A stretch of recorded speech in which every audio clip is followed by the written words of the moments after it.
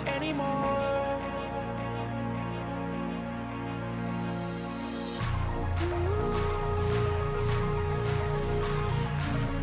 Something inside, something inside.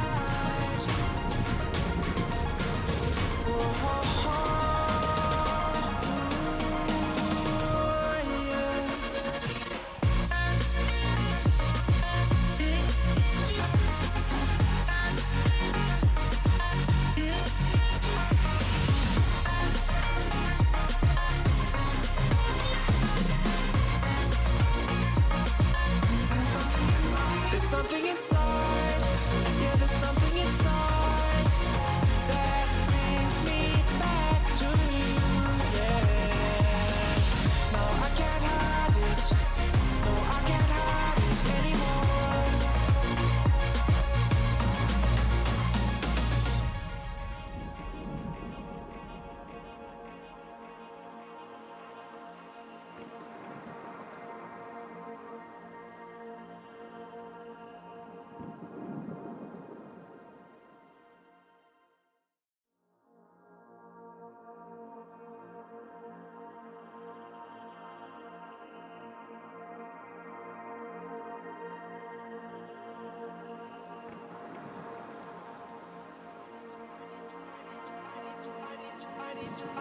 I need to know if you'll give me a second chance. They don't come around often, but please, you know I can't stand it when you don't talk to me, when you don't talk to me, yeah.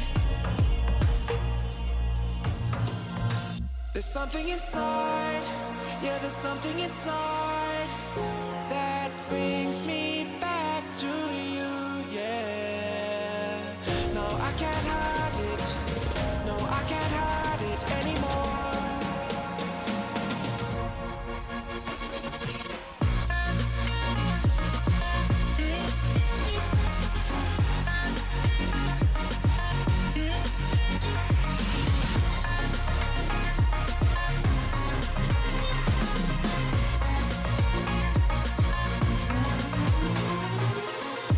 I don't know why, but I can't seem to get you off my mind.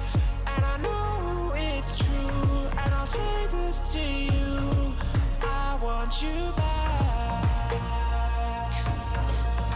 There's something inside, yeah, there's something inside that brings me back to you, yeah. No, I can't hide it, no, I can't hide it anymore.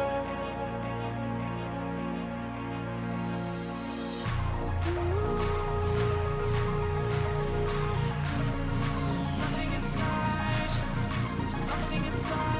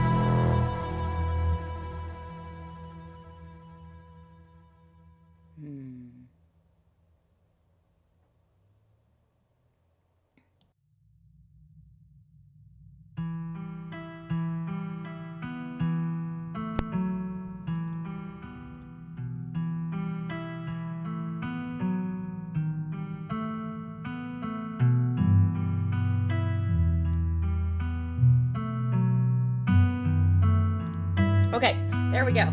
Sorry about that. Don't know why everything decided not to be switched to the right things. Thanks for letting me know, Jay. Anyway, as I was saying earlier, hi everybody. Welcome back to the stream. Apologize for last week. I was going to start streaming this and then no power for 48 hours. So that was exciting, and you can't really stream without power. So anyway, Scarlet Hollow is lots of fun game. I really appreciate this game, the atmosphere, all of the characters, the story, and everything. I love it. But I realized I'm sitting up a little higher today. Just my mic. There we go. I realized the last time I played through this, I was either streaming on Discord or Facebook. I don't remember which, but either way, I don't actually have the older episodes we played. So the new chapter 4 is coming out in just a couple of weeks. So I thought, let's replay it. Now, that comes with the caution of A Devil in Me, the new Dark Pictures anthology game, comes out next week. I think at the end of this week, actually. So we might get interrupted, but let's see how far we can go. I also thought it would be fun to play different choices that we had in our last playthrough. So, that being said, let's jump into it and see how far we get today.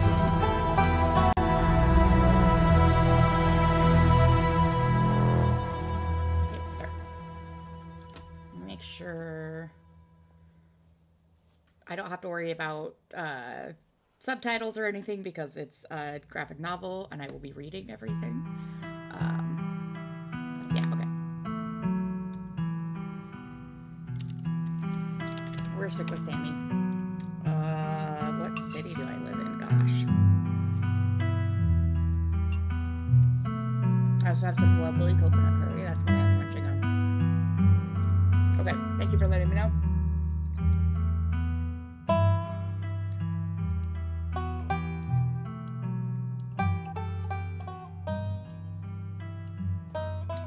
That should be better, but let me know if it's too quiet now. I live in the city of...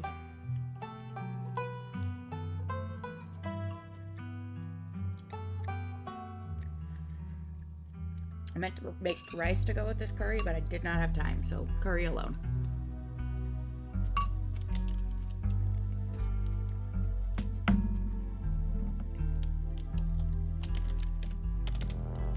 There. Okay, the traits. I definitely want to keep talk to animals because I love Gretchen as a character. But I'm interested in maybe picking a different second power. I think our main game we have a keen eye or we're street smart. One of those two. What I don't know this time, do we want to be mystical? I don't think I want to be powerful build. Do I want to be mystical, book smart, or hot? What do you think, Jay?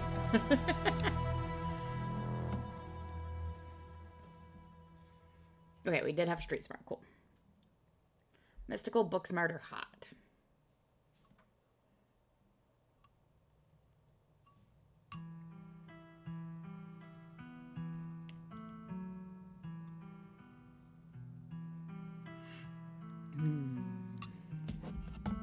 We could always just, like, flip a coin.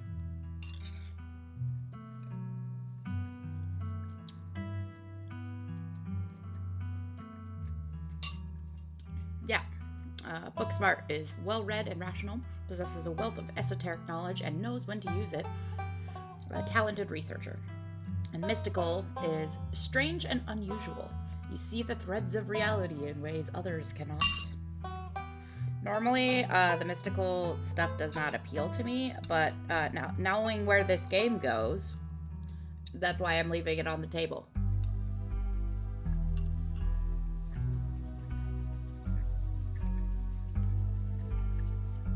You know, on that note, knowing where this game goes, I feel like hot isn't going to benefit me that much. Because everybody's pretty friendly, and those that aren't going to be swayed by hot, so mystical or book smart.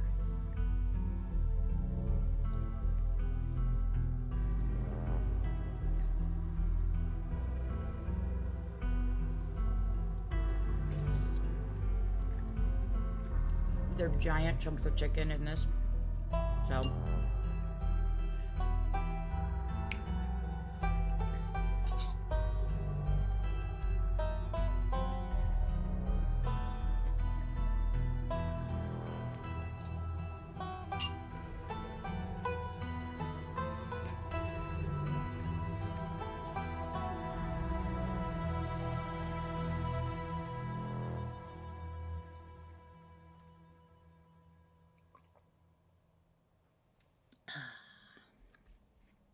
Let's see, do I have a coin around here? No, because who carries cash anymore? That's fair. Yeah, the lady in the tea shop is pretty mystical. Okay, yeah, let's go with Booksmart. Confirm. I wish we could pick 3. Oop. Great time to put a big chunk of chicken in my mouth. You jolt awake as the bus hits a particularly nasty bump. You feel you'd only just managed to start drifting off, and now here you are again, awake and still exhausted. For a moment, you're hazy on the details of where exactly here is, confusing this bus with the many others that came before it. But as your mind continues to reassert its existence in the waking world, the past few days come back into focus. The long-lost cousin, the bad news, the 26 hours of bus rides with countless late-night stops and seedy depots that felt unsafe even in the middle of the day. You wouldn't normally find yourself traveling like this, but your cousin bought the tickets. The funeral of Pearl Ann Scarlet, your cousin's mother and your aunt, seemed like something you shouldn't ignore, even considering your own late mother's rocky relationship with this side of the family. Fortunately, the end of your long journey is in sight. You're almost in Scarlet Hollow. So anyway, as I was saying, this dude, do you think he's gonna come back in any of the later chapters? Oh no, he's still here. He's been sitting next to you for the past 5 hours, talking at you without pause. You're not sure he even stopped when you started to doze off. At first, you thought he was just being friendly, but that was several hours of one-sided conversation ago. I was up in Maryland looking for work, but mostly messing around because I was a dumb teen.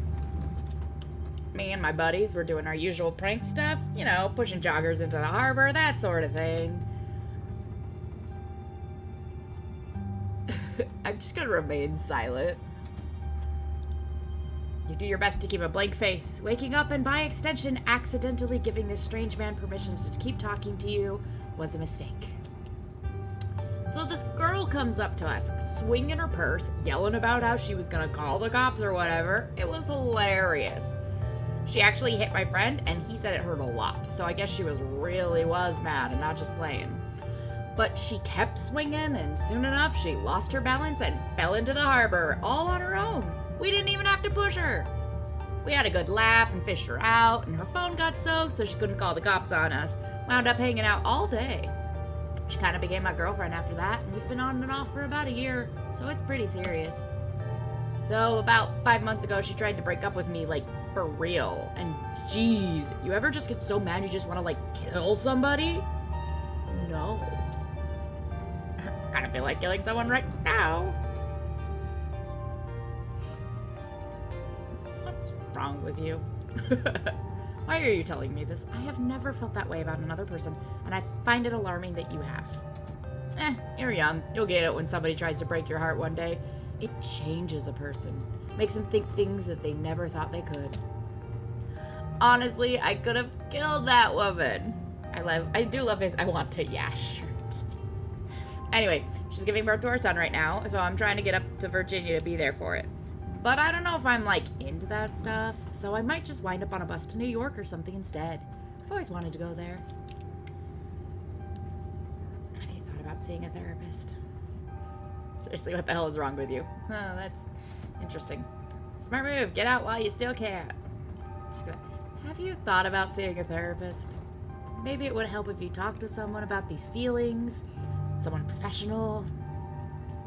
I'm not licensed or anything, but it seems like you might have a personality disorder. It might be worth looking into. I don't need that kind of stuff.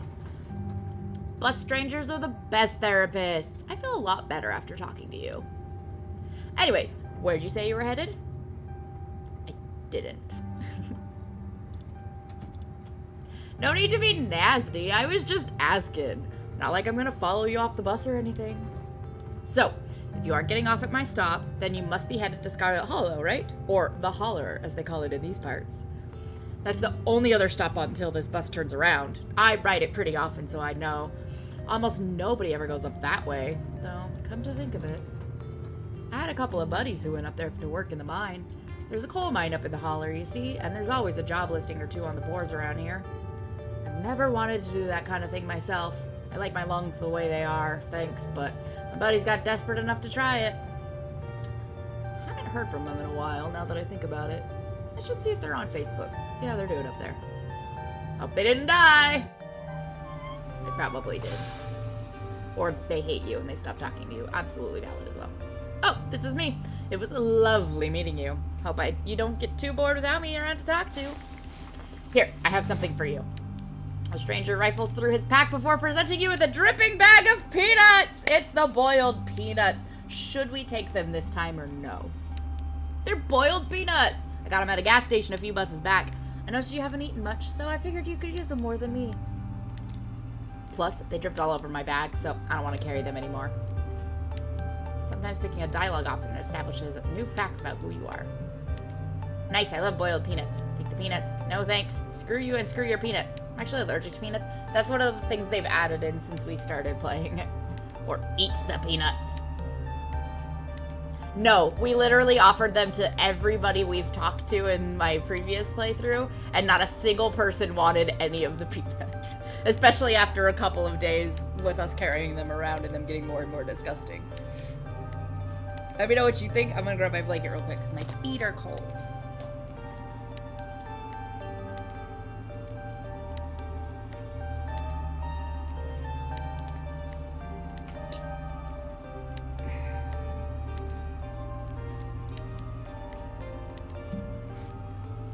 I don't actually want to establish that we're allergic to peanuts because I feel like, maybe that's just a fun little thing, but maybe that could also hurt us later.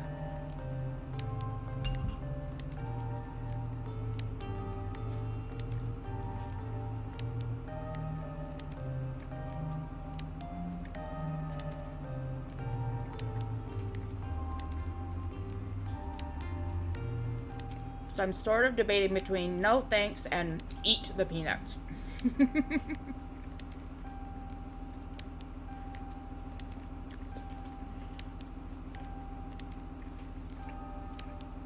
By the way, in real life, I do not like boiled peanuts.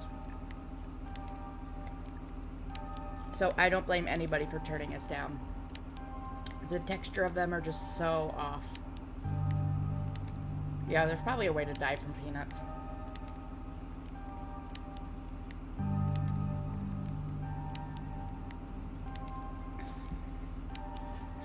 I'm gonna have one more bite, and then I will pick an option.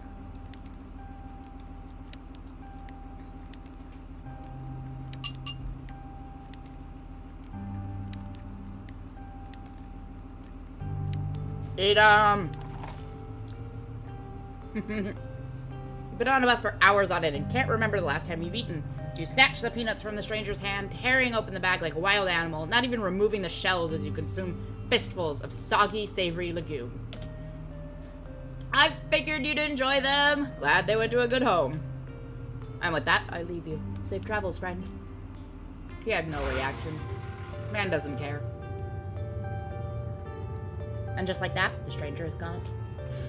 Maybe we can finally get some sleep. Next stop, Scarlet Hollow. End of the line. Almost there.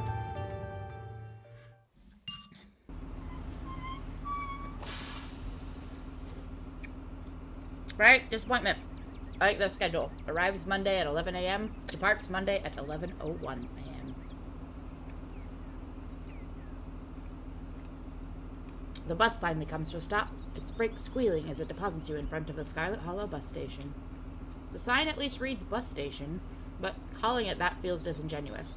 At best, it's a kiosk. Though for a small town like this, you're amazed there's so much as a road, let alone a bus that drives on it every week.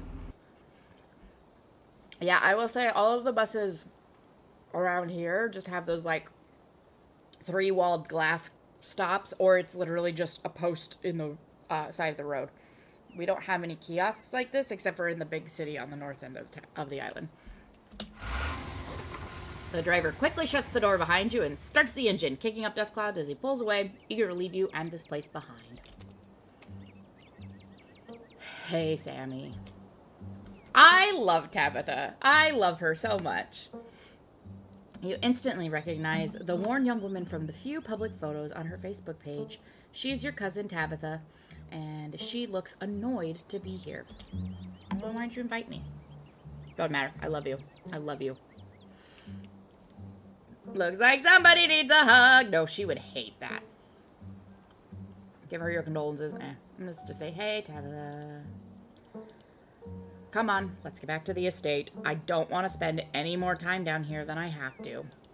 Because everybody in town hates you. Your cousin turns and motions to an old B&W parked near the bus kiosk. You follow her, clambering into the dusty relic.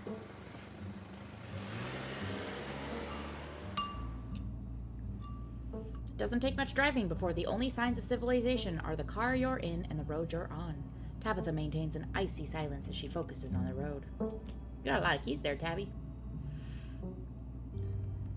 Tip, dialogue options labeled Explore can usually be taken without advancing the story. They can impact relationships and unlock additional story paths, so choose carefully. Yes, we're both members of the Dead Moms Club now, huh? Your cousin turns to stare at you, an icy hatred in her eyes. Maybe this would have worked to ease the tension if she were someone else, but she isn't. She turns back to the road, her expression cold and unforgiving. Can't believe we've never actually met before this. You have your mom to thank for that. Or had, I guess. I wish I'd known about you. I don't know why my mom left or what kind of grudge she had against this side of the family, but I'm sorry. I wish I'd known about you. Whatever. What's done is done. So, the funeral. It's on Sunday, right? Yup, like I told you. Need any help planning? Have you worked out all the details yet? I'm gonna trust her. Taken care of. Don't need any help. See, she doesn't want my help. How are you holding up? Fine. You don't have to bottle your grief like that. I like the books. I like choosing the options we get with our different powers. You don't have to bottle up your grief like that.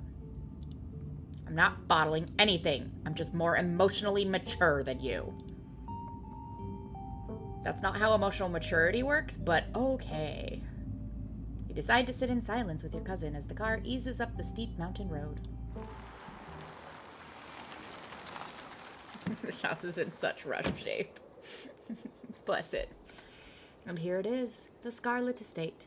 Though it's seen better days, its crumbling elegance is not lost on you, someone used to cramped apartments in gray cities. Like, yeah, like, this side of the house is completely unusable and really nobody should be in this house at all. But this side of the house has plenty of room. Your mother told you about this place many times before she passed, always with an anger burning beneath her words. Well, knowing the family history, I don't really blame Mom.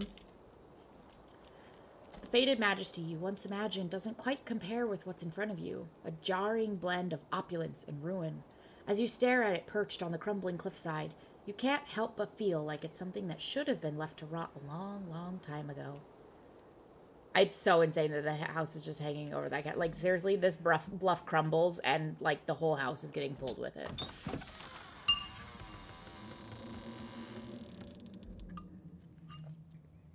You're hit with a blast of dusty air as you step across the threshold and into the foyer. Everything in this room has been here for much longer than you've been alive, each object cemented in place with layers of dust and cobwebs. You can hear doors creak on their hinges and the aches and moans of ancient floorboards as the house itself sways in the wind. Okay, a couple of things I'm noticing about this room now that we know more about the story and everything. One, do you think portrait on the wall here with the sad dog, do you think that's the douchebag, like, patriarch of the family? Because if so, I want to claw the portrait down. He's terrible. It kind of looks like the same dog in his picture and the one up the stairs with the two ladies. So maybe those are the one of those ladies that it's boy. For anybody watching this that hasn't seen the older ones or hasn't watched the other episodes or played it yourself, I'm probably gonna talk spoilers, but I wonder if those are the ladies that like lured Mr. Ghosty Goo to his death. And secondly, I like the little creepy touches around here. Like the demon head over the door that's behind my face. You can't really see it, but see, there's a demon head there. That's terrifying. And this fellow's portrait up here in the top corner. Uncomfortable. Yeah, they could have same purebred dogs. Welcome to our family's humble estate. Unfortunately, due to the current state of the house, only a few rooms will be safely accessible during your stay. I wouldn't go wandering anywhere else if you value your limbs. The floors have been known to give out. This game has given us remarkably little opportunity to snoop through the house, and I am admittedly a little disappointed. If you know what's good for you, you'll stick to your room, your bathroom, and the kitchen. And hallways, I guess. But only the hallways you need to use to get to those places. I'll show you around so you know where it's safe to walk. You can leave your bags here for the time being. The architecture reminds me of the Biltmore estate. She's not going to give a shit about that. Cool, thanks. So, live here. It's beautiful. Lies. It's beautiful. This place is falling apart. Thought y'all were loaded. You can't afford to fix this dump. That would piss her off. I'm just gonna say, cool, thanks. Let's just get the tour over with. Follow me. Put your bags down and follow Tabitha through a long, dusty hallway. She delicately steps over holes and tears in the floor, and you do your best to trace her steps. Kitchen. On Wednesdays, a woman from town comes in and does the cleaning. Her name is Janie. We got to meet Janie last time because it was finally Wednesday. I wouldn't recommend socializing with her. She'll talk your ear off. If you need any food, there's fixings for peanut butter and jelly. Oh, I forgot that, like, the only food was peanut butter and jelly. What would happen if we had chosen I'm allergic to peanuts? Don't touch my mac and cheese or my ice cream. Those are off limits.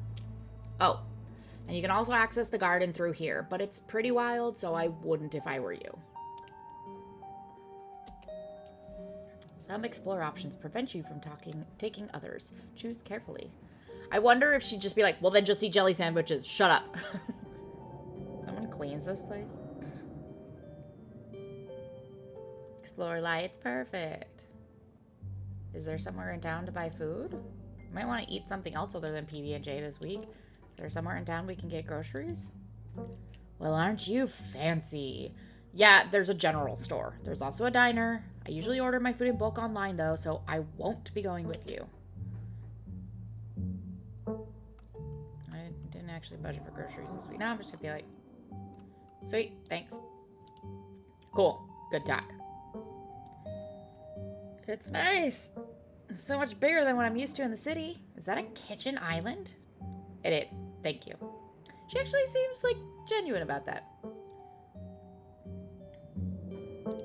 Awesome. I love PB&J. How did you know it was one of my favorites? That smile can't be real. Bless Tabitha and her awkward faces. I didn't, but good for you.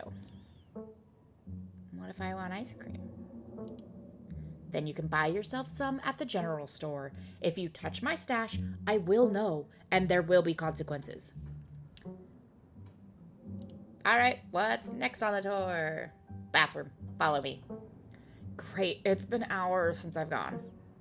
As the two of you leave the kitchen, you pass by a tuxedo cat sitting on the countertop. Approach the cat. Don't try to pet Frou-Frou. If she wants to be pet, she'll let you know. Ne me parle pas. Ah, vous parlez français. Achievement unlocked! Fusion! Ha! Your French is terrible. Disgusting.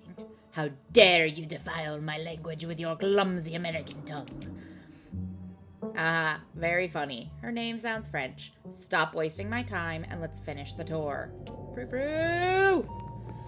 Frou-frou, typical cat of, I am ignoring you. I despise your existence. How dare you? It's pure coincidence that I came into your bedroom to sleep. You once again follow Tabitha through a long, dusty hallway. Maybe after a few nights it'll get easier to navigate these spaces, but for the time being, you feel lucky to have not fallen through the floors. Guest bathroom. Not much to show. It's a bathroom. I'll wait outside. Do what you must if you must. Gosh, this place is disgusting. It is a wretched bathroom. Piles of junk sit untouched in the corners of the room, and mystery stains paint the floor. Again, I think I said this the last time we were playing this, but I will say it again. If I was as a guest in this house, I would just clean this place. Also, is this hair dye on the counter here?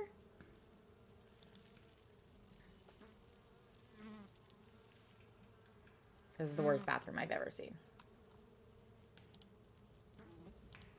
You can practically hear Tabitha roll her eyes at you from the other side of the bathroom wall. It'd be a lot nicer if Janie didn't have a policy about bathrooms. She cleans mine, but refuses to do more than that. So you can blame her for the state of the place. You could clean it. Janie isn't the only person capable of cleaning things. Tabitha scoffs from outside of the room. Hurry up and do your business so we can move on with our lives. Who exactly uses this restroom? Guests. Are you sure this toilet works? Yes. Why wouldn't it? The water bills get paid. Therefore, the toilet works. That's not how toilets work. It might not be a question of pay. I mean, it definitely could be. Tabitha definitely strikes me as kind of a cheapskate, considering she lives off of mac and cheese, peanut butter, and jelly, and ice cream. But it might be, like, Janie genuinely might be like, I don't do bathrooms. Which, you know, I wouldn't hire that kind of person as cleaning person, but the pickings are probably slim around here. Sigh. Okay. You sigh in resignation. Okay. That's the spirit. Lift the toilet seat. Scram, fellas! The jig is up! Bugs skitter from the bowl as you lift the seat. I need to go. Toilet is a toilet. Sure, it could be cleaner, but your business needs doing, and this is as good a place as any. You do what you must, and rejoin your cousin out in the hall. Next up, guest bathroom. Last stop on the tour. Follow me. You and Tabitha briefly return to the foyer before climbing the stairs and reaching the guest room. I just realized that the guest bathroom is nowhere near the guest bedroom. That's gonna, and like, you know, the holes in the hallway floor and everything. That's a fun trip in the middle of the night when you have to pee. I love how unimpressed this woman in the background is, by the way. The room smells old.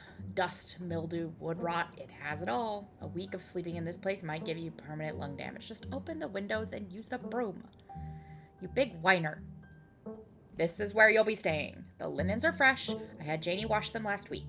I had to endure a half-hour rant about her kid to get her to do it, so you'd better be grateful. The closet is full of old family stuff, so you can hang your clothes up, but you can use the dresser. It should be empty. It is not, in fact, but that's okay. This room is amazing! Genuinely! This is great. Way nicer than what I'm used to. Can't say I'm surprised. Each and every piece of furniture in this room is a genuine antique, handed down through the family for generations. This is not an IKEA bedroom or whatever such nonsense you're used to in the city. Again, I'm used to just tiny city apartments, so this is fine. Was it a rant, or was she just telling you about her kids? Right? I have a sneaking suspicion it was maybe a couple sentences about her kids. Who used to sleep here? When? This house is almost 150 years old. Many, many people have slept here. And now you'll sleep here, carrying on the fine tradition of bedrooms being slept in. Guess I'll start to get settled. Follow me. I'll take you back to the foyer so you can collect your belongings. This concludes our tour. I'm afraid I must return to my duties, so you'll have to entertain yourself for the rest of the day. Don't expect to see much of me. Some dialogue options will open additional conversation paths, some right away and others down the line. Is there a library in this state? I couldn't bring too many books with me, and I'm not sure what else to do with my time. There's bookshelves right here. Right here. There is, but as I said earlier, most of this building is off limits. And the library is in the West Wing, which is extra off limits. You're better off heading into town. Pretty sure there is a library there. Where are you going? Wait, where are you going? To work? Somebody has to pay the bills around here. What kind? Oh, I gotta be careful. Because remember, I have a limited number of questions here. Are you sure you're okay? Nah, she's just gonna blow me off. Why are you being such a jerk to me? That's just Tabitha's personality. It's fine. She's fine. Did I do something wrong? Again, it's just Tabitha's personality. Are you sure you can't take the day off? No, she has to work. What am I supposed to do while you're gone? Figure it out yourself. Can you take me into town? She's gonna say no. I think I'd asked that last time. What kind of work do you do? I run the coal mine, same as every Scarlet who came before me. Except for you and your mom. It requires a lot of time and concentration, so I'd appreciate it if you didn't keep me for long. Right? I want to sneak into the library. Can I come watch? What? No. The mine is dangerous. I can't babysit you and do my job. Hashtag girl boss. No, that would piss her off so much. Ew, gross is dumb. That's kind of sad. Don't you ever think about things you could be doing with your life that might give you a better sense of purpose than running a coal mine? Some of us don't have that luxury of choice, Sammy.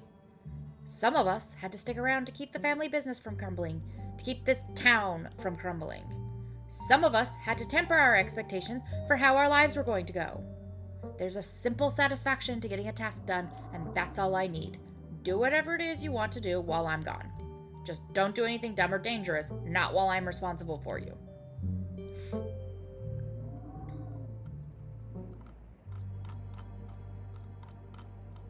Can you take me into town before you leave? No, it's just down the hill. You can walk there yourself. It's really far down the hill, woman. Are you sure you're okay? You seem kind of upset. I'm fine. I just need to get back to work. What am I supposed to do while you're gone? There's a very demanding job I should be getting back to right now that doesn't include figuring out activities for you to occupy your time with. I'm not your babysitter. Why don't you, I don't know, go walk around in town or something until you get tired? There are historic buildings to look at. I'm sure you'll have a great time. I won't keep you, but we should hang out when you get back. We'll see. There's a lot that needs to get done this week. Cousin leaves through the front door. And now it's just you and the sprawling, decrepit estate. Go straight to the forbidden wings of the estate. I think we did this last time and we immediately died. But, you know. YOLO.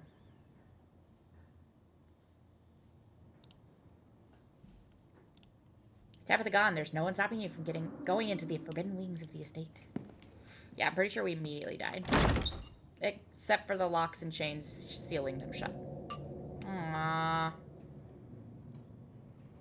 Settle into your room. I want to meet our other little friend that we haven't seen yet.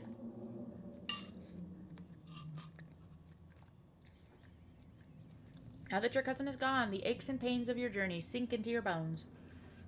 You stumble back up the stairs to your room, suitcases in tow, eager to unwind before you face the rest of the day. So clearly we need to find a bolt cutter in town. I stand at the entrance to your room. Put your spare clothes in the dresser! Hi, friend! You drag your suitcase over to the dresser and open the bottom drawer. An opossum lurks within. It is quiet, but angry. Afraid! Hi, friend. No, I know hurt. What are you in my drawers? Can you move, please? I want to put my clothes in there. What's in the sealed off part of the estate? There's a door with a bunch of locks and chains on it. I'm gonna start with, hi, friend. I know hurt. Afraid! What's in the sealed off part of the estate? The opossum shivers. Bad place. Not safe. Dusted, no visit. Ah, Dustin! Can you tell me about the human who lives here? Which human? Perlan died. Only one human lives here. Dustin, not good with names. 2 human live here. Dustin? Excuse me? 2 humans live here. I don't remember learning that the last time we played this. Can you tell me about the humans who live here? Okay, Dustin. Can you tell me about the 2 humans who live here? 1 human sad. 1 human scary. Does what's his name live here?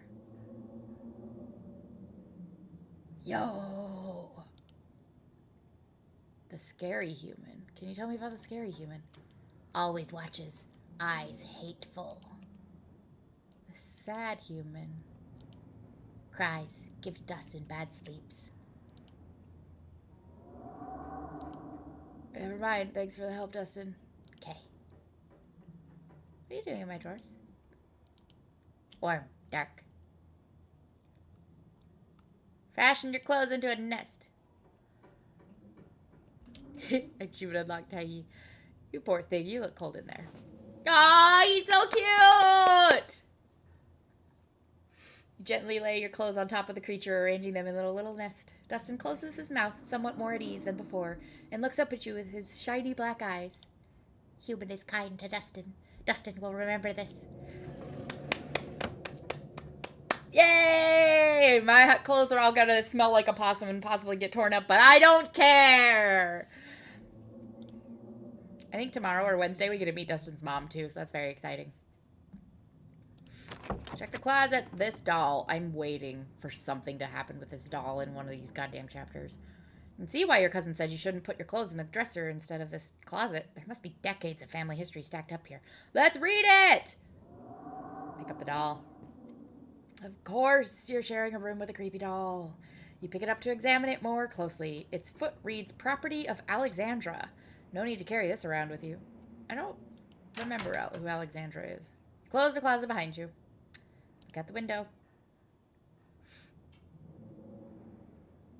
Yeah, one of the times the eyes are just going to be looking at you when you open the door. You can only imagine how beautiful the garden must have been in its heyday. If you owned this place, you'd totally go out there with a shovel and some gardening gloves and whip it into shape.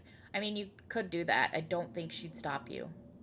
You'd go out and pull weeds, chop trees, carve topiaries, and do whatever you need to do to return it to its former glory. And once it was all done, you'd sit by the fountain, which of course would have a little goldfish in it, and drink a floral tea while enjoying the birdsong. On the other hand, though, like, 1, we're not going to have time to do any house projects. We meet too many people in town and stuff gets wild real fast. But 2, that would also be kind of pointless because this is all going to fall into the cliff at some point. Maybe by the end of this week. Who knows? Yeah, you definitely do that. Just not right now. Examine the painting on the wall. Hello, miss. This must be an old relative of yours.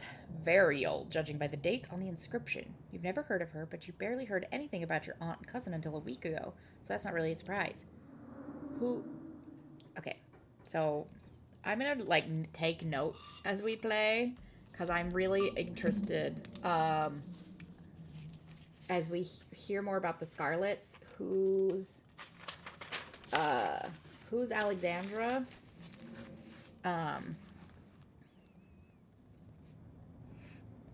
And who is Mary Belle Scarlet?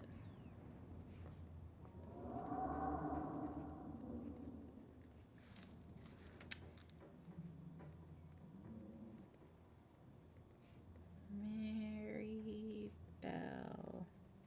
Is this the woman who lured the poor ghosty goo? We'll find out. Take a nap. You've earned it. You immediately collapse onto the bed. You're tired enough that being alone in a strange new place won't stop you from passing out. I don't think we took a nap last time, so I'm interested to see if anything different happens. Or so you thought. You cough as a small cloud of dust rises up from the mattress. Sheets might be fresh, but everything beneath them might have been around to see the dawn of civilization. You try to settle in, but the bed is lumpy in strange places, and you can feel the springs pressing through the fabric. You might be tired, but you're far from tired enough to get in more than a few minutes of uncomfortable napping. Oh. We didn't miss anything last time anyway. Doesn't seem like there's much else for you to do here right now. PB&J sounds great right now. The only thing you've had to eat in the past 8 hours were those boiled peanuts you got from that strange young man on the bus. Suffice it to say, you're still hungry, and a PB&J sounds like exactly what you need to take on the rest of the day. You head to the kitchen. You're back in the kitchen, ready to craft a beautiful peanut butter and jelly sandwich. It's a daunting task, given the state of the place, but the aggressive growls of your stomach outweigh your fear of food poisoning. So my brain immediately was like, oh, there's a bunch of flowers. I wonder if these are left over from Wayne. That's his name. But then I realized that these and the food and everything are probably people sending condolence gifts for her mother. So never mind. Yeah, I wonder if Wayne is living here, if he's the second person. To get started, you'll probably need to find some peanut butter and some jelly, bread, a plate, and a knife.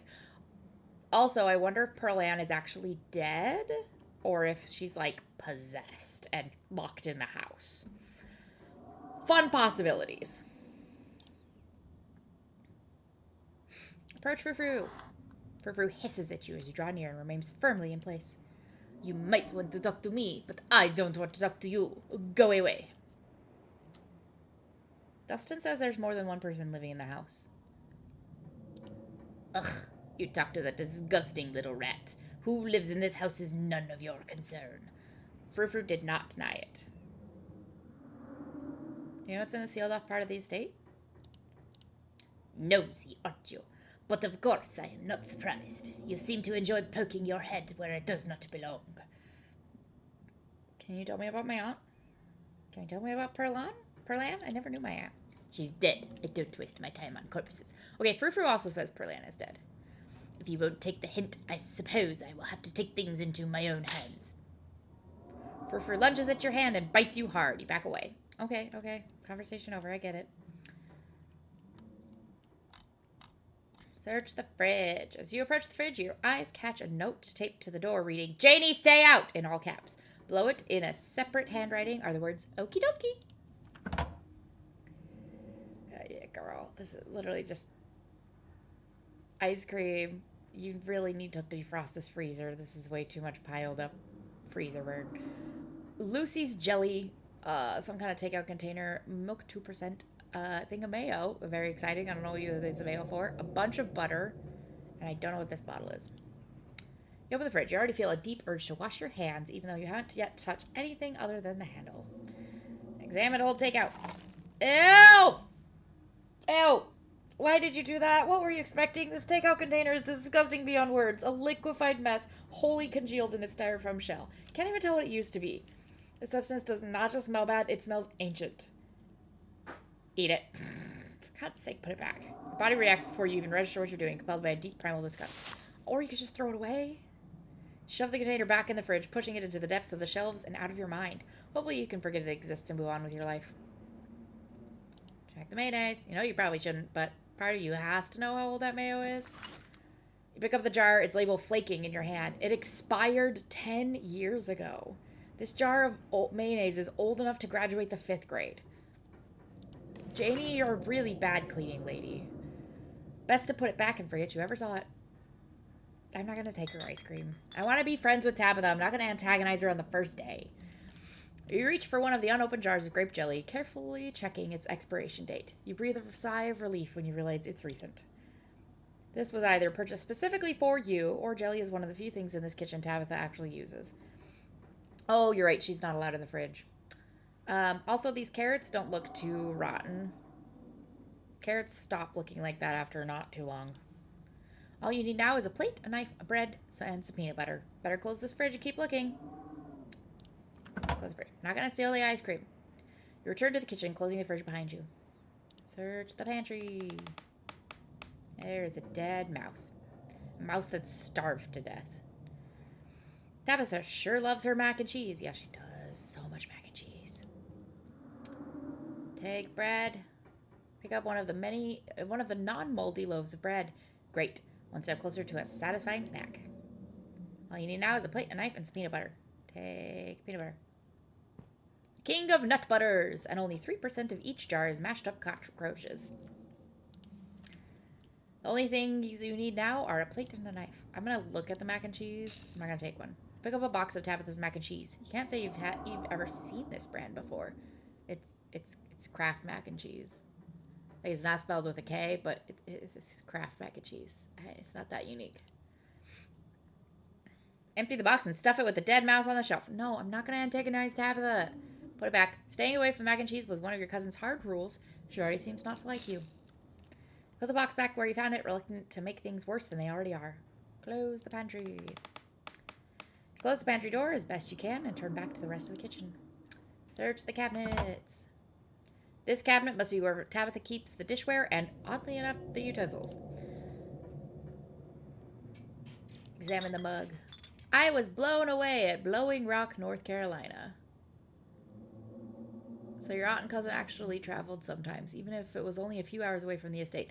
I wonder if this was actually a trip she took with, what's her name? Ghost Hunter Girl. Maybe you can route your return trip through Blowing Rock. It might be nice to see the local sites before heading home. Grab a plate and a butter knife. Grab a plate and a butter knife. This is the last ingredient you need to make your PB&J. Time to get to work. Examine the shot glass. I survived Deb's 50th. Your aunt's name was Perlan, so this wasn't from her 50th. From the few stories you've heard about from your mom, Perlan wasn't the type to have kitschy friends who gave out themed shot glasses at their birthday parties. Probably just picked it up at the thrift store or something. Close the cabinets. You close the cabinet and look back to the rest of the kitchen. Make that PB&J.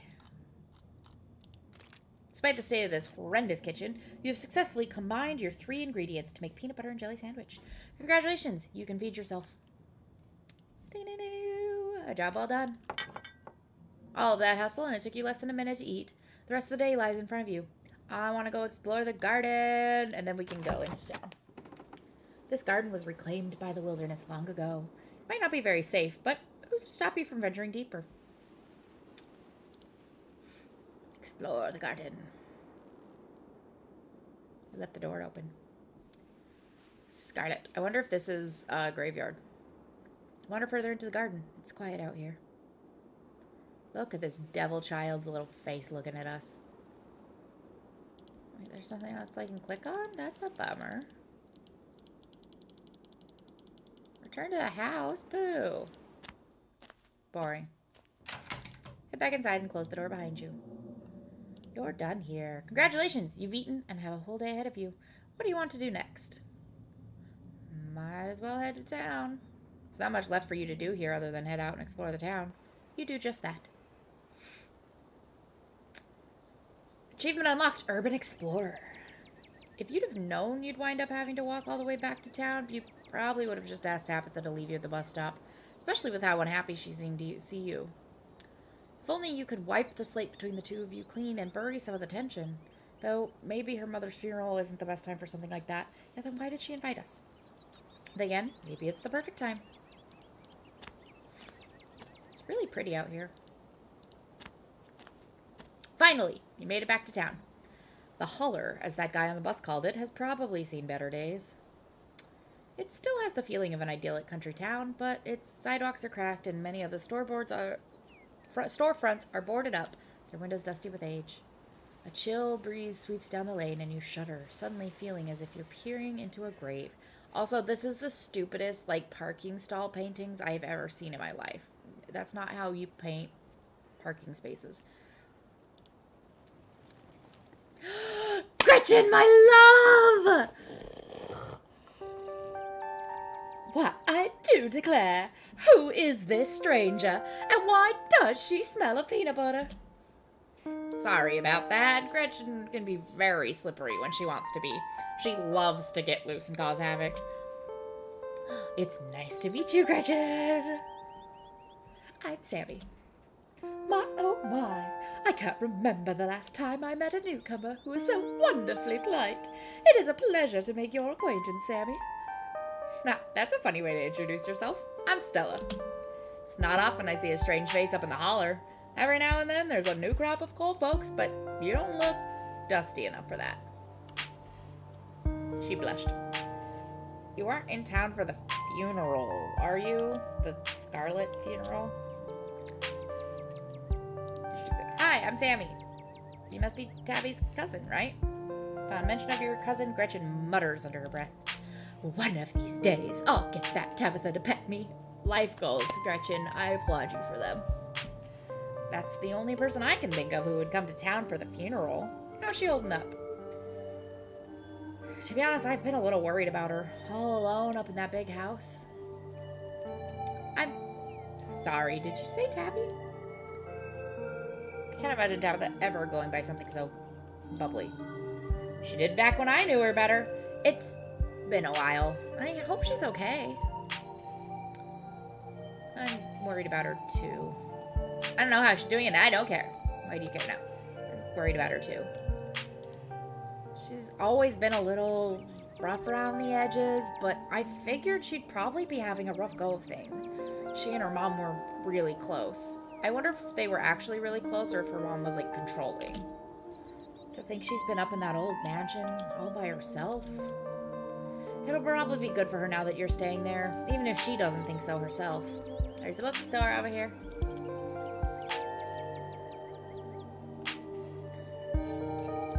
Are you two friends? I was probably closer than most people have gotten to being able to call her a friend. The school here is really small, so everyone had to at least get along with everyone else. She was a grade ahead of me, but everyone knew her, especially since she's a Scarlet. We wound up bonding a bit when we were both in the school's production of A Midsummer Night's Dream. I was Puck, and she was Mustard Seed. As you might have expected, she was more than a little prickly, but I managed to soften her up a bit in the end. But then she graduated, and that was that. I haven't seen that girl or her... Oh, that's her turn. I haven't seen that girl or her horrible little cat since I was middle-aged. Oh, before it slips my mind, if you're staying up in that spooky old mansion, you must have met that Oh, it's still Gretchen. I need to read who it is before I die. Oh, before it slips my mind, if you're staying in that spooky old mansion, you must have met the frou-frou. How does that monster fare? I slip on her southern accent constantly, so I apologize about that. I will pet her if it's the last thing I do. Sounds like you and Frou-Frou have a history. Wait, what? Are you messing with me? You can't actually talk to my dog, right? Ha, yes, this is a joke. I cannot talk to animals. I'm just gonna say nothing. You and Stella maintain silent, awkward eye contact. Well, next time you see that devil, please send my regards, and do let her know that not only do I still draw breath, but that I very much still plan to outlive her. Oh, if you just got to town, you must be starving. I was just on my way to the diner for a coffee, and they've got amazing biscuits. My treat.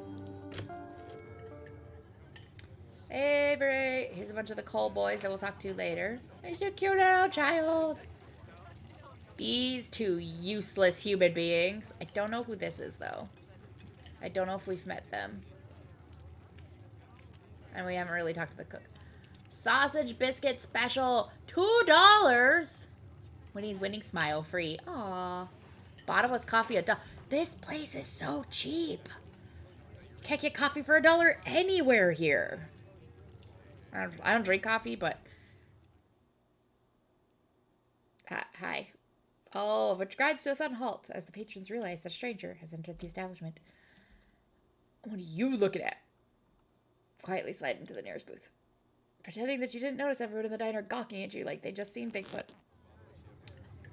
No need to be shy. They don't meet many strangers. It's kind of a big deal when someone new wanders into town.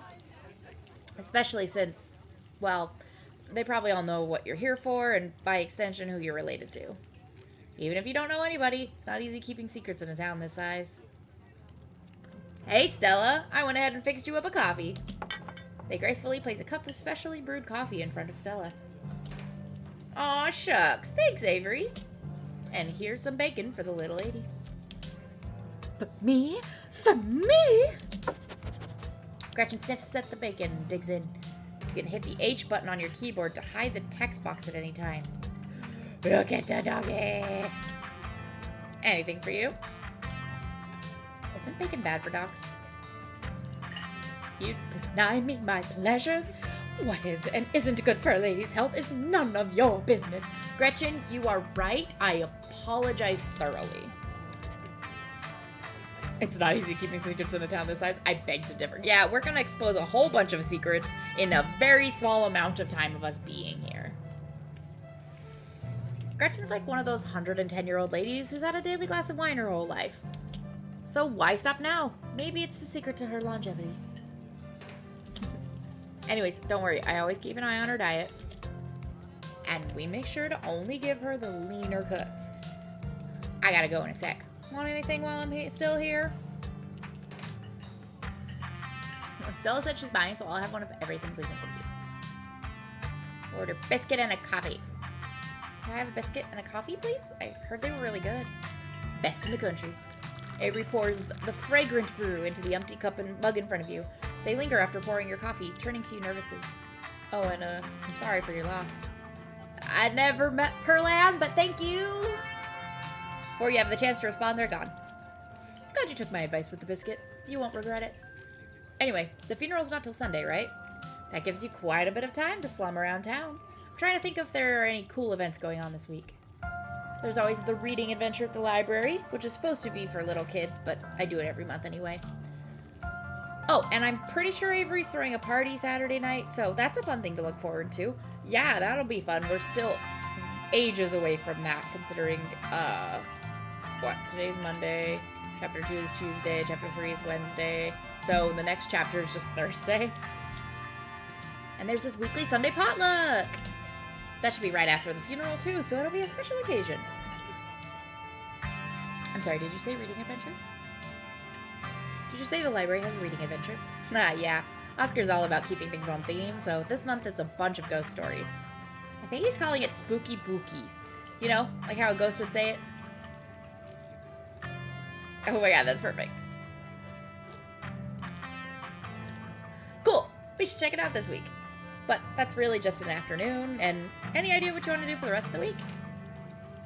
How's the general selection at the library? It's great. I spent a lot of time in there myself. In fact, I was working in the library most of the morning. I ran into you just as I was leaving. Oscar does a great job stocking the place. Once he gets to know you, he'll compile these big lists of books he thinks you'd like, and he's always right. Might as well label the sections by townsperson. For me, it's a bunch of books on cryptids and weird supernatural stuff. He manages to track down some really rare sources. Before Stella can finish, Avery returns, biscuit in tow. Is there nothing else coming from me? Gosh, if I'd have known the plate of bacon would be my main and only course, I would have waited before digging in. Here's your biscuit. Winnie says it's on the house. She sends her condolences. What do I look like, a charity case? I don't have to do that. Looks great. No worries. Hope you enjoy it. Pick up the biscuit. It's delicate and fluffy. It nearly crumbles at your touch. Buttery warmth emanates from its surface. If the general store is as cheap as this diner is, we're not going to have a problem, even if we didn't really budget for food. Picking up some stuff. You take a bite. It melts in your mouth as if it was nothing but butter suspended in a thin matrix of dough. Truly, this is the perfect biscuit. God, I miss good biscuits. Whoa. This is a really good biscuit. Wow. I'm so glad you like it. Avery lingers at the table for a moment. So, as Stella mentioned she's famous? Oh, Avery, I'm not famous. Self-voicing enabled. No. Self-voicing disabled. I don't know what self-voicing is. I'm kind of intrigued.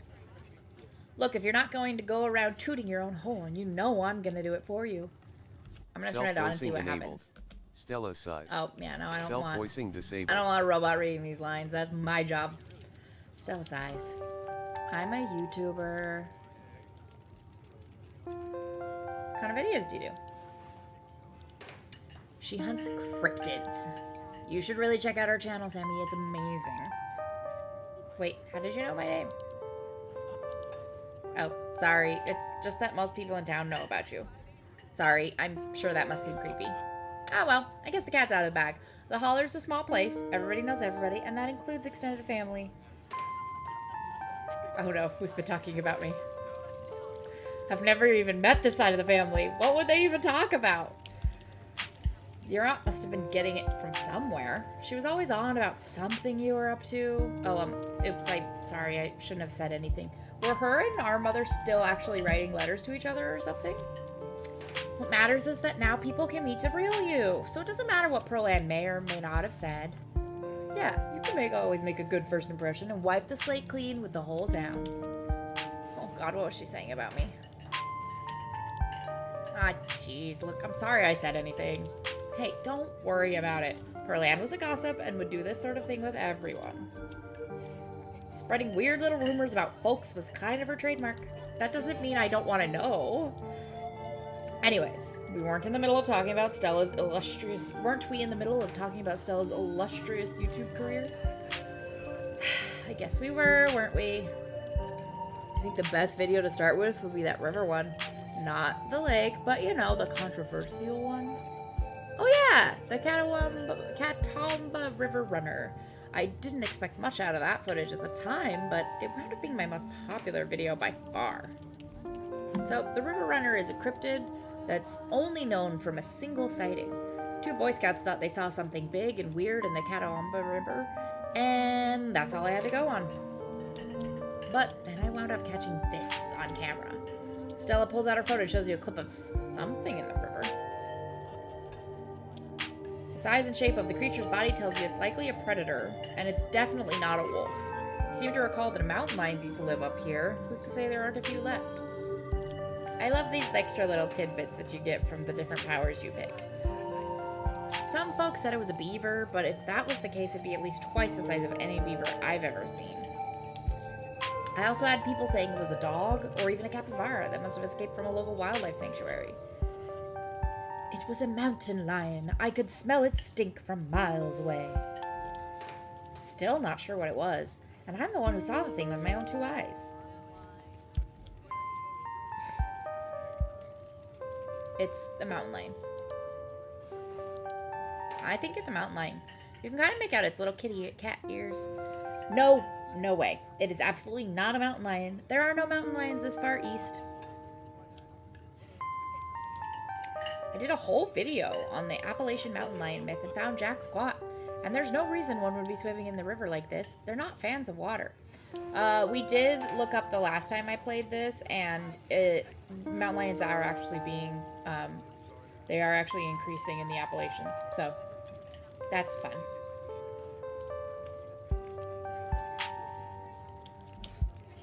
And it's too short to be a mountain lion. No way. Personally, I'm a fan of the capybara theory. Sure, it's not like any local sanctuaries were missing one, but there's always people keeping exotic animals as pets. Kind of a sewer gator type situation. Exactly. Some exotic pet owner set it free, and now it will forever roam the Catawba, confusing Boy Scouts and YouTube commentators for years to come.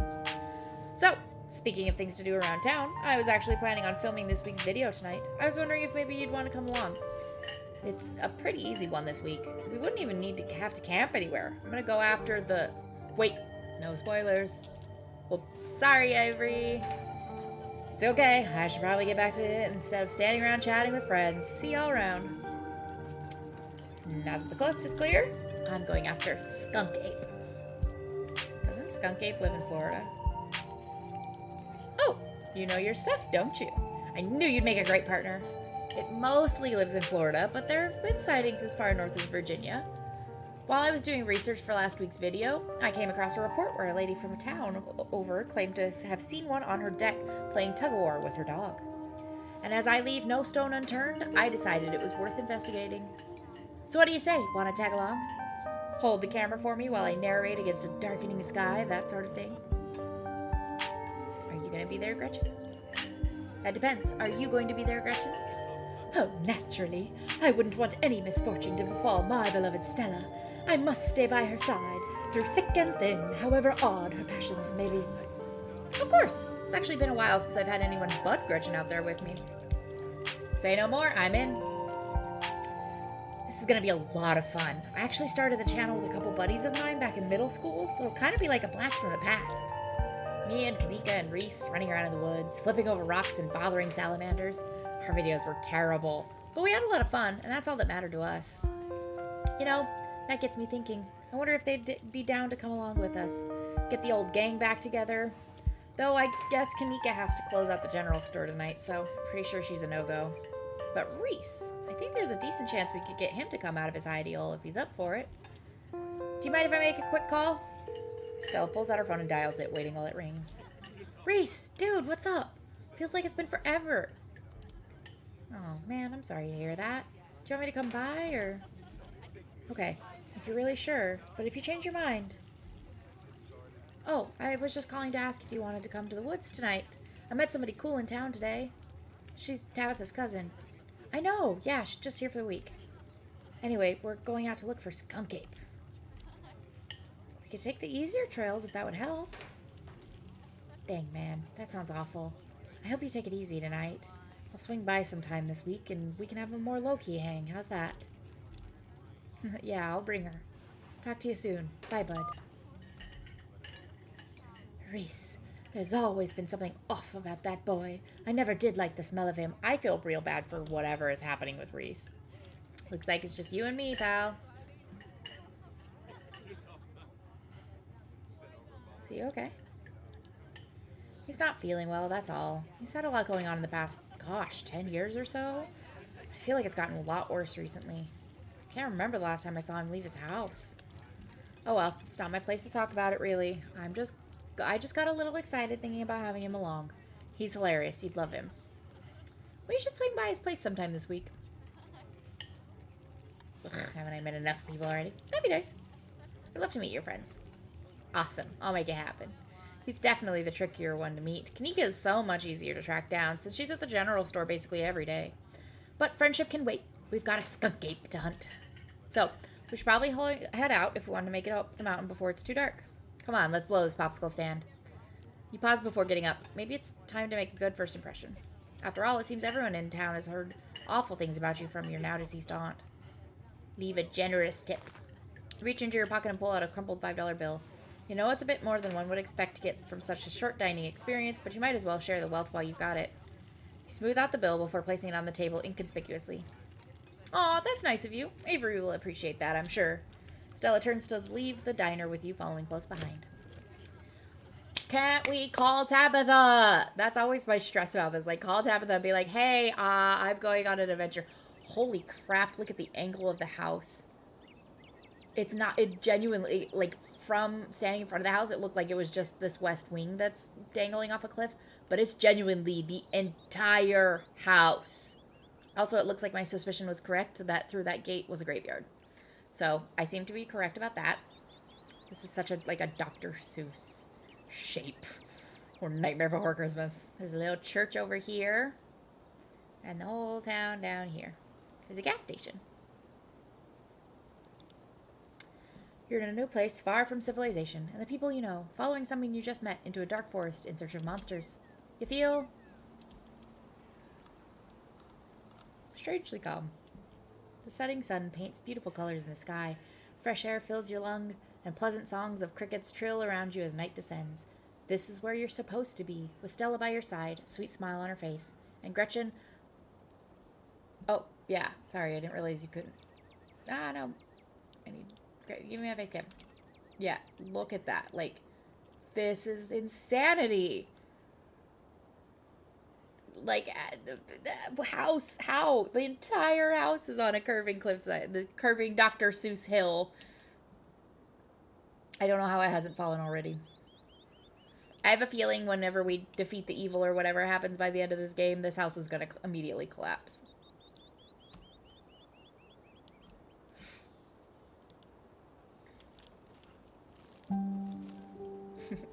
Glad you think it's funny. Gotta love this brisk fall weather. This past summer was the hottest on record, since last year at least. You know how it is these days. Each summer is the hottest yet until the next summer, which always finds a way to be so much worse.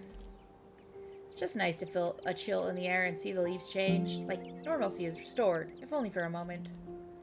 Sorry if that was a bit of a bummer. We should talk about something more fun, like skunk apes. Do you ever hunt things that aren't cryptids, like ghosts and whatnot?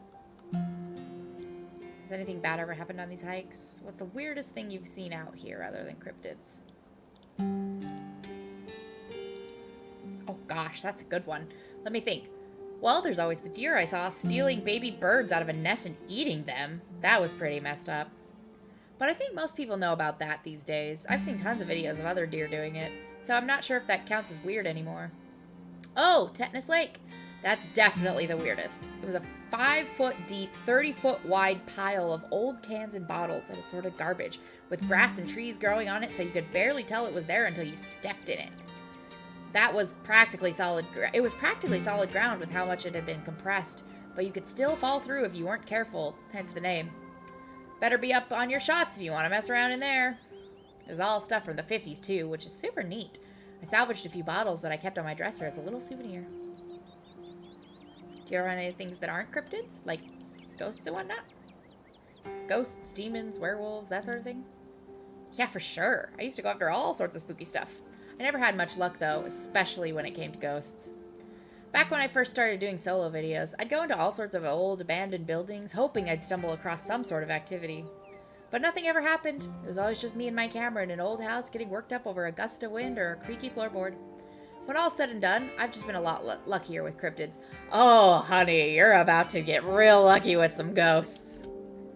I want to believe in ghosts so bad, and I can't rule out the possibility that there really are true hauntings out there. But if there are, I sure as heck haven't seen any myself. Just wait a couple of days. Werewolves. I kind of lump in with cryptids. I'd be shocked if there actually were people out there who turned into animals, but werewolf lore lines up pretty well with the great beast genre of cryptid. As for demons, I don't know. I honestly don't even want to consider the possibility that they exist, because if they really are out there, geez, a lot of folks are doomed to an eternity of flames. Mothman. So let's hope all of that's just bunk, am I right? What about aliens? Don't even get me started! Did you see those UFO videos the government declassified? Aliens are definitely real, and they have absolutely visited Earth. Like, I believe in aliens way more than I believe in cryptids. I adore my darling Stella, but she gets the strangest ideas in her head these days. Ever since her parents went away, she's been more and more foolhardy with all this critter nonsense. You don't see me hunting aliens out here because we know they're real. Heck yes, aliens are real. See, that's just what the government wants you to think. Nice! I knew we had a connection. I know somebody who heard a story from this trucker in Fayetteville. His truck stopped in the middle of the road, shut down completely, even though he had a full tank of gas. And suddenly, it looked like daylight outside. You could see cows out in the fields, birds in the sky. Then this metallic, like, egg thing appeared, floating in front of his truck. Look at Gretchen, sniffing along the path. He passed out, and when he woke up, he was missing one of his pinkies. It was like he had never been there. It was just smooth skin where a pinky should be. I know it's secondhand source, but there's plenty more like it, and if they are true, could have been the government. Maybe it was just sleep paralysis. That could have been sleep paralysis. I think alien abductions usually are. Maybe he pulled off to the side of the road for a nap and wound up having a wild hallucination while he slept. Okay, but what about its finger? It wasn't missing before it happened, and suddenly, poof, no pinky. Look, sometimes fingers disappear. I don't have all the answers. Nor do I, and that's what keeps me going. But I do think that in this particular instance, if something did happen, the answer is aliens. Has anything bad ever happened on these hikes? You know, just curious. Let me think.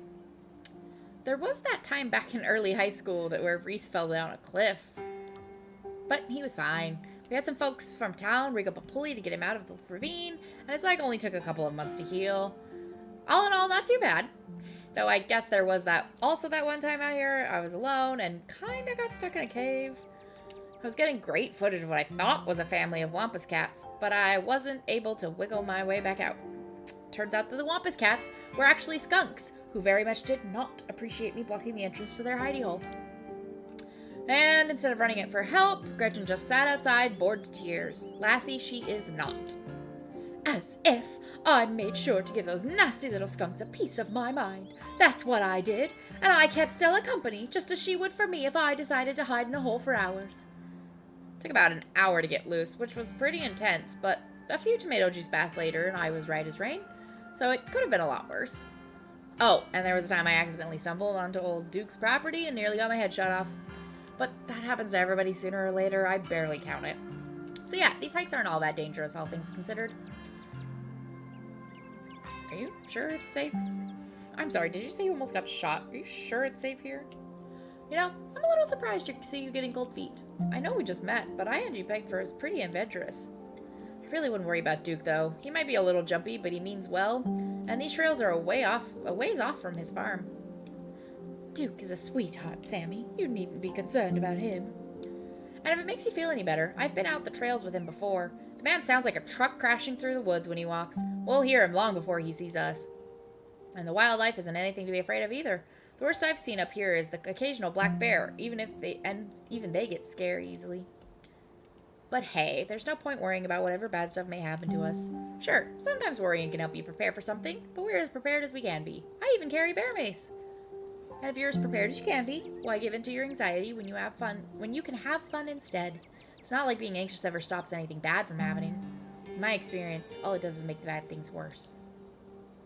The only thing you can do is tell yourself, this has happened, there's no going back before this bad thing happened. And then you work on making things better.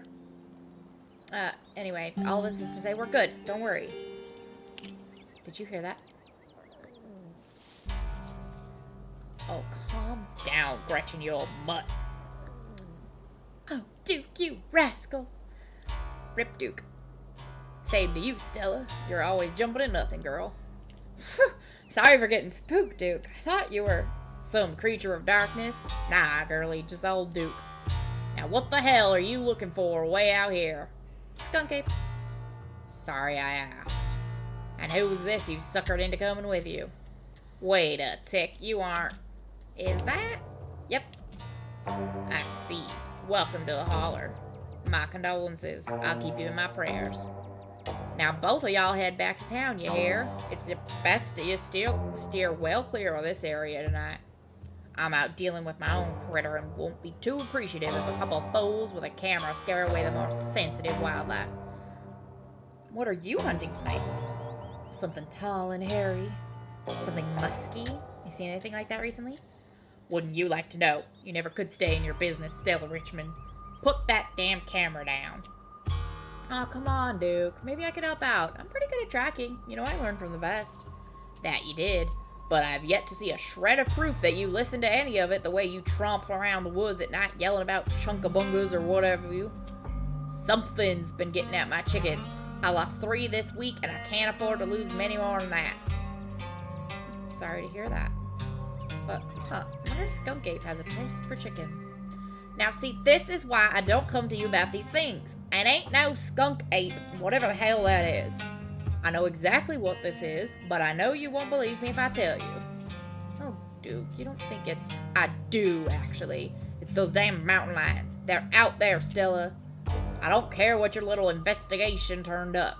You haven't been out in these woods as long as I have. Those sons of bitches are sneaky. Of course you wouldn't find any in one night of tracking. And I know for a fact that's what's been getting at my chickens. It couldn't be anything else.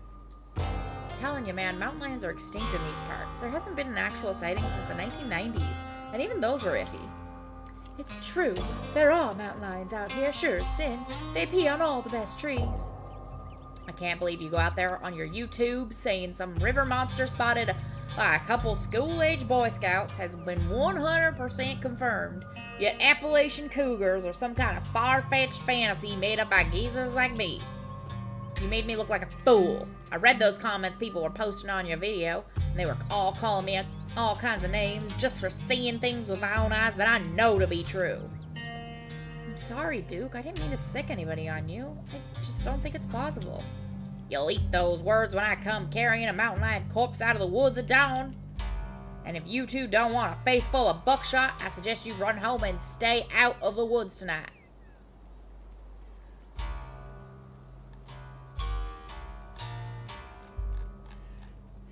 What? If you find a mountain lion, don't kill it.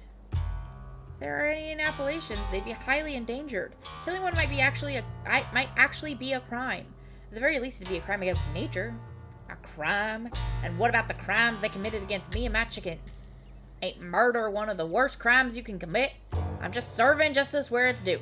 It's not murder if it's animals. It's just nature. An eye for an eye, a laugh for a laugh. Did you just use a tranquilizer? That mountain lion killed for to live. You're killing for revenge. That mountain lion, if it is a mountain lion, killed to live. You're killing for revenge. One is much worse than the other, if you're asking me. Why can't you let it be and get a bigger fence for your chickens or something? I've already practically walled the things in. Them damn cougars chewed the fence apart.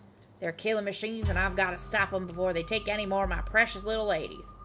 My chickens are like family to me. I was there to see them hatch, and I can't stand to see another taken before her time. But I've got to film tonight.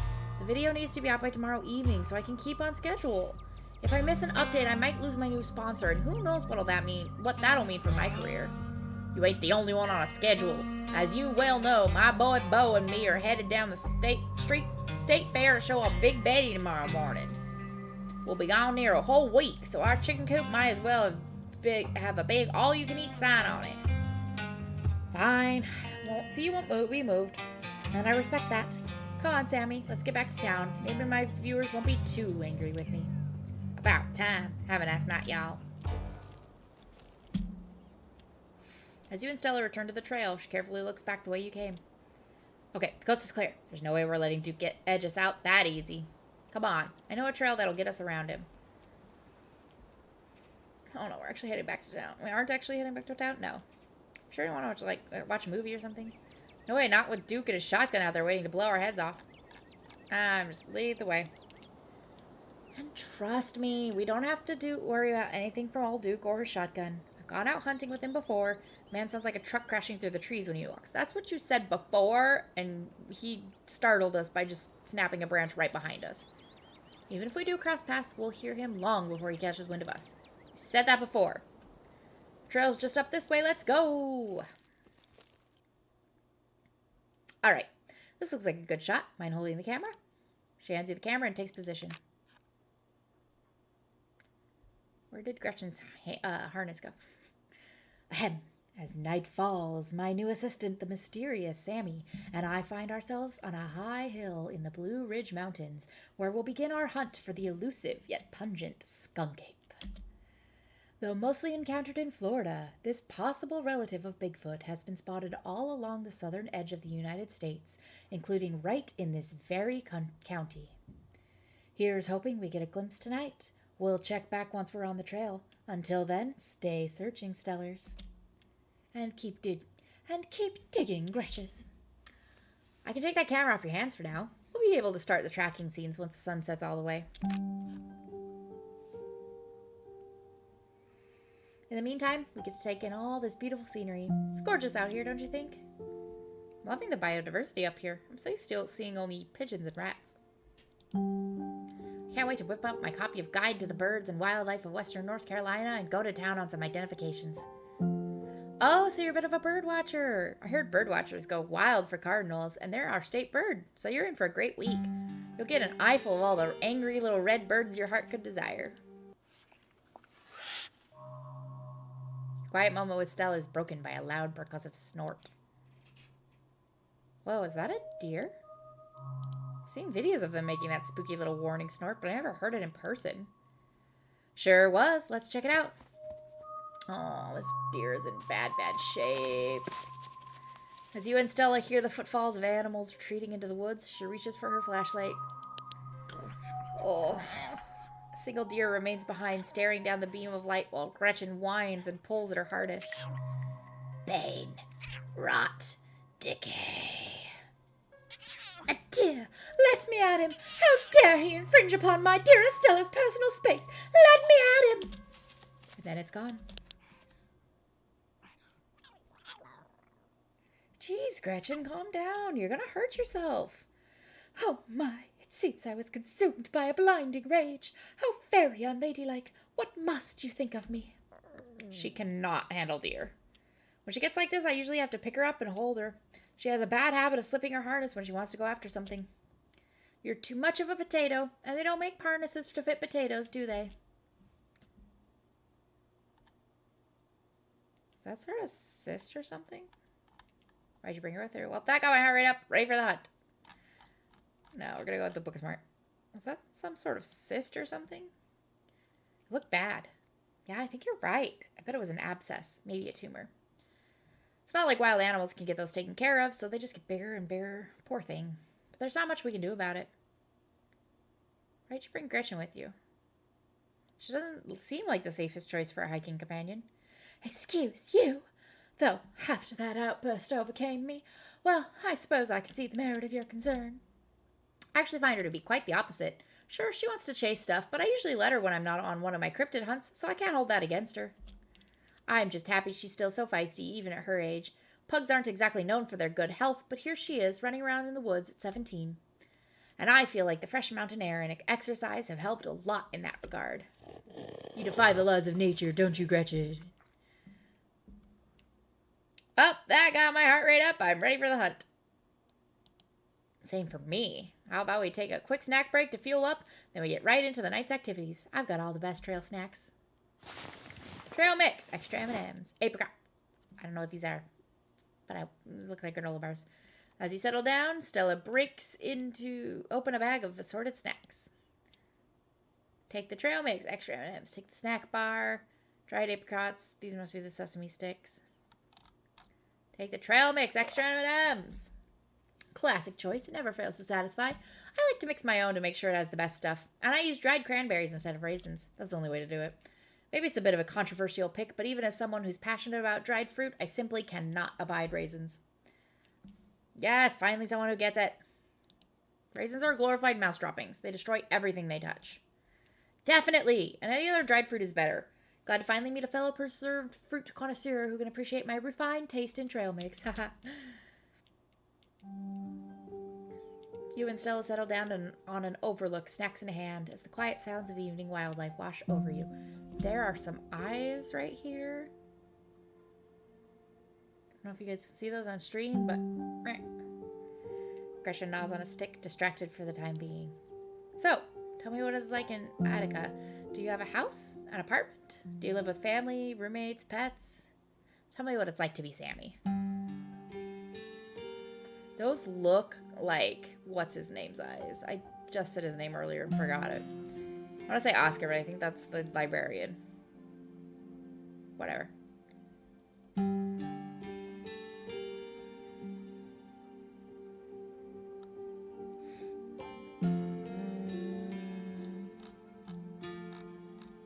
I live alone in a dingy studio apartment. Wayne, yeah. It looks like Wayne's eyes.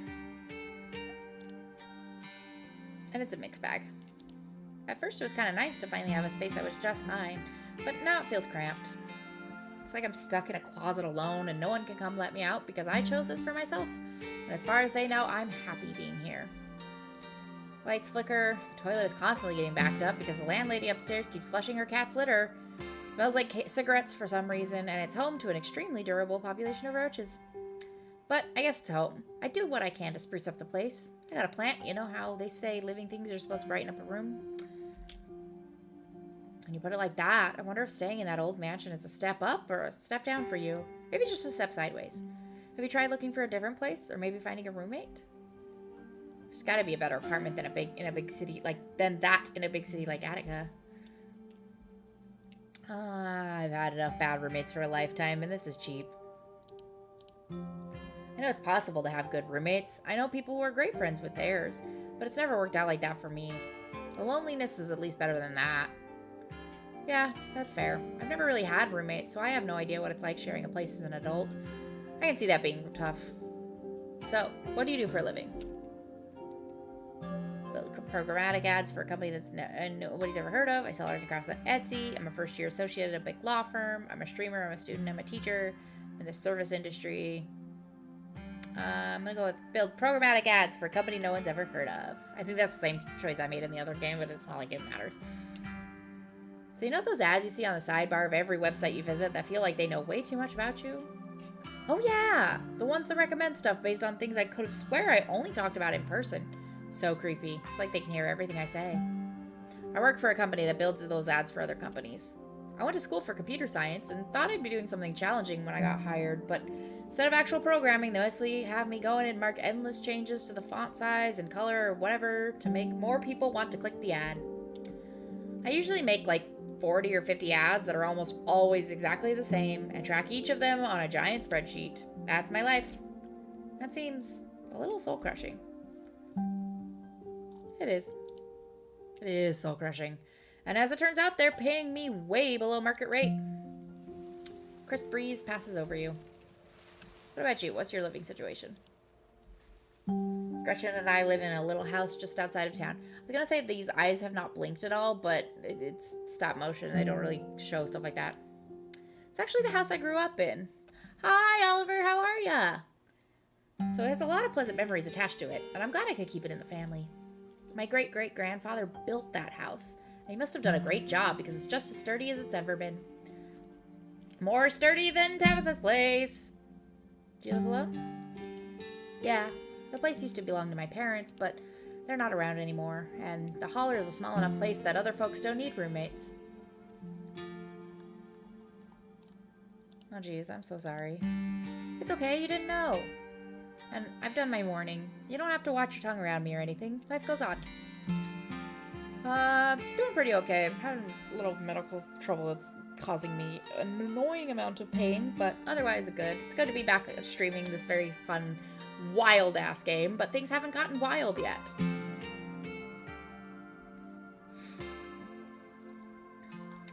What were they like? Did you get along? They were amazing.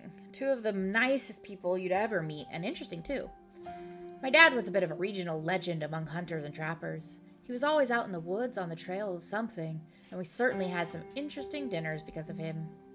He had to learn how to fend for himself, you see, since his family didn't have much growing up, so he learned how to hunt and trap and got damn good at it. He's always made sure I had food, and that I knew how to get it if I found myself too far from a grocery store. Thanks, yeah. I'll call tomorrow and make an appointment to actually get it looked at, but I was like, maybe I'll go to the walk-in clinic this morning, and they're closed on Sundays, because everywhere is closed on Sunday here. That's not true. This is a very touristy place. A lot of places are open on Sunday, but it's the island. Stuff is closed constantly. I could make us a pretty good salad with just what's in this clearing if I had to, though it wouldn't exactly taste great. As for my mom, she was a saint. She was the local vet, the lady all the farms in the county knew to call if their animals were in need of something. She was smart as a whip and strong to boot. Turns out pulling calves out of 1,600-pound cows all day is a great way to build muscle. But she was gentle, too. Even the smallest mouse would get the proper care in her hands. I'm sure she's most of the reason Gretchen here is one of the oldest dogs I've ever met. So yeah, those were my parents. Guess we're both members of the Dead Moms Club. It didn't work on Tabitha, but let's see if it works on her. Achievement unlocked, Junior Mouseketeer. Rip, Mom. Ah, I guess we are. How are you holding up?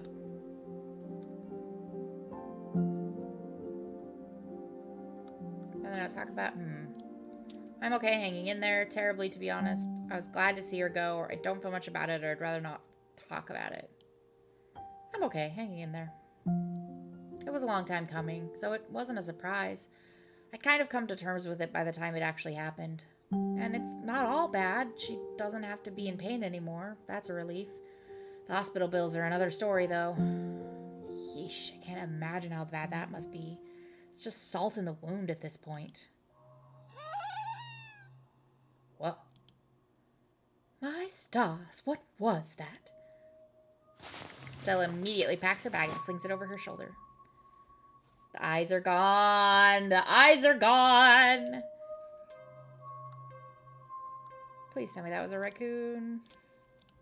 Or something, yeah. Whatever made that sound, I've never heard anything like it. It's close. Here, hold Gretchen's leash for me and let's check this out. You and Stella inch towards the tree line as she shines her flashlight into the woods. Do stay close, Sammy. I wouldn't want any harm to befall you. As you approach, a series of weak clucks calls out from a nearby bush. Pain. It's all pain. Maybe Duke's birds weren't eaten after all. Oh. Whoop! What the hell was that? Hold on, I gotta play that back. Holy shit. I'm guessing it must be maybe 2-3 feet tall? Doesn't look hairy either. So I think we can rule out a skunk ape. But whatever it is, it has one of Duke's chickens. Looks like it's heading north. Let's go after it. Are we about to discover a new animal? I never thought I'd get to scratch that one off my bucket list. Yeah, I'm pumped, but we won't get to discover it unless we catch it. Let's go! Stella sprints into the woods in pursuit, leaving you no choice but to run after her. Gretchen excitedly pulling you along by her leash. Oh. Tumble. Stella, my darling companion, are you all right? Oof. Oh god, the monster's got you. We're gonna die out here. Oh good, the monster will get you first. Now, are you okay? Yeah, I'm alright. I just tripped on something weird. Oh no. That poor thing. It must have been one of Duke's. Oh Jesus, it's still alive. Investigate the chicken. You move towards Stella to get a closer look at the chicken. Don't let Gretchen come too close or she'll try to take a bite if you don't stop her. I would never. Something about this bird doesn't smell right. You hold Gretchen's leash close to your chest. She squirms against her harness. Examine the head. Am I alive? Its poor little chicken eyes look up at you, glazed over, but still rolling around in their sockets with unfortunate life. Examine the wing. Looks like this is what Stella slipped on. The wing is barely still attached, but it seems to be at least the least of this chicken's concern. Examine the growth. Good God. First you thought it might have been a tumor, but this is something else. Skin is stretched taut, the growth pulsing beneath. If you didn't know better, you'd say this could be some sort of parasitic growth, like a wasp laying eggs inside a caterpillar. We still don't really know what's going on with this. Having investigated to your heart's content, you turn away to give Stella room to film. Ahem. It seems we found one of Duke's chickens, folks, and she's not looking good. I'm hesitant to speculate, but she definitely seems to have some sort of growth under her skin. Could be a tumor, could be something else. Either way, I don't think there's much that can be done for her at this point. Jeez, I'm gonna have to put up some massive content warnings for this video. Hey, do you hear that? There's something out there all around us. I can smell it. There are so many of them. What in Sam Hill are you two doing out here? Didn't I tell you to... Birdie. Oh, Birdie, what's wrong, darling? Good God. Did y'all see what did this to her? Oh, but I'm pretty sure we can hear them. Had a glimpse of something earlier. It wasn't us. Please don't shoot us. Why should I tell you? Pretty sure we can hear them. We didn't see whatever did this to your bird, but I think I'm going to hear them right now. Oh, don't tell me you're caught up in Stella's nonsense. Duke, I'm so sorry. We were on the trail when we found her like this. Put that camera away, for God's sake, girl. I don't want to be in another one of your videos. No one needs to see me like this. No one needs to see Birdie like this. You wouldn't put her online, would you? Not when she's like this, all swollen and hurting. Duke, did you hear what Sammy said? I think they're coming closer. You stay away from my Stella, you mongrels. Come out, you sons of bitches. Duke, don't shoot them. We have no idea what'll happen.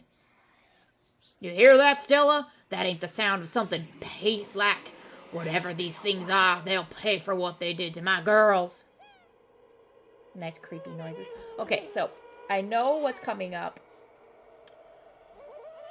Last time we chose to dive for Stella, or for Gretchen. I'm still kind of inclined to do that because I'm pretty sure we can't save Duke here. But I don't know for sure. Come on, whatever your name is, grab that flashlight and help me line up a good shot.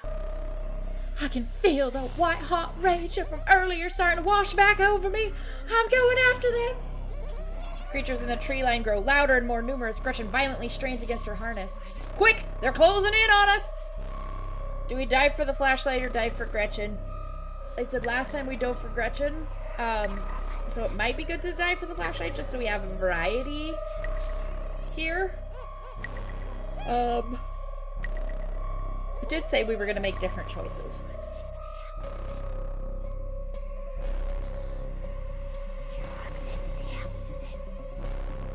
I'm gonna dive for the flashlight. Sorry, Gretchen.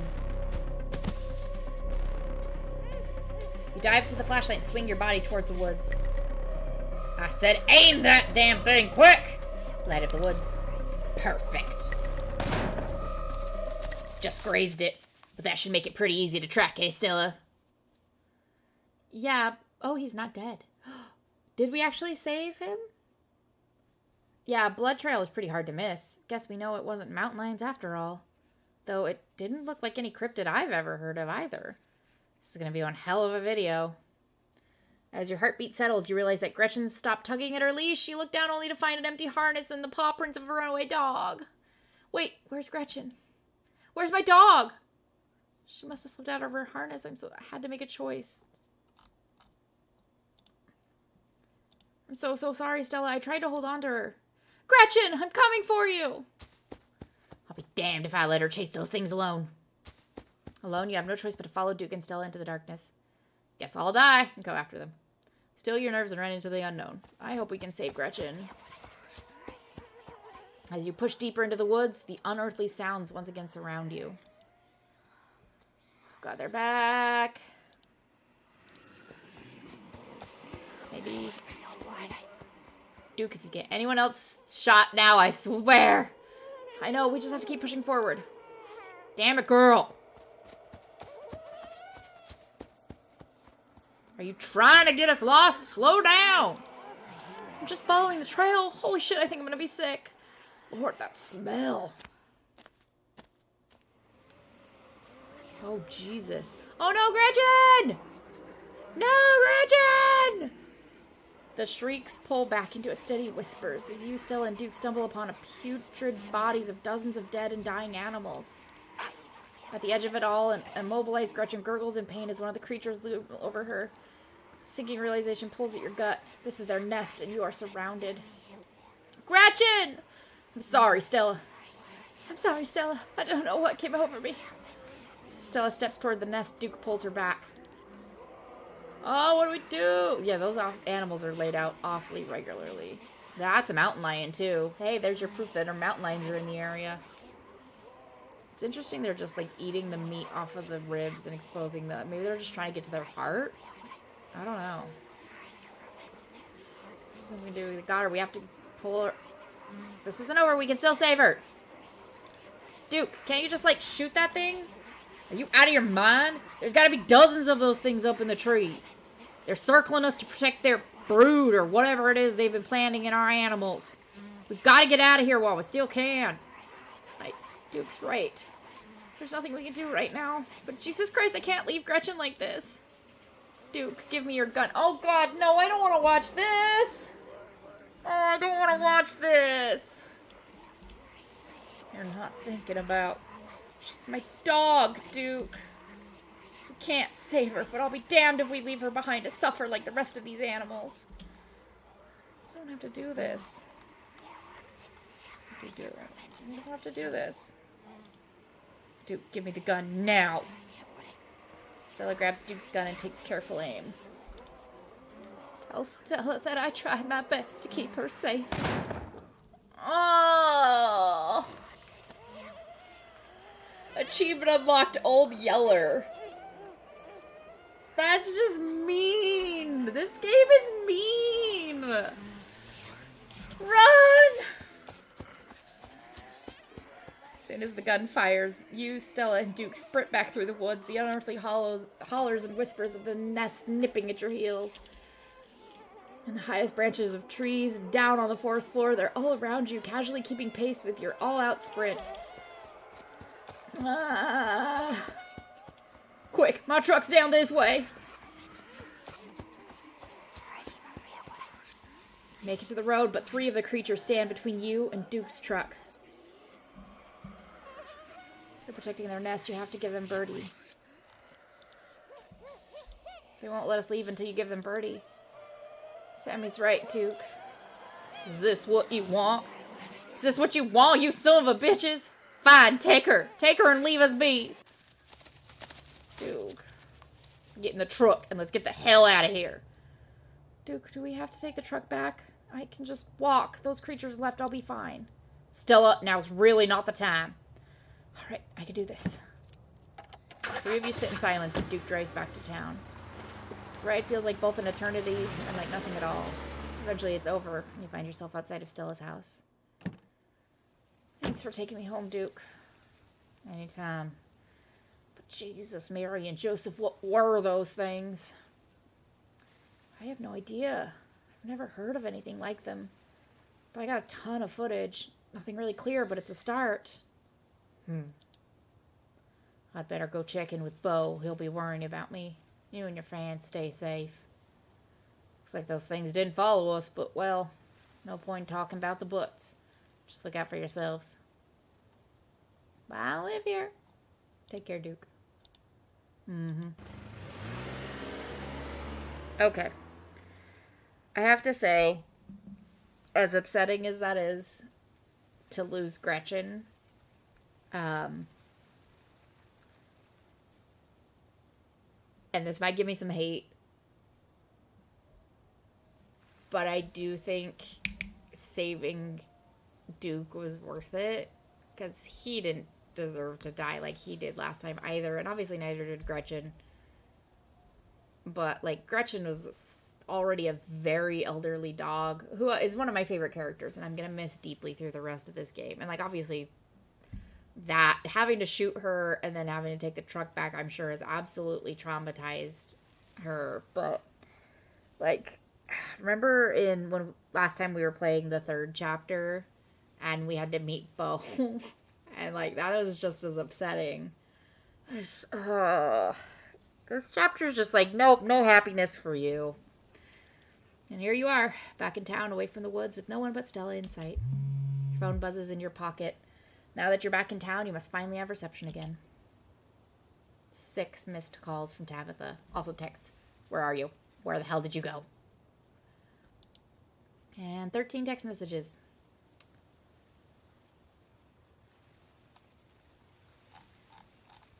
Call her. We do know more about the creatures now. That's something we didn't have last time.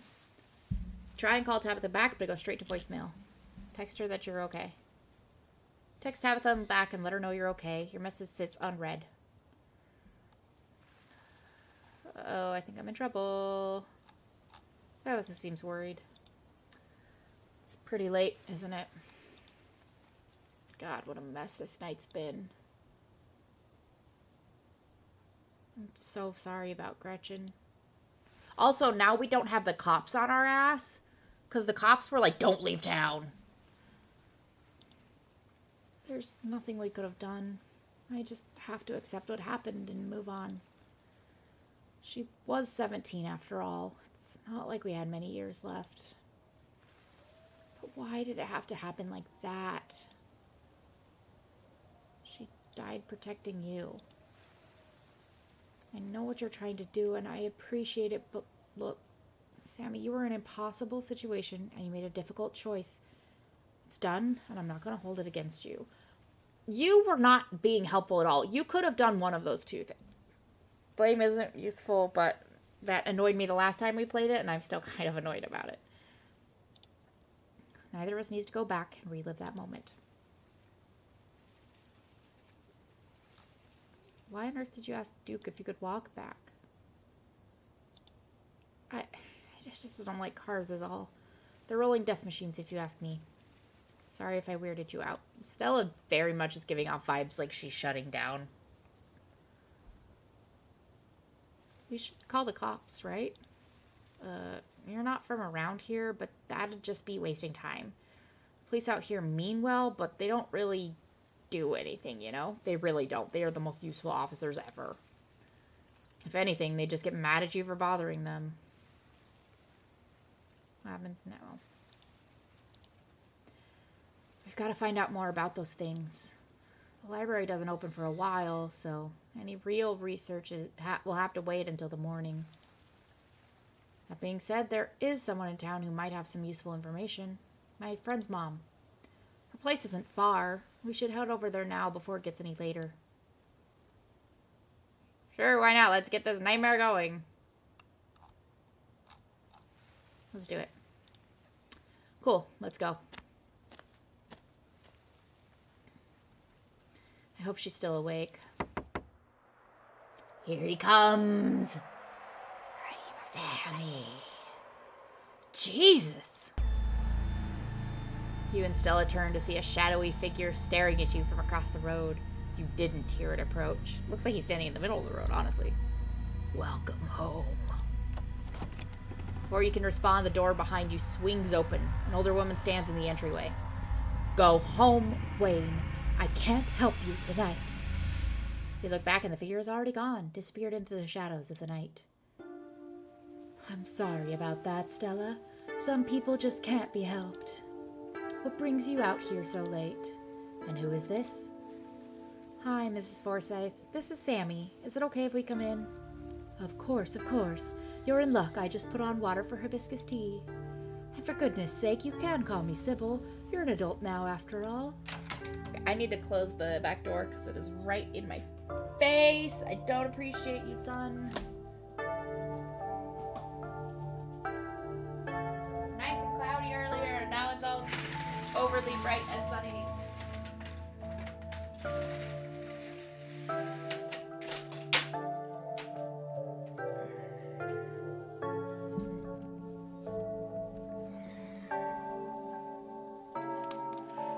Welcome to my little nook. It's nice to finally meet you, Sammy. I was so sorry to hear about your mother. Vivian was such a lovely soul, and she's been sorely missed in the Holler. And now poor Lan is gone as well. It's been dark here for like, well, it's only not even 3 here yet, so time zones and all that. Do let me know if there's anything you need while you're in town. You knew my mom? Of course, dear. She was a good friend of mine for many years. She was such a lovely woman. You should come by sometime. I can delight you with unsavory tales of her youth. How did you know that she died? Oh, Pearl Ann was a chatty woman. Not much went on that I wouldn't get an earful of, bless her heart. I never met Pearl Ann. You don't have to pass on your condolences to me. I have no feelings about the woman. That's fair, child, but it seemed like the right thing to do. Who was that outside? Just a very sick man. You don't need to be worried about him. Need your help? Ah, yes. I suppose pleasantries can wait for another time. What's got you here so late? You seem troubled. You know about weird stuff, right? Unexplainable stuff? I'm not so sure I follow, dear. I know which oils to use for which aches. I know a bit about classical spiritualism. Just what sort of unexplainable things are you talking about? We ran into some creatures out in the woods. Those things. I don't even know how to describe them. I can't say I know much about local wildlife. My daughter has always been a brighter gift for nature than I. This wasn't the local wildlife, Mrs. Forsyth. Here, I can show you. Stella pulls out her camera and tilts the screen towards Sybil. Ah, one of your little videos. We didn't have to go get the computer because she didn't have to steal the memory card because she didn't have to hand the cops the camera. Where was this? Up the mountain to the northwest? I like her Tea is Life banner. This is a merch piece they should sell. I would buy this. Within the town limits? Yeah. I see. Is there a way to make the video bigger and louder if you can? I need to plug the memory card into a computer. I could go back and get mine. No need. Kanika should still be awake. She can lend us hers. You'd better come with, Stella. I'm sure she'll be more willing to help a friend than her nosy mother. Okay, so we're gonna go get Kanika's laptop anyway. Kanika, come on out. We could use a little help. I love her bat sticker, or the coffin, and the dagger. And these are good stickers, Kanika. You have made good choices. What, Mom? Oh, it's Stella. Hey, Stella. And the stranger. What are you doing in my house?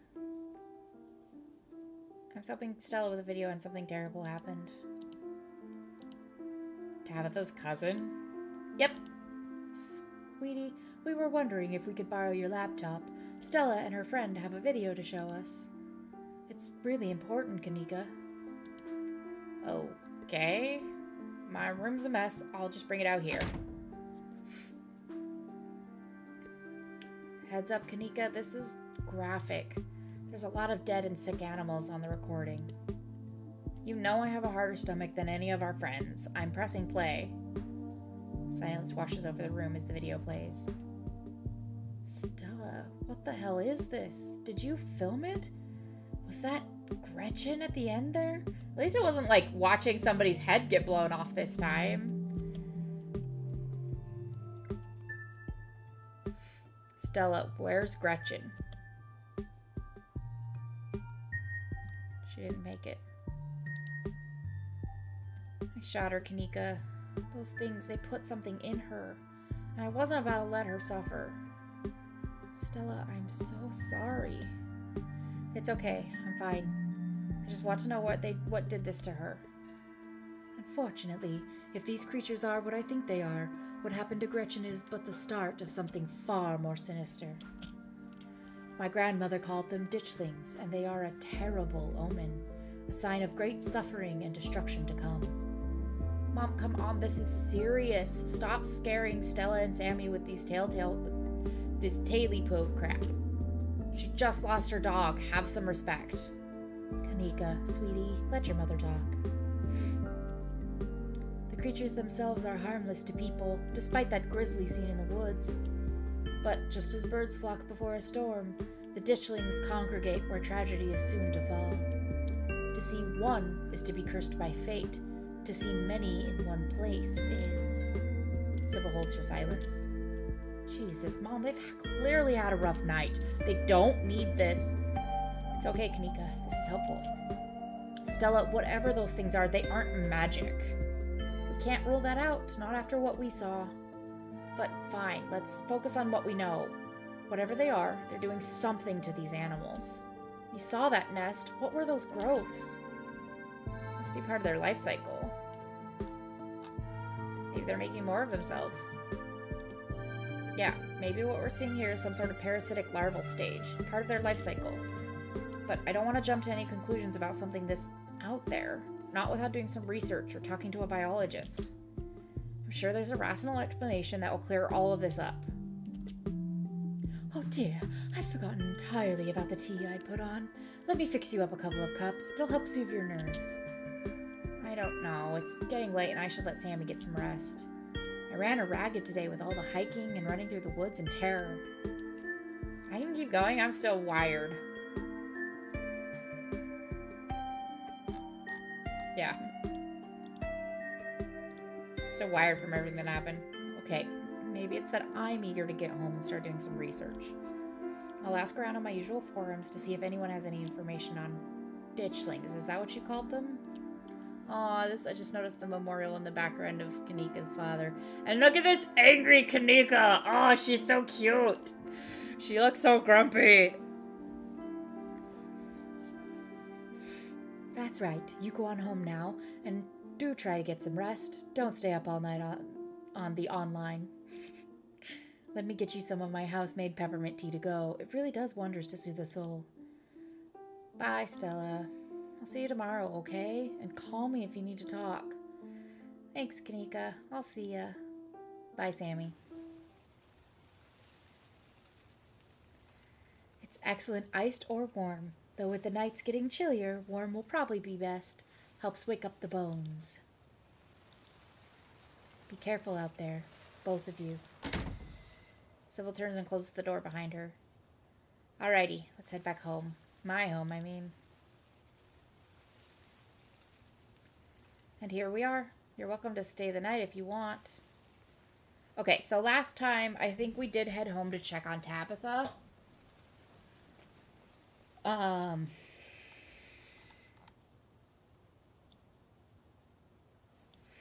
So last time we went home and checked in on Tabitha. She was mad at us. We got to explore the house a little bit more. Do you think this time we should stay here with her? I am worried about her since she doesn't have Gretchen this time.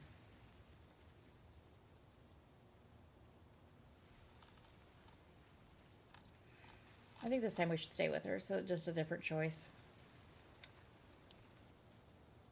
Thanks, I'm terrified of being alone tonight. Yeah, no kidding. I can't say I was looking forward to it. She even unlocked slumber party. We did try to call Tabitha and we texted her, so yeah. Doesn't take long for Stella to fix up the guest room for you. While it's certainly smaller than the counterpart at the estate, it's far better cared for. Aw, were these her parents? Make yourself at home. Or her grandparents. I don't know. Are you gonna be okay after what happened with Gretchen? I'll be okay, but don't want to talk about it right now. What do you make of all of this? Gosh, I don't even know where to begin. Those creatures are out there and they're trying to do something horrible to the local wildlife. I know that some of those things Sybil said were a little wild, but if she is right and they are an omen, maybe we can change things and stop whatever's brought them here before it happens. Couldn't hurt to book around town. I have the time. Agreed. Who's that guy outside of Sybil's? There was something really off about him. Wayne? I haven't really gotten to know the guy. I think he works in the mine. Might be worth looking into him. We didn't have to do all this. Don't have to worry about that. I'm glad the guest room is finally getting some use. I should probably try calling Tabitha. Right. She'd probably like to know you're not dead. Get some rest, Sammy. I'll see you in the morning. Pull out your phone and call your cousin. It rings for a moment before she picks up. Where the hell have you been? Do you know anyone named Wayne? I employ over 100 people. I'm sure I know a Wayne. You know it. You were dating him, miss. Are these the 50s bottles she stole from the tetanus lake? Aww. Her with her parents. So yeah, that's gotta be her dad because he has the same beard. I called you back. Called you back as soon as I had reception. Did you? I didn't notice. Look, I got suckered into something. It was weird. I met this girl in town and we hit it off. I know your business. So horrible things to... Went into the woods with this girl I met to find some cryptids, and a lot of really terrible things happened. Ah, so you met Stella then. That explains everything. And she's gotten you all worked up. I'm going to bed. I'll collect you tomorrow. It's gonna be nice. Listen, Stella's dog died. I know you don't care about people, but you gotta care at least a little bit about that. From the comfort of Stella's guest bed, the events of the past evening seem like something that happened to someone else, though you can still clearly picture the terror you felt in those moments. For now, you're safe and you're warm. Eventually, the sun will rise and chase away the monsters and make them seem like nothing but bad dreams. Maybe tomorrow, if you're lucky, you'll wake up in the normal world and have a relaxing week in the mountains with a new friend. It's a nice thought, but deep down, you can't help but worry that things will only get worse. From behind closed doors, you can faintly hear the sounds of quiet sobs. That's so sad!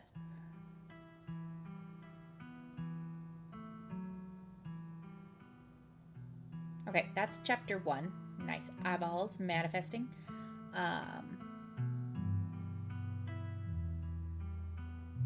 What new things will we pick up this time? If we pick up anything. Yep, Town Hall. Go there tomorrow.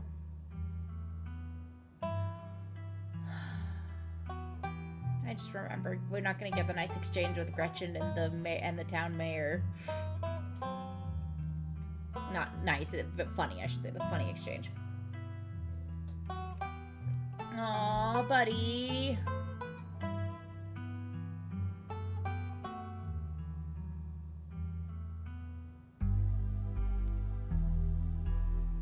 I remember being so weirded out by that, the like blood stain on the carpet, but now we know what's going on there, so it's less freaky, if that makes any sense. Uh-oh. Oh no! Ditchling is coming after the alpacas! Run, alpacas, run! Nice. Pumpkin, excellent. The mines will go in there tomorrow. We're going to continue to play chapter 2, by the way. We'll take a break, let you guys get a little bit of a break, and then we will jump right on into chapter 2. Oh, yeah, there is a person that just went behind the stairs. That door has so many locks on it. And like drag marks into the room. Oh god, someone got dragged in there. But that room's been locked for a very long time, because I think that's the room we saw in chapter 3, I think. I'm so intrigued. Okay. Achievement unlocked, the very hungry caterpillar. I don't remember there being achievements last time we played. Okay, so, like, 3-minute break, 4-minute break. We'll jump back in at 3:15 my time. Quarter past the hour. So go get some water, snack, whatever, and be back here.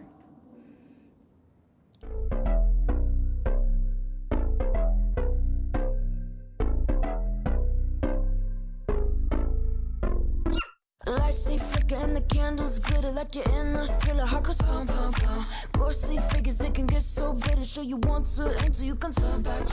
You don't know where I've been. What's going on inside? Where the monsters like to come alive, come alive. Do you really wanna know me? I'm really not that cozy. It's up to you, so you decide, you decide. Would you love me up my words till the coffin's in the dirt? Try to break me like a curse, you know that will never work. I'm a little bit absurd. I like dancing on the verge. Anyone can love a pretty little mansion, but could you love a haunted, haunted house? Or could you love me now? A haunted, haunted. I'm a haunted house. A haunted, haunted house. If you'll just check it out. A haunted, haunted. I'm a haunted house.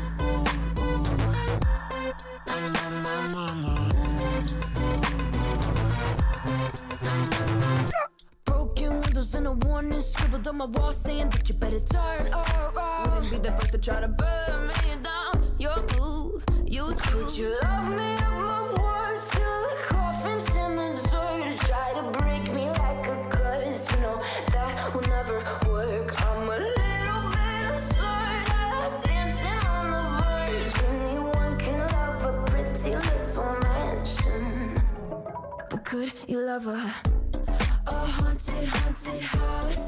Or could you love me now? A haunted, haunted. I'm a haunted house. A haunted, haunted house. If you'll just check it out. A haunted, haunted. I'm a haunted house.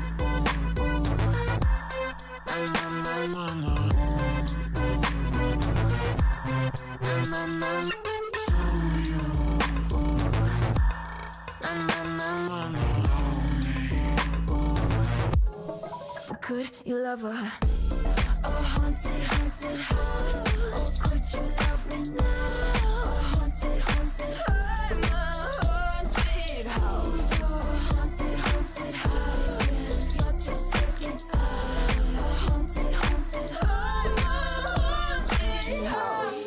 My words till the coffin's in the dirt.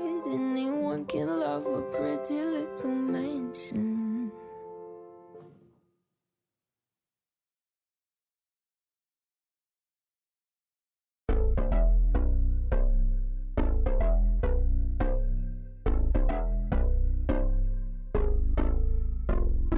Lights they flicker and the candles glitter like you're in a thriller. Heart goes pum pum pum. Ghostly figures they can get so bitter. Show you want to enter, you can turn back. You don't know where I've been. What's going on inside? Where the monsters like to come alive, come alive. Do you really wanna know me? I'm really not that cozy. It's up to you, so you decide, you decide. Would you love me up my words till the coffin's in the dirt? Try to break me like a curse, you know that. All right, welcome back. I hope you got some food. On to chapter 2. We did save it. Now we don't need a recap of episode 1 because we just played it. Oh, little Gretchen statue. No! Way to gut punch you first thing in the episode. Ah. You open your eyes. The sun has risen. The birds are singing. You are still alive, and for now, you are safe. Your gaze wanders around the unfamiliar room to the window and the woods beyond, and you wonder if the monsters are lurking just beyond the trees, ready to pounce as soon as you leave the comfort of your new friend's family home. You can't help but remember the sight of pale faces jeering at you as they carried Gretchen's poor little body into the underbrush. A knock at the front door. Your morbid thoughts are interrupted by a distinctly unhappy voice filtering through the house and past the closed door of your bedroom. Where the hell is Sammy? Oh, hey, Tabby. There's a fresh pot of coffee on the table if you want to come in. No, I'm just here to check on my cousin. Let's make this quick. I have a lot on my plate today. You're barely decent. Might be mildly scandalous if people saw you like this. Some people are trying to sleep here. Saunter out half closed. Finish getting dressed and calmly collect yourself. Calmly collect yourself while Tabitha fumes outside your door. Are you sure you don't want to visit for a bit? You don't have to run around being the big boss this week of all weeks. You should let yourself... I'm fine. Thanks. Sammy, I know you're here. Where the hell are you hiding? Sammy isn't here right now. Walk out to greet them. Now sufficiently prepared to greet other civilized humans, you open the door and join them in the living room. Morning. How'd you sleep? What exactly did the two of you get up to last night? We went up to the woods to film a video. Never mind. I don't actually want to know. Were you just accusing us of sleeping together on the first night we met? That's none of your business. Ghost Track, San Antonio, Texas. A little spice rack. Cute. Aw, lots of pictures of her and Gretchen. Oh. Raymond. That's her last name, right? What I do want to know is why on earth you decided to blow me off to spend the night with a stranger. Look, last night was a lot, Tabby. There's something horrible in those woods, and I don't think anyone in this whole room wanted Sammy walking up that mountain alone last night. Stella, would you mind giving me a moment alone with my cousin? And while you're at it, please stop calling me Tabby. We're not in high school anymore. Yeah, all right. This is Stella's house. Why are you bossing her around? Sorry, Stella, but I should probably talk to Tabitha in private. Yep, totally understandable. Just let me know when you're all done. Thanks. You've been in town for less than a day, and my stress is already through the roof. I mean, I get it. Stella got you all worked up and you were too scared to walk home. Sure, whatever, that checks out. But I don't care if those woods are chock full of ghouls and ghosties. You had me worried sick. From now on, you're back at the estate by bedtime. No more impromptu sleepovers. Can't run off as soon as I get here and hold me to a different set. There's actually something out there. Stella's right, though. There's actually something out there. I saw it with my own two eyes. We have footage. Oh, for goodness sake, don't let Stella get under your skin. Even if there was truth to that, it's all the more reason to be back to the estate before it gets dark. I'm leaving. I've already lost a good chunk of my workday coming down here. I expect to see you back at the estate tonight. You hear Stella's voice come out from another room. Wait, Tabby, let me know if you're free sometime, okay? Tabitha sighs. You're relentless. We'll see, but don't get your hopes up. Why can't we tell her, like, hey, Gretchen died last night? Hey, you good? Sorry about Tabby. She totally blindsided me. Happy I stayed here. Shouldn't have stayed here. I don't regret anything, but you're right, that sucks. I couldn't let her list what Tabitha thinks. I'd rather just pretend nothing happened. I'm happy I stayed here. Yeah, who knows what could have happened if you'd gone back last night. Anyways, sorry for that rude awakening. I've been up for a little while, but was hoping to let you get a little extra sleep. But you're up now, and we've got a full day ahead of us if we're going to get to the bottom of this. How are you so chipper? You shouldn't be okay right now. Am I coming off as chipper? Yikes. Guess I'm just used to compartmentalizing things. And we have something important to focus on right now. I'll have time to process what happened last night when we get to the bottom of what happened in the woods. You shouldn't just bury your feelings like that. They're meant to be felt. Sammy, please don't push me on this. Let me handle it the way I handle it. I've been itching to get to the library. Awesome, because that's exactly where we're heading. Sounds like Kanika's already there too. Oh, let me set up a group chat. What's your number? You and Stella exchange numbers. Stella, unknown number group chat. Hopefully we can find out more about ditchlings from some of the older local books there. I've also got a couple of threads cooking on my cryptid forums, but who knows if that'll pan out. Anyways, daylight's burning, so let's roll out soon as you finish getting dressed. I am dressed. Can I eat first? Don't worry about it. I've packed all sorts of snacks for the day, and Oscar totally won't mind if we eat at the library. Get dressed and head into town. Yay! The walk into town was short. Stella's house is barely a stone's throw from what remains of Scarlet Hollow's once bustling main street. You shudder as you stare down through the thoroughfare, both from the chill in the morning air and the all-too-present memories of everything you witnessed last night. You see that building labeled Town Hall? It's actually the library. Well, it's also the Town Hall, but that's just a small upstairs office nowadays. I guess this town's not what it used to be. Oh, hey! Morning, Stella, and same to you, Sammy. Speak of the devil, we were just talking about you. Coming from Stella's, huh? Did y'all have a slumber party? Sorry, y'all, but I'm actually in a bit of a rush this morning. I really can't stop to chat. It'll take me a bit to set up, so if you want to catch up with folks or grab something at the diner, you can meet me at the library when you're done.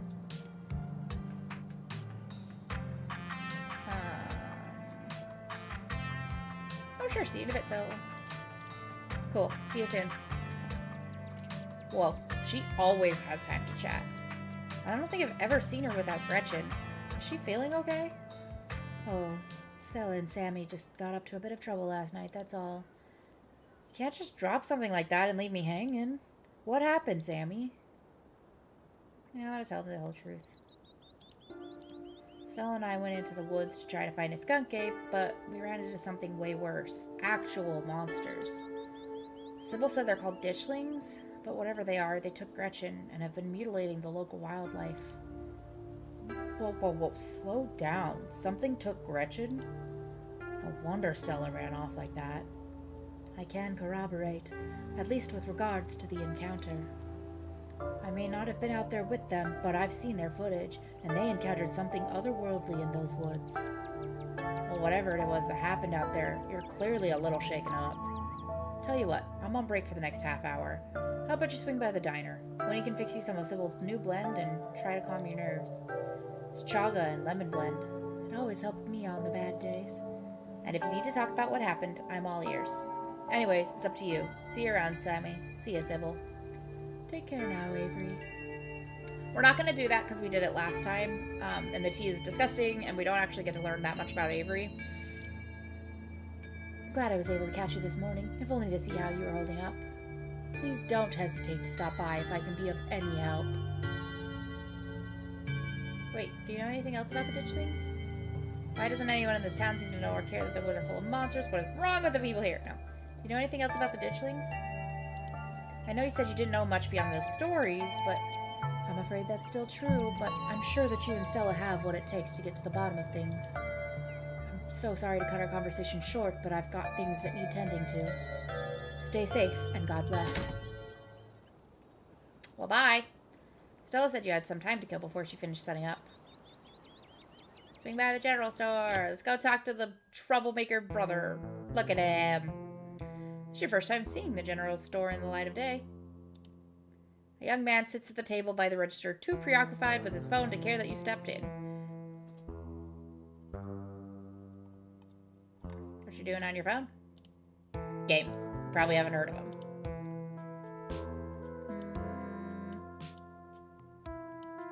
You should leave town. There are monsters in the woods. I'm serious. Something bad is going to happen, and you should get out of here as soon as possible. You've been talking to my mom too much. Hi, I'm Sammy. Just got to town yesterday. Yeah, I know. My mom told me. What's your name? Miles. See you, Miles.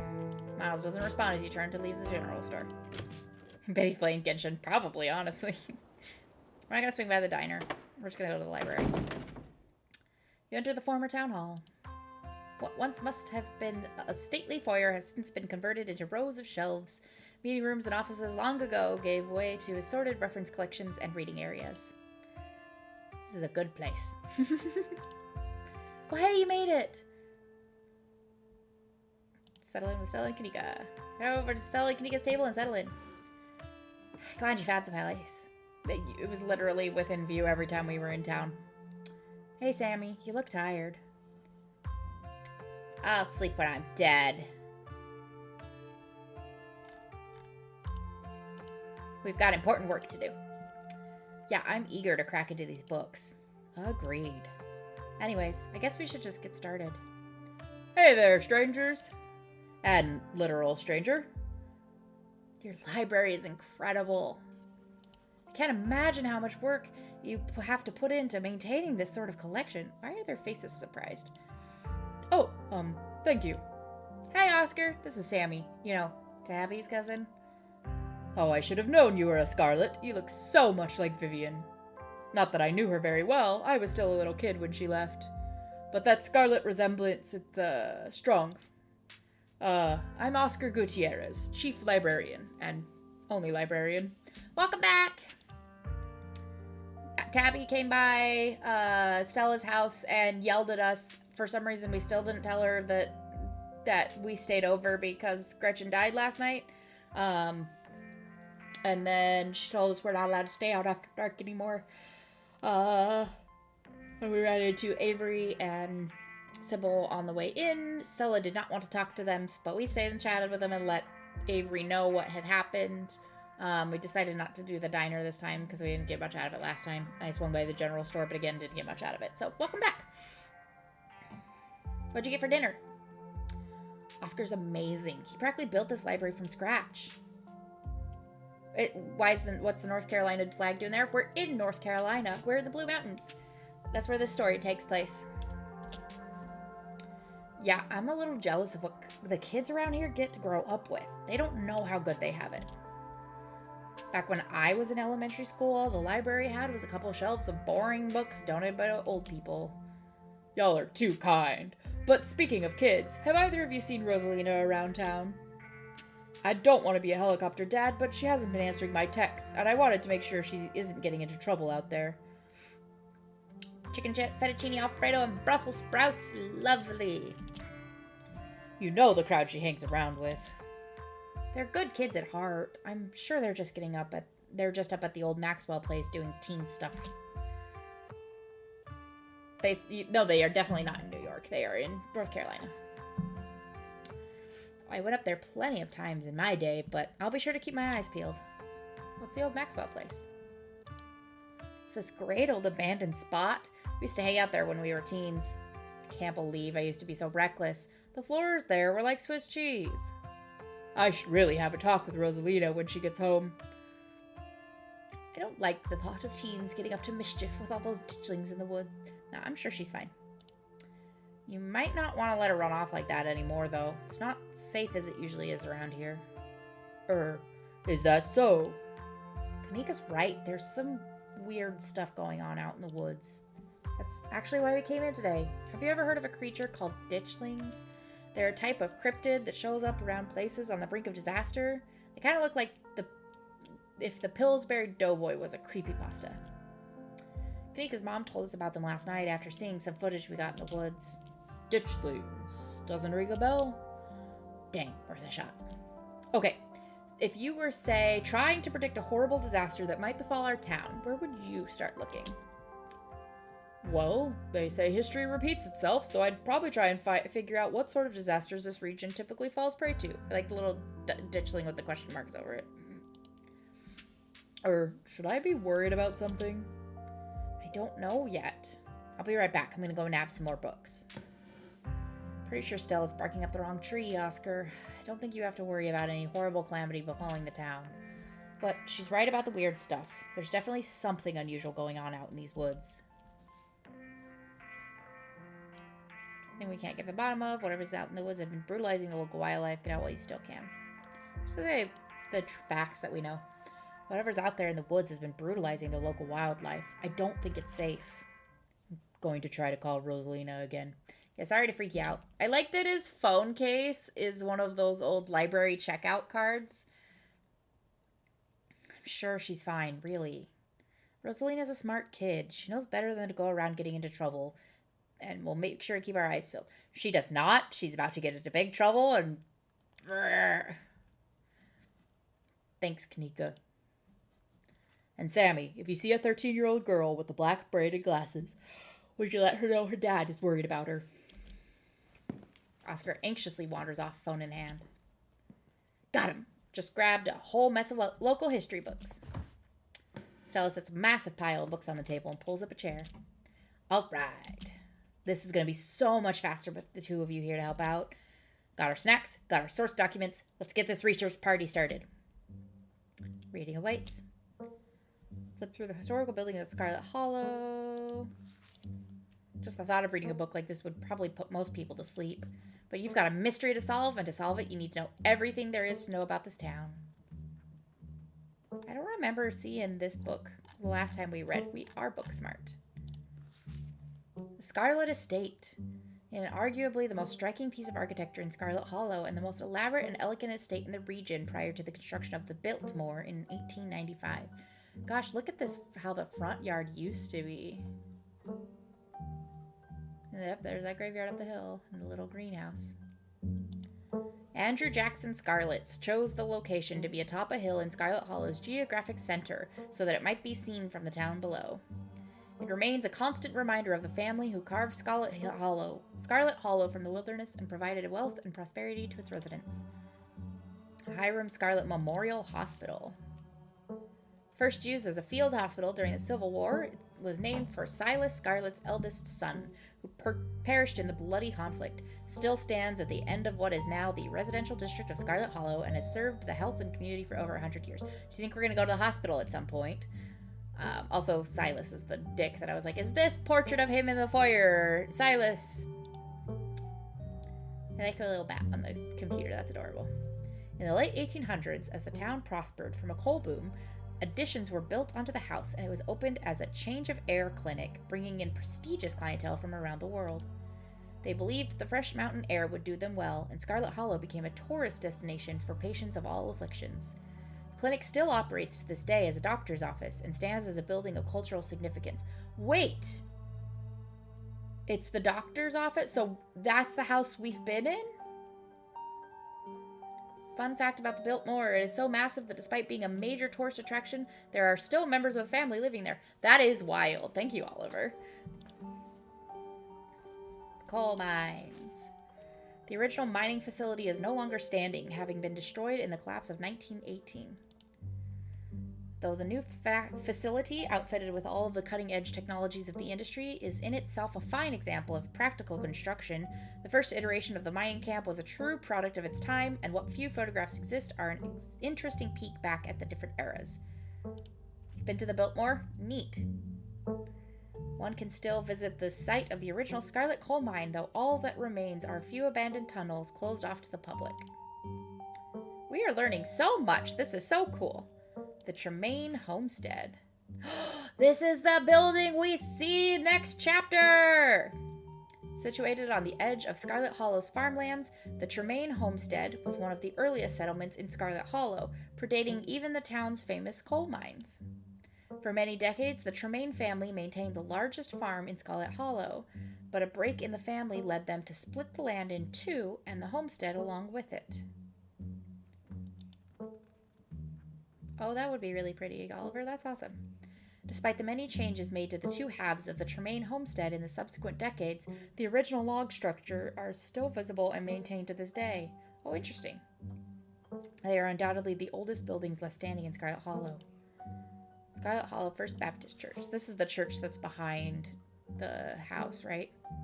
One of the first buildings constructed by the Scarlet family, the Scarlet Hollow First Baptist Church still sits on its original foundation, though the building was reconstructed to accommodate the influx of citizens during the Scarlet Hollow coal boom of the late 1800s.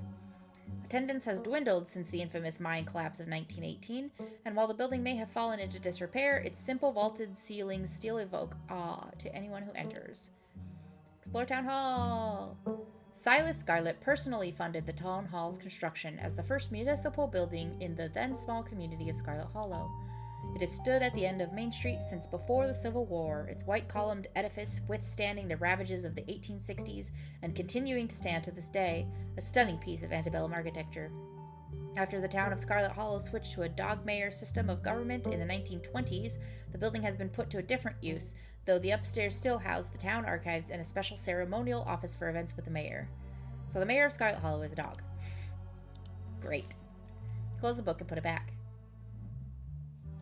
Yeah, I'm gonna read all of these. Forced into retirement at age 50 due to a war injury from his time in the Indian Wars, exacerbated by his short stint serving as a captain in the Confederacy, Silas Scarlet also lost his eldest 2 sons to that bloodiest of wars, leaving his 3rd eldest son, Andrew Jackson Scarlet, to take charge of the mine. Screw this whole family, honestly. Under his leadership, the mine prospered, undoubtedly in part due to the growth of the railroad industry. Managed to evade the coal union for decades, making them one of the most profitable mines in the country, Andrew Scarlet built the surrounding town into what it is today, with expensive stone buildings, a bustling main street, and overseeing it all, the elegant Scarlet Estate that was, until 1889, the largest and finest feat of architecture in the region. Culminating in the tragic collapse of 1918, it was found that Charles Shaw, the co-manager of the mine, had loosened security measures to increase production during World War I, resulting in a fatal collapse and the deaths of over 160 men and boys, some as young as 10. The casualties included Andrew Jackson Scarlet's eldest son, Theodore, who had taken over for his aging father during the bustle of the war. His brother Enoch V. Scarlet managed to pull the mine from the brink of ruin, thereby saving the town. Okay, I'm also writing that down. Mine collapse. Because we meet it's Charles Shaw that we meet next chapter, right?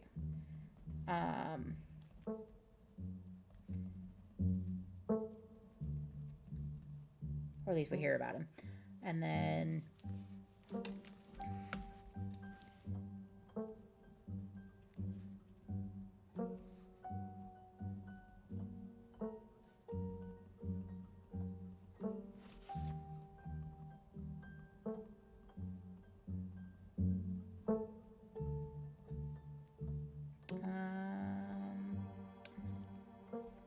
died. Eventually, I'm sure somebody's made one, but I just gotta like draw out a family tree. Enoch V. Younger brother took over after collapse.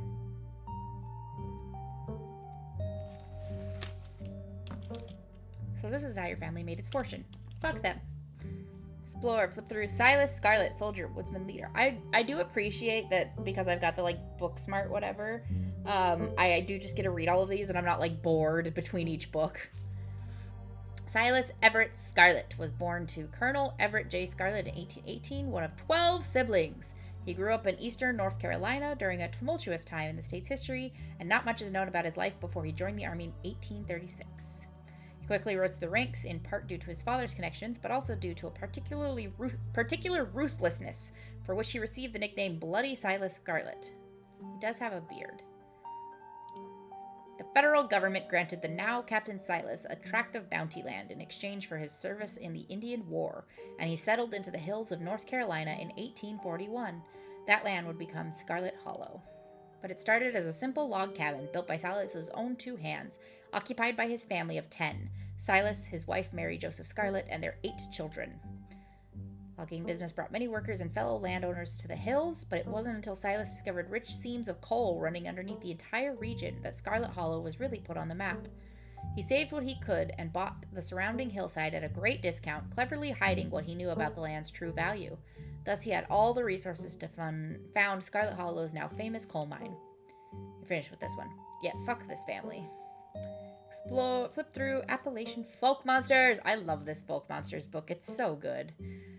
Mothman! Ooh, new ones! Mothman and Jersey Devil. I don't think we got to read about those ones. Mothman, a humanoid creature whose sightings are said to be tied to supernatural events. Mothman! The Mothman is a large flying creature, generally described as humanoid, with glowing red eyes. It was first spotted by a couple in West Virginia in the mid-1960s and was encountered in the region several more times in the following years. The Silver Bridge collapse of 1967 has been linked to a series of Mothman sightings, and it's said that the presence of the creature served as some sort of omen or was a catalyst that led to the disaster. This has since become an important aspect of Mothman, with sightings of this cryptid often taken as a sign that some great misfortune is soon to follow. The Jersey Devil, a wyvern-like creature that haunts the New Jersey Pine Barrens. Though the Pine Barrens, the place where this creature is said to have been born, are far from the Appalachian wilderness, sightings of the Jersey Devil have been documented all throughout the forests of the eastern United States. According to popular legend, the Jersey Devil was born to a woman named Jane Leeds. Leeds, upon realizing she was pregnant with her 13th child, and daunted by the task of giving birth yet again, cursed the child in her womb, proclaiming it would be the devil itself. Though born as a normal child, it quickly transformed, gaining a goat or horse's head, large bat wings, and a forked devil's tail. Kicking at the family and lashing out with its tail, it flew up the chimney and out into the night, disappearing into the Pine Barrens. The Jersey Devil is one of the oldest cryptids in North American history, with sightings spanning back through the 1800s all the way to the origin of the myth in the late 1700s. It's said to move with incredible speed and is recognized by its high-pitched, blood-curdling scream. I will say, one of the oldest legends in North America, oldest white people legends. North America has a lot of indigenous tribes with legends way older than the Jersey Devil. Booksmart, ginseng babies. Roots said to scream like infants if dug up under the full moon. These are fun new entries. Woo!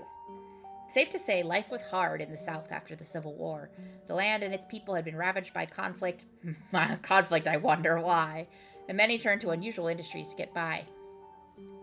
One such industry was that of ginseng diggers, or sand diggers as they were colloquially known, who eked out a meager living for themselves by digging up and selling wild American ginseng. Myths surrounding sand diggers were plentiful, but most prominent among them was that of the ginseng baby. It was said that if you dig up a ginseng root on the night of the new moon, it will cry like an infant and leave blood in the earth when it's torn free. The parallels to European mandrake myths are clear. Yeah, this is going to say it sounds more like a mandrake to me. And it can be assumed this myth arose from cross-pollination from European immigrants. But perhaps on the night of the new moon, you should go out and dig up a ginseng root, see if it cries, and check the earth for its blood. For it could be that the myth spread not through legends passed down through immigrant families, but from the unsettling experiences of these Appalachian foragers. The Bell Witch, a particularly violent haunting in Tennessee. One of the most famous hauntings in North American history, the Bell Witch was a strange entity that plagued the citizens of the Red River region of Tennessee in the early 1800s. Many strange phenomena have been attributed to the witch through the years, but the most famous was the haunting of the Bell family. It started out as a fairly typical haunting, with unnatural sounds echoing throughout the house after sundown, and the appearance of a strange mammal that no one could identify or capture. Unlike other hauntings, though, these acts quickly escalated to attacks on the family, and in particular the daughter, Elizabeth Bell. She was constantly covered in bruises from the spirit's abuse. The spirit could frequently be heard speaking through the walls, his disembodied voice mocking the family and any visitors, and it eventually escalated to giving full-blown hallucinations to those dwelling in the Bell house. Though this haunting ended in the early 1800s, its activity continued in the region for many decades. It could be that the entity known as the Bell Witch may still dwell in the Red River region to this day. Hopkinsville Goblins, small, silvery creatures that besieged a farm in Kentucky. The Hopkinsville Goblin case was a supposed close encounter with extraterrestrials in the 1950s near Hopkinsville, Kentucky. He's so cute! Look at him! During the incident, 5 adults and 7 children arrived at the local police station claiming that a group of small chrome creatures had besieged their farmhouse for hours. When police arrived on the scene, they found bullet holes and spent shells, but little else in the way of evidence. Skeptics suggested the family had simply misidentified a group of great horned owls. Even so, the incident remains one of the most thoroughly corroborated and documented cases of extraterrestrial contact. Okay, these are the ones that I was expecting to see in the book. Wampus cat! A large cat-like creature with a loud, howling voice, often said to sound like a woman crying out in pain. Often linked to Cherokee legends, some cite the Wampus cat as originating with the story of a woman who sought vengeance against a monstrous cat demon for driving her husband mad. She hunted it down and, by wearing a bobcat mask, tricked it into using its own vile magic on itself, freeing the people of their region from its evil. Others say the creature comes from the story of a woman who wore the pelt of a wild cat to witness forbidden hunting rites. The hunters of her village gathered to perform the rites, and she watched in secret from underneath the cat's pelt, but was soon discovered. For her indiscretion, she was fused with the pelt and transformed into a creature that was neither human nor cat, forced to wander the wilderness alone, feared by all. Her calls are those of great sadness and serve as a warning to anyone who dares go against tradition. Tommyknockers, enigmatic cave-dwelling creatures primarily known for causing mischief. Tommyknockers originated in Cornish mythology, spreading to the United States when Cornish immigrants began working in Appalachian mines. They're named for the knocking that can be heard from seemingly within the walls before a cave-in. According to some, the knocking serves as a benevolent warning. Others believe that the creatures take stolen hammers to the supports of mines and collapse them on whoever is unfortunate enough to still be inside. They are traditionally thought to be impish, leprechaun-like beings, but some claim they are spirits of dead miners, forever cursed to haunt their final resting place. Tailipo! Small creature with a long tail and wide yellow eyes. There was a hunter who lived in a tiny cabin in the middle of the woods, all alone with his hunting dog. One night, after a particularly bad week of hunting, both their stomachs empty, the hunter spied something out of the corner of his eye. Some small creature had gotten into the cabin through a hole, and before he could even figure out what it was, he'd drawn his gun and fired at the thing, his hunger guiding his actions. But it was quick and ran back through its hidey hole and out of sight, leaving only its long black tail shot off by the hunter's rifle. The rifle's hunter. Guess this'll have to do, he said to his dog, and threw the tail into a pot to cook soup. He and his dog ate well that night, the tail filling them both up. The hunter crawled into bed satisfied, and his dog curled up at his feet. He woke up to the sound of long nails scrabbling across wood.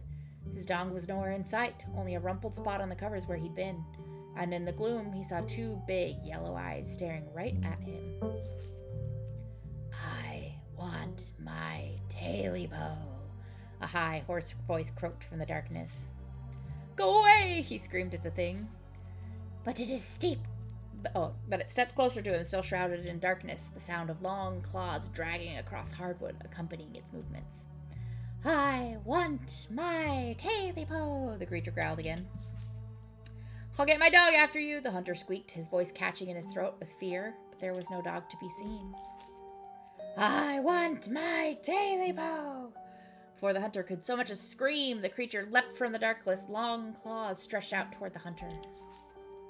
No one is sure what the creature did to him that night, but the next morning, all that remained of the hunter, his dog, and his cabin was a chimney standing alone in the woods. Done here. Close the book and put it back. I think I'm all done. Let's check in. Achievement unlocked, Lore Master. Alright. If we're going with what Kanika's mom told us last night, I think we can rule out any natural disasters as what brought the ditchlings here. But not nuclear incidents. Look, our state has a history with those. What about y'all? Find anything? Hello, beautiful! Before you can respond, a handsome black cat leaps onto the table. Stella quickly slams her book shut. Aw, hey, Pixel. You might want to close your book. He loves to rip up any paper he can find. That's weird. Stella's here, but Gretchen isn't. That's fine, as long as she brought the good stuff. Don't worry, little guy. I didn't forget your treats. Aw, yeah. Snack time. Crunch, crunch. Sorry if Pixel's bothering y'all. Hopefully he hasn't gobbled up any of our books. He can't stand the thought that people might pay attention to anything that isn't him. Hey, Pixel. What do you think about the monsters we saw in the woods? I am an indoor cat. I don't know nothing about no woods. I just hang out in the library, especially now that our house got haunted. Pixel says your house is haunted. What's up with that? How did you know? Sammy is either psychic or she can talk to animals. It's a long story. No comment. We've been living in the library for a little bit. It's been great. Way more snacks, way more scritches. Except sometimes there's too much scritches. Hold up. What kind of haunting are we talking about here? Unexplained noises? Objects appearing in strange and unfamiliar places? Aw, Oscar, don't get her hopes up like that. Nothing like that, sorry. The floor in my bedroom just keeps seeping blood, and I've seen a strange figure in the hallway a couple of times. Wait, you've seen a full-body apparition? Can I see it? Stella, it's probably just a dirty pipe or something. But what if it is a ghost? worth looking into. Y'all are more than welcome to check it out. Maybe tomorrow night? Yes, we'll be there. Yeah, that sounds like a fun way to spend an evening. Can't wait to get spooked by some creaky pipes. Why do you let a paper shredder freely wander around a library? Why don't you mind your own business? Have you seen this little guy's face? How could I say no to that? You decide to leave Pixel be. The cat curls up on the table, fast asleep. Such a good kitty! Alright, I'd better get back to shelving. Let me know if y'all need anything. Let's talk about historical buildings of Scarlet Hollow. Oh my god, you read that? That book was assigned as punishment if we misbehaved in school. It's an excellent sleep aid. NyQuil and melatonin have nothing on historical buildings of Scarlet Hollow. Rumor has it that nobody has read it from cover to cover. You guys are missing out. That's one of my favorite books here. Such rich history.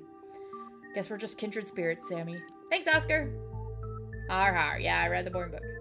We're serious about solving this mystery. We have to learn as much as we can about the town's past. Look, this town has a deep lore, and I'm here for all of it. And the mayor's a dog. What happened to the estate? Alright, we're serious about solving this mystery. This town has a deep lore, and I'm here for all of it. Oh, definitely. I brought this book here for a reason. I'm just surprised someone finally got through it. What happened to the estate? At some point, the hill it was built on started falling apart. I think it's pretty stable at this point, though. Is it? Stella, you've seen the place. And half of it is still mostly okay. Stella, when were you going to tell me that the mayor is a dog? Ha, darn. I'd hope it'd be a surprise. Scarlet Hollow hasn't had a human mayor since the 1920s. It was a surprise the first time we played this game, and it was great. Yeah, if you were hoping the mayor might be able to help us out there, you're out of luck. Now hold up, Kanika. Can't Sammy talk to animals? Maybe she can get the mayor to help. Stella, how would that even work? It's not like we can just tell people the mayor told Sammy to listen to them. I can't believe I'm even talking about this. You're right, though. You're right. Back to our mayorless drawing board. Even the hospital here is named after my family. I know it's in the name, but calling it a hospital is generous. Right now, it's a one-woman medical clinic. It is the house we go to tomorrow.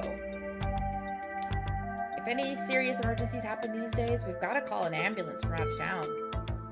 That's where Reese and his mom live. She's the town doctor, though these days she doesn't really see a lot of patients. Why don't people go to church here? I've just never really had a good pastor around these parts.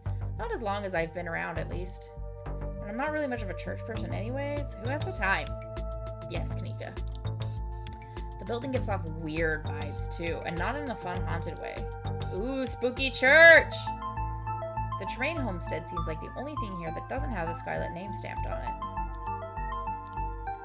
Yeah, I think they've been around these parts even longer than your family, though they're the Tremaines and the Callaways now. They literally split their farmhouse in half over that schism.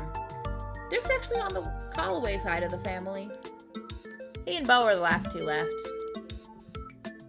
About the coal mines. Kanika visibly shudders. I get cold sweats just thinking about being in a place like that. I feel for the guys who work up there. I could never. Speak for yourself. I love a good crevasse. You joker. What happened after the mine collapse? The book just kind of glosses over that. There was a union for a little bit, but it didn't last. There's not a whole lot written about the past century here. Yeah, the Scarlet Hollow mine isn't exactly the most ethically run business. No offense or anything, I'm sure Tabby runs the mines better than Charles Shaw did. Still hasn't let the union in, though. There's a reason she and I don't talk. Yeah, fair. History tends to be written by winners. Maybe there's more to Charles Shaw's story than these dusty old books are letting on. Normally, I'd be inclined to agree with you there, but we're talking about an old-timey coal boss. I'd be shocked if he wasn't cutting corners. Sammy does make a fair point. Shaw was certainly a problematic figure, but there might be other details that were lost to time. Sure, but the guy was run out of town on a rail. And that's not a figure of speech. Back then, they actually tied you to a rail and ran you out of town. There's a big mural of it over on the far wall. He got off easy, if you ask me. A union-busting mine collapsed from poor working conditions. Color me shocked. Yeah, it's pretty awful. That's what the sculpture out front is for, commemorating all the men and children who died that day. Every kid in Scarlet Hollow learns about the collapse of 1918. Yeah, I said that right. Our teachers love to emphasize how many children they had working down there, probably to try and show us how good we have it or whatever. Low bar if you ask me. You know, that could be what the ditchlings are warnings about. Another collapse. Writing it down on a list of potential disasters. Yeesh, Stella, that's morbid. Besides, it was all Charles Shaw's fault. The labor market is way more strict now. There's no way you could get away with that kind of safety cutbacks he pulled. Y'all don't actually think the mine is about to collapse, right? No, I don't think so. Whew, had me worried for a second there. I hate to give Tabitha any credit, but the mine is safer now than it was back then. Still, what a horrible thought. You never know. What if there's something toxic in the mines poisoning the town? Wayne seems sick. I'm not sure I agree with the collapse angle, but the mines seem important. The whole town is built around them. Mines seem too obvious. It's gotta be something else. I'm gonna go with the... I'm not sure I agree with the collapse angle, but the mines seem important. The whole town is built around them. Yeah, that's fair. They're bound to be relevant in some way. Hard to argue against that, but that doesn't really give us much to go on. And just because something seems obvious, it doesn't necessarily mean it's right or relevant. Any luck with Rosalina? Not yet. I knew a teen would be a handful, but I didn't think it'd happen overnight. Probably head out once y'all are done and check in on her usual haunts. So, was that what you were saying about a nuclear incident? You were talking about that Goldsboro thing, right? Yeah, apparently in the 60s, a B-52 carrying a live warhead broke up midair and dropped a couple of bombs. Fascinating bit of history there. The first of the 2 bombs landed upright after its parachute got caught in a tree. Thankfully, it didn't go off. At the time, the government claimed that the bomb was unarmed, but it later came out that the only thing preventing a detonation was a single electrical switch, which failed to trigger on the descent. And 60 years later, the second bomb still hasn't been recovered. Right, its conventional explosive disintegrated in midair, but most of the nuclear material was made unrecoverable by flooding. If I remember correctly, they just buried it and sealed it up. Goldsboro is over 300 miles from here. I don't think we have to be worried about that. Yeah, that's fair. It wouldn't make sense for ditchlings to be here specifically if that was the case too. We also really shouldn't be looking too much into this whole disaster angle. Whatever those creatures are, they're biological. You never know with radiation. We actually know quite a bit. It just melts you, it doesn't make you monsters. And a 60-year-old bomb isn't going to explode on its own hundreds of miles away and kill us here. You never know. There could always be a whole underground society of bomb-worshipping mutants just waiting to blow it up. I've missed this. Do you think there's a cult here? Maybe the ditchlings were actually nudists doing some sort of weird ritual. Maybe the ditchlings were, like, summoned. A lot of folks here feel tense and closed off. Maybe the ditchlings were, like, summoned. It's part of a ritual or something like that. I'd assumed the spiral we found was some sort of nest made by the ditchlings. But yeah, maybe we had cause and effect backwards. I'm writing it down. It's much more likely that thing was a nest than it was some sort of magical ritual site. Talking about Silas Scarlet. So, Silas Scarlet. What a revisionist biography. Really glosses over all the war crimes to paint a picture of a self-made man. Yes, thank you! It's a perfect example of why you should use multiple sources for your research instead of trusting the first thing you read on a subject. Yep, dude was a monster. Sorry you're related to him.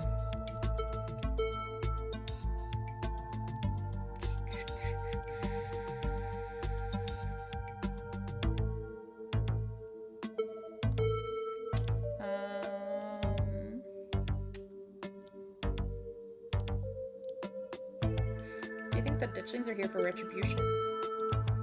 That seems tenuous. Assuming Kanika's mom is right, they're here as an omen, not because they're going to do something themselves. And I think we know how I feel on the matter. Appalachian folk monsters. Hopkinsville goblins were silvery small and traveled in a pack. There are a lot of similarities to the ditchlings there. Those are 100% confirmed aliens, though. Unless... The Hopkinsville goblins were just a couple of owls some drunk farmer saw at 3 a.m. They're not aliens, and before you say it, no, ditchlings aren't aliens either.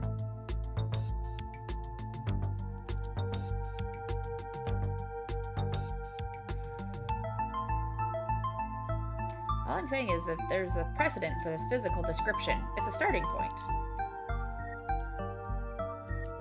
Fair enough. Wampus cats kind of sound like they could be mountain lions. Voice like a woman crying out somewhere between person-sized and cat-sized. Definitely, they are 100% mountain lions. Kanika, you know there are no mountain lions up here. I thought you were supposed to be a skeptic. But the myths are old, right? Mountain lions didn't go extinct in the Appalachians that long ago. Those legends just haven't died off yet. Almost every cryptid can be tracked down to either a hoax or someone getting confused about a perfectly normal animal. Sometimes both. Bigfoot, for instance, started as a prank, then folks saw bears walking around on their hind legs and got freaked out, and now we're here. You'll eat those words when I get the first clear footage of a Bigfoot. If you manage that, I will print out a piece of paper that says Bigfoot isn't real and literally eat it. I promise. Only you do that. I love these friends. They're so good. You think the ditchlings are Tommyknockers? What's with the whole warning thing? Good thought. Tommyknockers live in mines. That's like their whole thing. Gonna write it down though. Tommyknockers are literally just the sounds that happen when a bunch of rocks and wood are about to collapse. Are they? Or are they the sound of mysterious creatures pounding on the rocks and support beams with hammers to cause a collapse? There's simply no way to know. Some striking similarities between Mothman and ditchlings. Both of them are portents of doom. Mothman, love that guy. There's a whole subgenre of cryptids that serve as bad omens, but the disaster angle is definitely a clear connection. Maybe Mothman is what happens when a ditchling is all grown up. But they're already reproducing. And they don't have wings. And they're pale and blobby. Huh. They have a certain caterpillar vibe, don't they? Why am I even engaging with you on this? Portents of doom aren't real. I mean, portents of doom are real, they're just not mystical. Like a lot of animals can sense danger sooner than people are, so like if animals are fleeing, you should probably pay attention.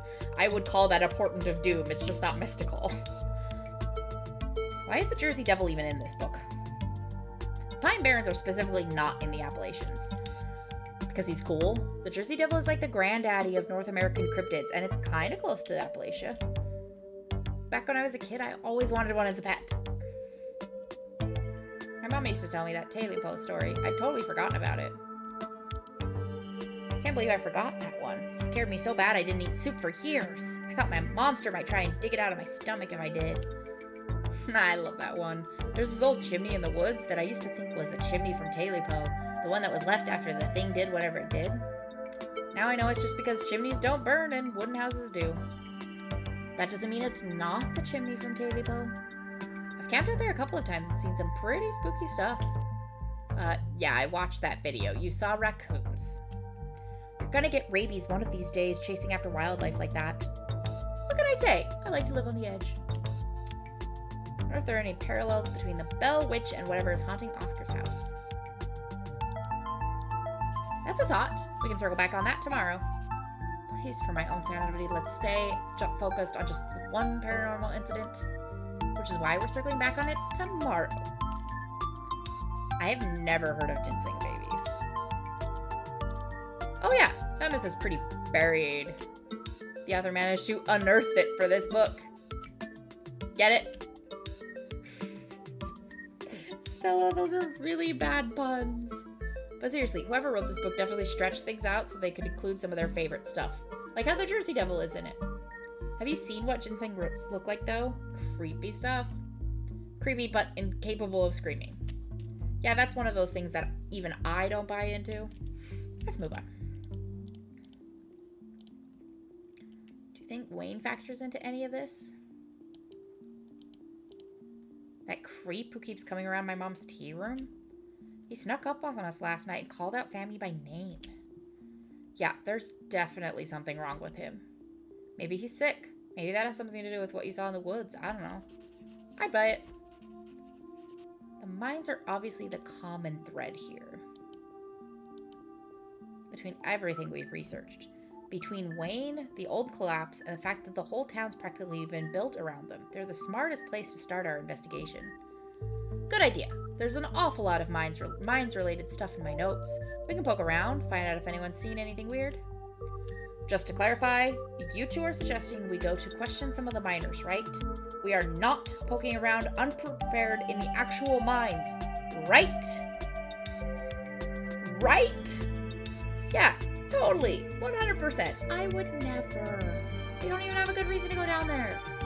Good. Let's keep it that way. You know how I feel about mines.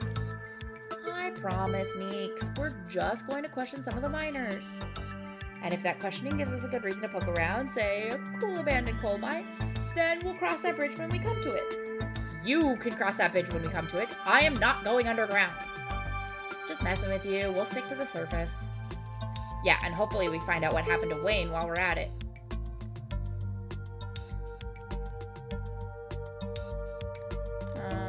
Maybe Tabitha can help us out. No.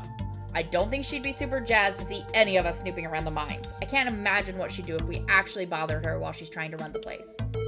She does get a little grumpy when she's at work. She gets grumpier at work. I'm pretty sure snark is that girl's baseline level of existence. Chatting over dinner might be a better way to get to know her. If you're okay eating boxed mac and cheese. We can sneak around the mines, no problem. I'll make sure to keep my eyes peeled for her. She won't even know we're there. Look at us going out on a caper together. I miss this. I missed it too. I mean, sure, it's not under the best circumstances, but I've been so wrapped up in running the store, I didn't realize how much I missed being able to hang out with you. Though, there is something missing. Reese. I really miss that dude. I can't believe how long it's been since we've seen each other. Have you seen him lately? Nope. I've tried to plan stuff, but he's been too sick. I didn't realize it was getting so bad. That poor guy. You know, we could just pop over and surprise him. He seemed excited to meet Sammy. Maybe we'll finally get to leave his little cave. Hell yeah, let's do it. Alright, let's roll out. See ya, Oscar. We'll let you know if we run into Rosalina. Thanks, guys. I'll keep y'all posted.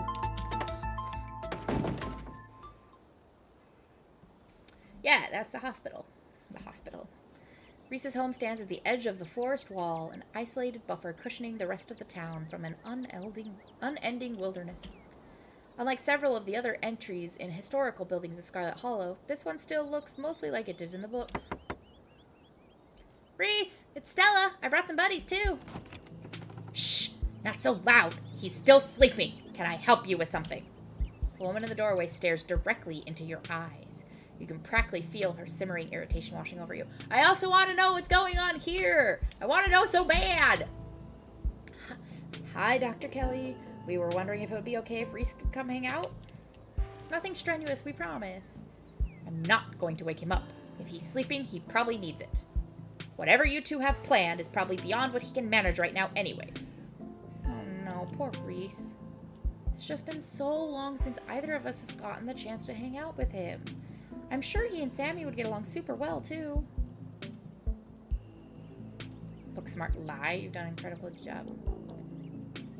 If Reese is that sick, we shouldn't be dragging him along on adventures. Let's go.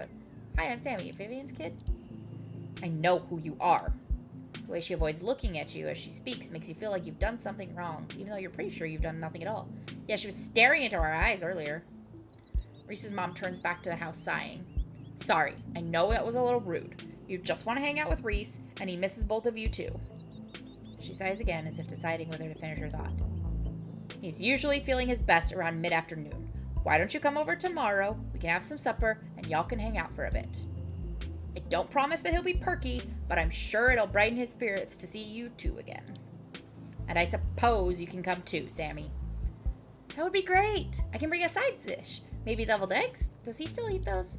No, eggs are a little much for him. They don't settle well. You can leave the cooking to me. I know what he can handle. Okay, I'll bring soda then. That's not... Okay, yes, fine. You can bring soda. Nothing with caffeine. Ginger ale, preferably. Oh, and leave the dog at home. Okay, no dogs. Thanks so much, Dr. Kelly. We'll stop bothering you now. See you later. Dr. Kelly nods in acknowledgement and quickly shuts the door. The sound of several locks clicking into place can be heard from within. Bye, Reese! God, that woman makes me so nervous. Are you okay, Stella? I'm fine. I remember she used to be so nice and carefree when we were kids. She always had the best stickers when we had to get our shots. Maybe she's just stressed about Reese. Or maybe she's just nice to kids. Either way, I guess it's just the three of us. You gonna drive? Yeah, sorry. I don't like the thought of going up there without the van. Cool. I'll take my shortcut then. It shouldn't take long for me to get there. You're welcome to tag along, Sammy. Don't worry, I won't be offended if you'd rather ride with Kanika. I'm sure you're probably sick of the woods. Either way works for me. Okay, I think... Alright, Stella, what is actually up with you and cars? Mines have got to be a ways off, right? Don't worry about it, Sammy. There's a lot of junk in the back of my van. It gets a little tight with more than 2 people. Okay, I think last time... Do you remember which we did, Jay? Did we go with Kanika or Stella? I feel like we went with Kanika so that we could get to know her better. And Stella, like, arrived huffing and puffing.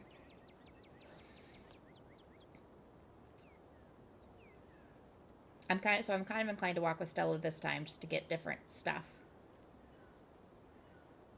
Yeah, okay, yeah, we went with Kanika, so we'll go with Stella this time. I'll walk with Stella. We'll meet you there. Achievement unlocked into the woods again.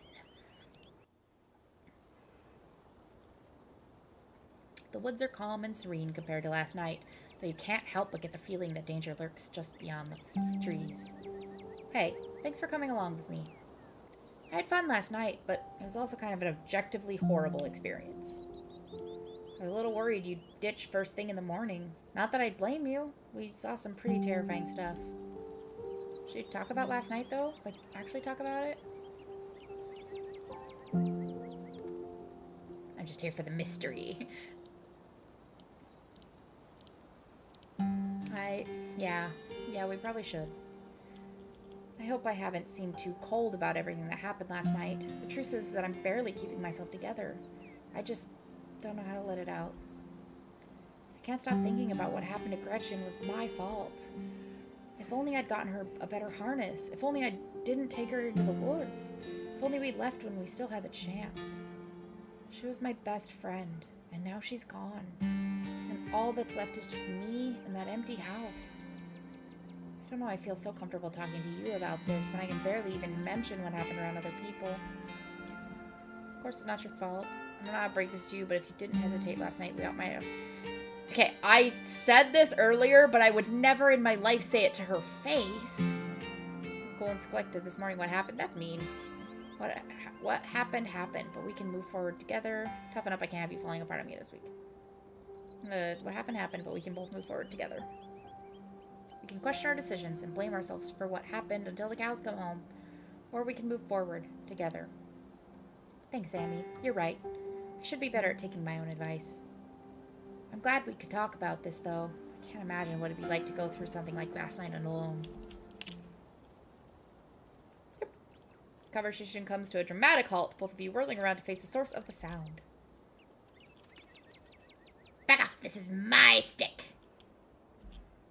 Whew, it's just a bird. Guess we're both on a little edge, huh? We're both a little on edge, huh? She did say they were angry. Let's hurry to the mine. It shouldn't be much farther. There's totally something in that dark that we don't get to see. Kanika casually leans against her van as you and Stella emerge from the woods. Hey! Y'all have a good walk? Yeah, it was great. I mean, not that you were missing out or anything. You didn't run into any of those creatures, did you? Nope! That makes sense. They're probably nocturnal. I don't know if I should feel relieved or disappointed. But we're all here. What's the plan? I guess we just go talk to people. Guess so. I should probably be on lookout duty. I'm a bit of a persona non grata in the mines. Tabitha? Yeah. I might have tried sneaking in to talk to her a time or two too many. Probably less likely to get caught if only one of us is snooping around down there. Stella's on lookout duty and only one of us is going in. What is the third person doing? Take it I'm the one of us you're talking about. I've got this. If one of us is... Yeah, well, Stella's on lookout duty and only one of us is going in. What's the third person doing? You know those cheesy rom-coms where someone wears an earpiece on the first date? Whoa, do you have some kind of surveillance rig in the back of your van that I didn't know about? What? No. I have a pair of earbuds with a really good mic. We can just do a group call. I take it I'm the one going in. Tabitha and I aren't exactly friends, and pretty much all of the miners shop at the general store. I don't want to make folks uncomfortable, you know? It's probably for the best, Sammy. You're good, Kanika. I've got this. You'll do great. Here's those earbuds I mentioned earlier. Kanika hands you a pair of earbuds. We can feed you questions if you get stuck, and Stella can give you a heads up if Tabitha's heading your way. Dang, I've missed doing this sort of thing with you. You're so thorough. Aw, thanks. I do my best. Guess we should part ways and start the call, yeah? Stella and Kanika break off, leaving you alone at the entrance to the mines. Your phone buzzes. Hey! Can you hear us? Try and say something. Something. Stella and Kanika chuckle on the other end of the line. Alright, cool. Nothing to do now but enter the worksite. Pass through the unlocked fence and enter the property of Scarlet Hollow Mine. I'm in. Alright, Morpheus, good to know. Approach the nearest group of miners. You approach the nearest group of miners, a blonde woman, a broad-shouldered man, and an old-timer. Their uniforms identify them as Harrison, Davis, and Zax. Got a reason to be bothering us. Hi, I'm Tabitha's cousin. Guess it's Morbid time. Morbius, not Morbus. Like Matrix. But yeah, Morbid time. You guys know anything about a guy named Wade? Yeah, we knew him. He was such a cut-up. Miss that dude. What happened to him? The miners shift for a moment, uncomfortably glancing at one another. Isn't that the guy y'all said was, he's gone. That's all that matters. You've never seen a movie. Never. Not a single movie ever. What are you, some sort of cop? Yeah, I'm a cop, but I'm looking whatever happened to Wayne. Just tell me what happened. Fuck off. Hey, Zax, come on, man. No, I've been here decades longer than you, and I know bait when I see it. Let's get out of here. Our shift's about to start anyways. Sorry. Miners pack up their things and leave. Ah, that didn't go very well. Approach another group of miners. Stop in your tracks, a shiver running up your spine as an unfortunately familiar voice calls out to you. You shouldn't be up here. It's dangerous. Why are you following me? Do you need help? Looks like you're hurt. Protect yourself before worrying over others, Sammy. Stay home. Wait for the week to end. Don't keep putting yourself in the path of danger. This is all I ask. I'm gonna do it, though. Or you can say another word. The figure is gone. Hey, Sammy, are you still there? We've just been getting static from you. Oh, don't mind me. Our new friend just stopped by to say hello. Whoa, I thought you were talking to someone down there. Are you okay? Told me to stay at the estate for the rest of the week. I wonder why. That I'd be safe there. Why would he tell me that? What the hell is that supposed to mean? He must have been threatening you, right? The plot thickens. This just means we're on the right track. I'm not about to back down. Right? What's the static about? Wayne trying to make me leave just means that we're on the right track. I'm not about to back down. Whoa, so brave. Heck yeah, Sammy, we've got your back. Approach another group of miners. Hey there, can we help you with something? Have any of you fellas seen anything out of the ordinary lately? Like what? People getting sick? People getting sick? You a health inspector or something? Boss looks out for our health. Weird animal sightings? Don't tend to go on many hikes. Not exactly the nature-seeing type. After a full day of work, all I see is my bed. Maybe a few beers in between. Odd noises in the woods. Heard something a few nights ago. Like nothing I've ever heard. Some unearthly beast. I'm telling you, Isaacs, you need to take a sick day. You need rest, man. I've already taken a sick day this year. Can't afford to take any more if I want to have Christmas off. I've already taken a sick day this year. Ugh. Tabitha. Can't be that bad here, right? Knocking in the mines? Have you heard any knocking in the mines? Knocking? Not that I've heard. Can't hear shit down there when the machines and men working. My dad used to work these mines before they brought in the continuous miner. The big machine, that is. He told me stories about something that sounded like someone's pounding on the walls. No offense, Isaacs, but your daddy had a few screws loose. Rodriguez. He was a fine man. That's all on that front, thanks. Anything else? Any of you guys know a man named Wayne? Wayne? Do you mean Sam Wayne? What are you asking about him for? Wait, have you seen him? He's been following me. Oh, thank God. Everyone thought he was dead. Now, hold on. Creepy doesn't exactly sound like Wayne, does it? How do you know it was him? Name on his jacket, just like yours. So did all of your jackets, but if I switch with Isaacs, that don't make me Isaacs. No, it's gotta be him. There's no way he's dead. You really think he's running around town creeping on strangers and ignoring his friends and coworkers? Seems more likely to me that somebody took care of him, so to speak, and is running around in his clothes. You might understand it silent for a moment, considering what they've just heard. That's not possible. That's ridiculous. This is messed up. But who would do something like that? And he has to save a sick day for Christmas, right? Or at least sick days infringe on otherwise holiday and vacation days? I don't know. Why don't you ask his girlfriend? Yikes, do you think? No. No way. Just saying, he wasn't exactly the first fella to fall for her charms. Lots of heartbreak in that woman's history. Lots of jilted ex-lovers, if you catch my drift. Dang, who are they talking about? I told him not to get involved with her. I told him.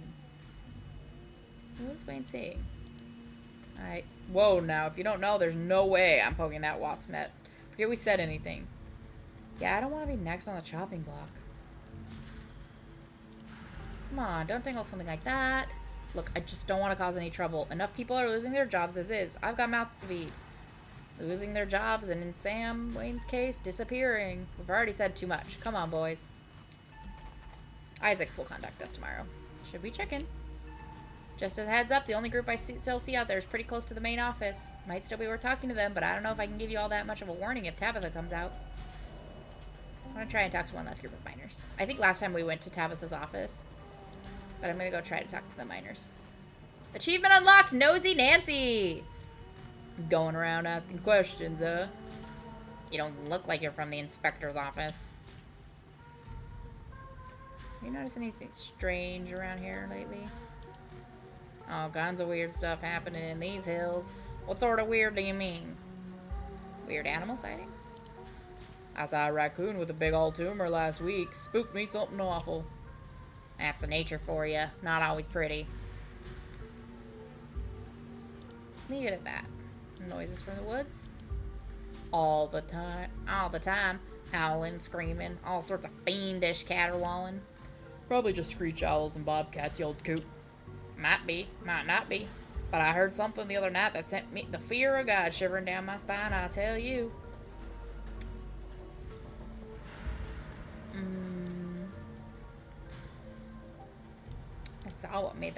I saw the creatures that made that noise. Pale, hairless, and horribly misshapen with little twisted up faces. The two men stare at you, a quiet look of disquiet in their eyes. I never heard of anything like that up here. Damn, that almost sounds like a ditchling. My grandma used to tell me stories about them when I was a little kid. Tell me about... I guess it's not just my mom. Tell me about the ditchlings! Knocking in the... Have you heard any knocking in the mines? You asking us if we heard Tommy knockers? Of course we have. We're old timers. All of us who was here before the machine got brought in know the Tommy knockers. What a nuisance. Always stealing my hammers. It's true. Had a pickaxe stolen too. And when you heard knocking coming from one of the old tunnels, it was enough to make a man pray. Looks like I figured out what to do for my next video. You better not be thinking of going into those old mine shafts alone. I could always use a partner in crime. I'm going to wind up down there with you, aren't I? People getting sick? I mean, some of the old miners, sure, but I wouldn't call that unusual. It's all on that front. Sure. Can you tell me about Sam Wayne? Oh, ho, ho, he got himself into trouble, did he? Why, you seen him around? What's that young buck up to? He's been following me. I think he's been doing a slasher movie, but in real life. I think he might have been murdered and someone's going around wearing his bloody clothes and pretending to be him. Heard from some of the other folks in camp that he had a nasty spat with an axe. And disappeared not long after. Ha! You mean the boss? Far as I know, that never ended. Stella audibly gasps. Yeah, I figure he just ran off to live in that big mansion with his belle. Is he living in the mansion? The thought of a strapping young man like him with that sour-faced broad always left such a bad taste in my mouth. Oh my god, gross. Juicy gossip. And as if you wouldn't fall to your knees if a woman of means showed the slightest bit of interest in you, or any woman at all. Fair enough. But I suppose this begs the question, did she run him off, or did some jealous son of a bitch oust him? Wait, are you talking about Perlan? Lord, no. Even Wayne had some standards. No, I'm talking about little Miss Tabitha. Not that old Lady Perlan didn't have her day. What do you think of Tabitha?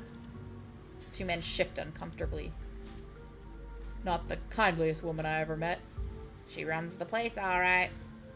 Tell that to the boys she's been laying off lately. Keep going around saying that and see how long till you're one of them boys. All I have to say is, a mine that's doing well doesn't go around laying off its workers for no reason. I'm not sure any of us are gonna have a job in a few years. Kate, you're a damn fool. You're gonna be next if you keep up that kind of talk. So be it, but a man needs to speak his mind sometimes. That's all. Thanks for the help. My pleasure. If that Wayne keeps bothering you, just let us know and we'll whip him into shape. Sammy, I think we've got a problem. What the hell are you doing here? Ah, crap, good luck. Sorry, Sammy. And that's our cue. Pardon us. You shouldn't be here. This place is dangerous. Why can't you just stay in the estate and stop sticking your nose where it doesn't belong? And what is that ridiculous thing in your ears? Are you trying to record my employees? Are you trying to record me? Tabitha snatches the earbud out of your ears and throw them to the ground. Typical phone-addicted silly dweller. Ugh. God. And I have a meeting in 5 minutes. I can't even drive you back. Okay, look, I don't want you wandering around anywhere else. Just stay here for an hour. I can take you back to the estate as soon as my meeting wraps up. Can you please do that for me? I'm not going to confront her about Wayne right now, I don't think. I need you to take me seriously. What's going on right now? I need you to take me seriously. I'm not turning in Stella and Kanika. I need you to take what's going on right now seriously. I need you to take me seriously. And what, pray tell, do you think is going on that I'm not taking seriously? What monster of the week has Stella cooked up inside your head? Wayne. There's a man named Wayne who's been following me around town. There's something seriously wrong with him. I'm trying to get to the bottom of it, but I could use your help. Apparently he used to work here. A lot of people used to work here. A lot of people still work here. Look, I'm sure that coming from the city, you're just not used to the sort of folk who work in a coal mine. But I'll tell you what, I'll look in my books just for you. I need to get to my meeting. Just stay here until I come get you, and don't move a muscle. We can talk more later. Tabitha rushes off to her meeting. You stoop to the ground to pick up Kanika's earbuds. Sorry I wasn't able to give you a better warning. You good? Yeah, I'm good.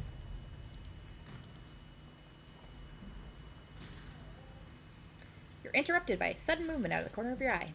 A girl carrying a bundle of snacks pops through a hole in the fence, disappearing over the crest of the hill.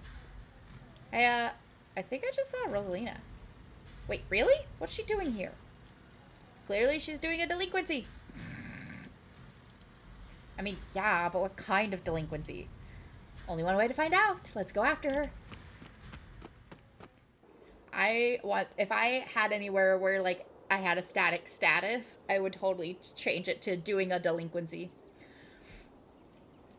You rush over the hill and get your bearings, the sound of active mining fading into the distance.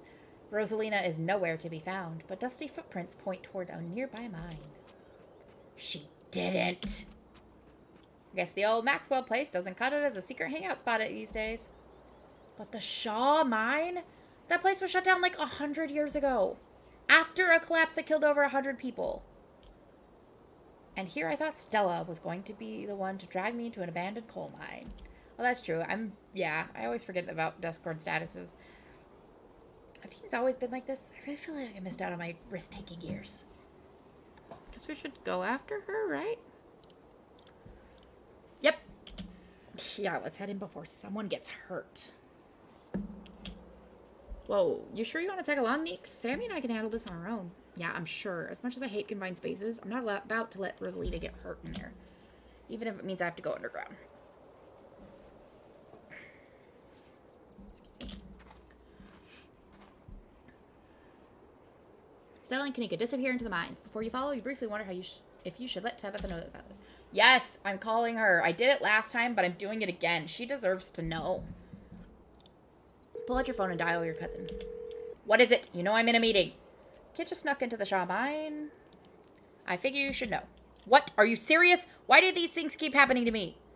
Whatever. I'll head over there as soon as I can. Just stay where you are and wait for me, all right? God, I don't even know why I'm trying to reason with you. It's not like you'll listen. Called you as a courtesy, but I'm not waiting around for you. I swear to God. I'm sorry, but my mind's made up. Hang up the call. Let's go. Okay, this time, let's see if we can get the kids out without damaging them.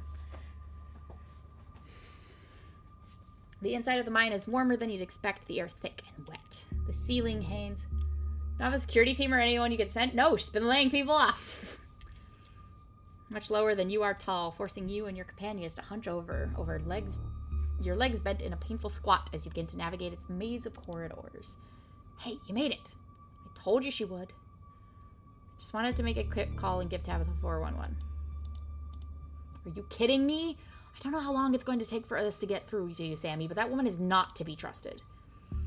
Well, what matters is that the gang's all here. We'll find Rosalina in no time. The deeper you progress into the mine, the heavier the air becomes. Coal dust hangs in thick clouds around you, even though this place was abandoned over a century ago. Jesus, it's cramped down here. Doesn't anyone else's chest feel tight?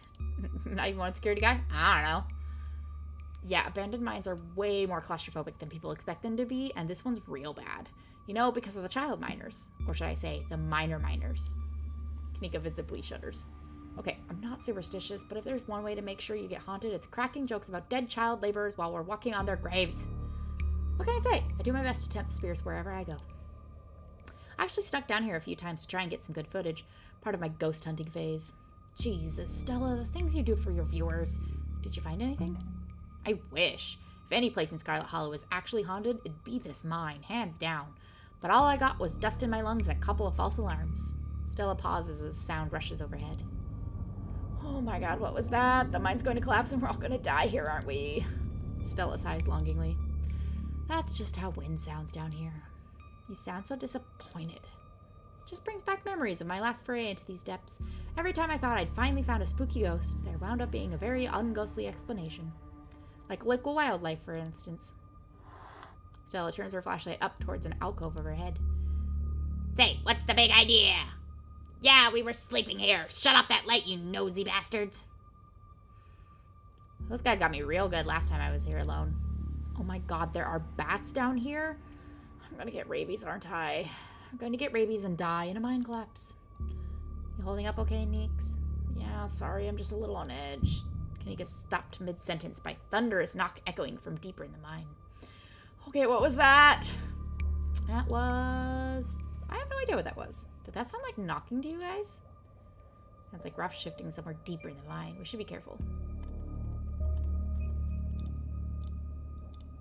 Could be. Or maybe it's Tommy knockers. Okay, no, Tommy knockers are not real. They're not allowed to be real. Are you trying to give me a panic attack? I'd love to spend some extra time poking around down here. Maybe it's got something to do with a mystery. Three of you are interrupted by a second, much less distinct sound of a can being popped open. Okay, now that wasn't Tommy knockers. Came from this way. Follow me. You and Kanika follow Stella further into the mine. Breathe a sigh of relief as the tight passageway gives way to a small cavern. A group of teen turns and stares at you with annoyance. What the hell are you all doing in here? What the hell are you doing in here? You creeps! Are you stalking us? Yeah, creeps. I just said that, Alexis. If I wanted an echo, I'd yell into the Grand Canyon. What are you, 5? What are you guys even doing down here? That's the most miserable place I've been in my entire life.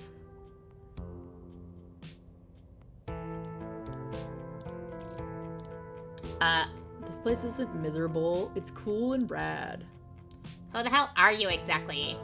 I love that Kanika has not spotted her brother here. That's Sammy, Tabby's cousin. Rosalina, your dad is worried sick about you. And if you ask me, he was right to worry.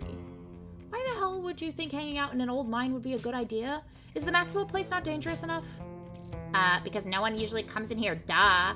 Everyone knows we hang out at the Maxwell place now, so we had to find a new hideout. Which you instantly found, so I guess we have to find an even more secluded place where we can just be ourselves. Can't believe your dad sent people to follow you, Rosalina. That's messed up. I think that qualifies as harassment. You're right, Becca. It is messed up. I don't need him telling me where I can be. You could at least check in so he knows you're not dead. He loves you and worries about you. He's really not asking for much. Don't you kids have school tomorrow anyways? It's fall break. If your new secluded place is less dangerous, please do. You don't hang out in secluded places because if it is dangerous, no one is ever going to find you. And we're not kids. Yeah, we're teens. Are those canned strawberry margaritas? Where did you even get those? The teens avoid eye contact. Miles tries to melt into the cavern walls. Oh no, I know that isn't you, Miles. It had better not be you. Yeah, whatever, it's me. What are you even doing here? Becca's right. Sounds to me like you're stalking and harassing and all that. You're supposed to be minding the store. I love how they capitalize teens, right? It's so good. It's not like anyone else ever comes in on Tuesdays, and Mom's there, so it's fine. Eyes dart uncomfortably around the cavern as Kanika tears into her brother. It's not fine. It's extremely not fine. Why do I always have to be the responsible one? Do you know what I would give to be as carefree as you? I left school so you would have a chance to live your life, and this is what you're doing with it? What would Dad think if he could see this? Stealing booze from the family store to dick around in an abandoned mine? Dad's dead, Kanika, but if he were here, he'd be disappointed you wound up being such a bossy jerk. Who cares if we're having canned margaritas somewhere no one's supposed to bother us? I would love to help y'all sort this out, but can we maybe not do it in an abandoned coal mine? Can you at least do your underage drinking somewhere a little safer? Oh, and what are you, an expert on mine safety? They only abandoned this place because there wasn't enough coal left to bother digging anyway. This is the Shaw mine. This is the one that collapsed. Yeah, abandoned mine shaft that has in the past collapsed is definitely one of the worst places. My dad told me, and he's an actual foreman at the continuous mining facility, so he knows what he's talking about. Wait, I thought your dad was a charge hand. No, Alexis, he got promoted last month, and he says this place is totally safe and we can hang out here anytime we want. Correction, your father was a foreman at the continuous mining facility. We'll see if he even has a job tomorrow morning. What? Oh shit. Oh hey, Tabby. Kanika's eyes. It's probably for the best that she's here. Do none of you understand what a boarded up mine entrance is supposed to mean? It means it's closed, condemned, not fit for human use. Oh, come on. This place is way sturdy. Check it out. Teenagers, I swear to fucking God. The teen with the beanie jumps up and slaps a strut on the ceiling. Oh, was that the knocking we heard earlier? Oh my god, Zane, cut it out. You're embarrassing us. I'm so sorry for Zane's behavior. I don't think he realizes how extremely 8th grade it is to jump up and hit things. Just like My Chemical Romance said. I love Becca's very obvious, like, mentor crush on Tabitha and how much Tabitha would hate it. No offense, Rosalina. None taken. The other 8th graders are totally immature. Not like you, Rosalina. You're chill and smart, too. Enough. The damage is already done. Now leave. I'm tired of people in this town dragging my cousin headlong into danger. I can't believe I've actually agreed with Tabitha about anything, but this is the worst place I've ever been in my entire life, and I would like to see the sun again before I die. Oh, come on, you guys. Maybe it's not a big deal. We used to do dangerous stuff all the time, and I still do dangerous stuff now. I mean, I don't like this particular situation, what with the whole ditchling thing, but outside of that, who are we to tell them where they can hang out? I don't know who you think you are in this situation, Stella, but I own this mine. It is entirely within my rights to tell them to leave, much like it is entirely within my rights to tell you to leave. Was your lifetime ban from my mines not a clear enough message for you? Hell yeah, Tabitha. Tear the sad 20-something to shreds. Hey, I'm defending you, and I'm not sad. Where'd you get that idea? Running a clickbaity YouTube channel where you run around in the woods chasing nothing is extremely sad. So she's sad. So what? Give it a few years and you'll be sad too. The passage of time is inescapable. Jesus fucking Christ, I love Tabitha so much. Look, we just wanted to give Rosalina a good time. Her home life sucks right now. Yeah, tell them about where you have to sleep, Rosalina. We've been living in the library for the past couple weeks. Dad says we can't stay at our house. They've got a hot plate and a couple cots in one of the back rooms. It's actually pretty sick setup. No, it isn't, Zane. Oh, sorry. No, it isn't Zane. Rosalina deserves better. Oh, no. This is about your house being haunted, isn't it? No. What fresh hell is this? Oh my god, did my dad tell you that? Actually, Pixel told me. My cat? It's a long story. I bet he couldn't afford it anymore and is lying to you to save face. What a coward. Becca, I don't think you can, say that about other people's families. Isn't that, bullying or something? Shut up, Zane. Oscar actually invited us to check it out when we saw him earlier today. It could make for a fun, non-abandoned coal mine-related activity. Just throwing that out there. There's no ghost, Stella. It would be cool if there was, but Becca's right. I just wish he would be honest with me and tell me what's really going on. It's like he doesn't think I can handle it, like I'm still a little kid. You're all children, and none of you realize how good you have it. Back in the day, each and every one of you would be pulling 12-hour shifts in this exact mine. If it weren't for child labor laws, the 5 of you might have some actual character. Tabitha, no. No. Exactly. Rosalina's not that mature anyways. She still sleeps with stuffed animals. Tabitha. It doesn't mean she's not mature. I still have pork chop, you know. I rest my case. Wait, what did you say about child labor?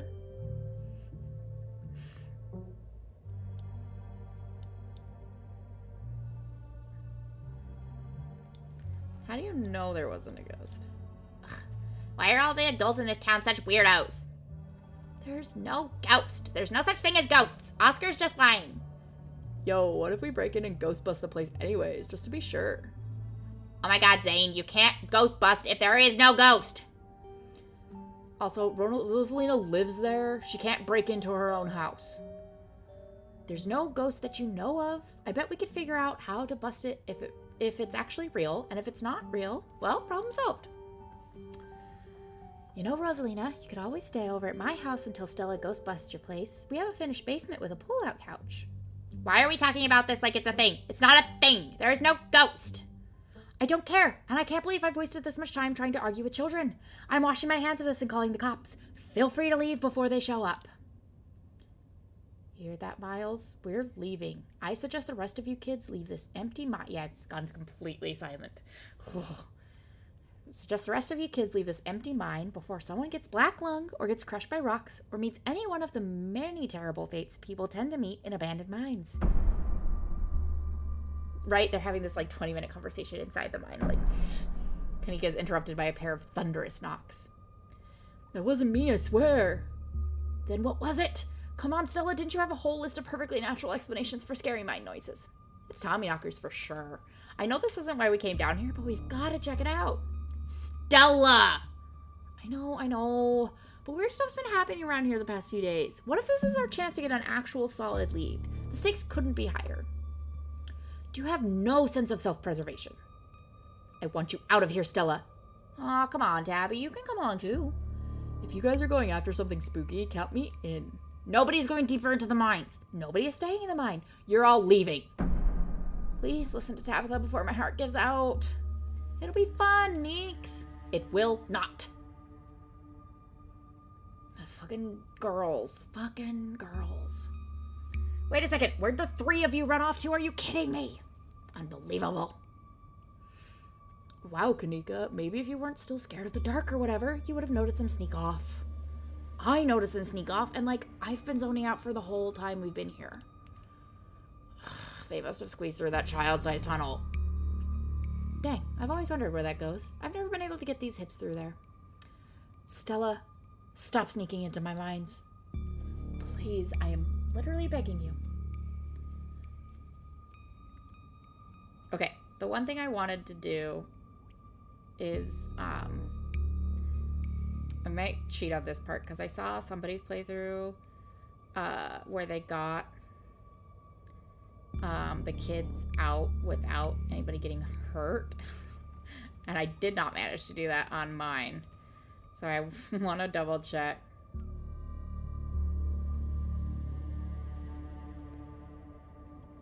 I don't want to like accidentally get some of the kids stuck out here.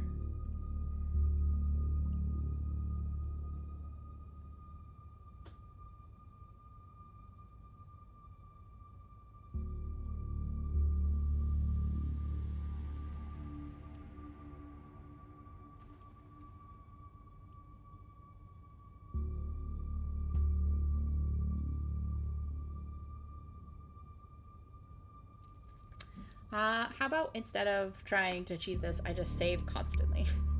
It's probably what we'll do. Okay, you can be right back, but I'm gonna just keep playing. If only all the tunnels down here were wide enough for adults, we could already be done with this little mess, but no, there just have to be remnants from a bygone era. Didn't you just talk about how child labor was the good old days a minute ago? I was trying to get you to leave my mind. Becca's head pops out from the tunnel's entrance.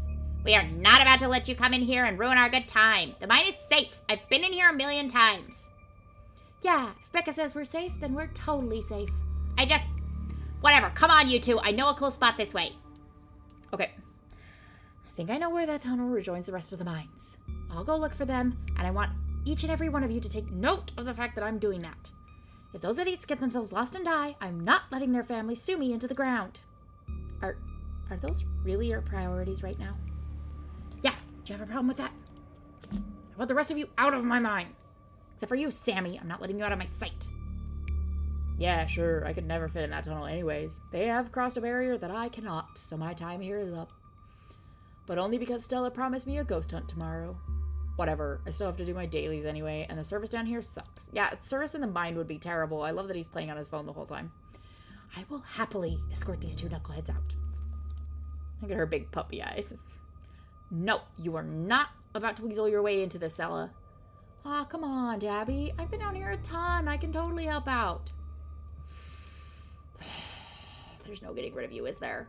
Fine. I won't waste my time arguing. There are a lot of stories about cave rescuers needing their own rescues. Should we get some professionals down here?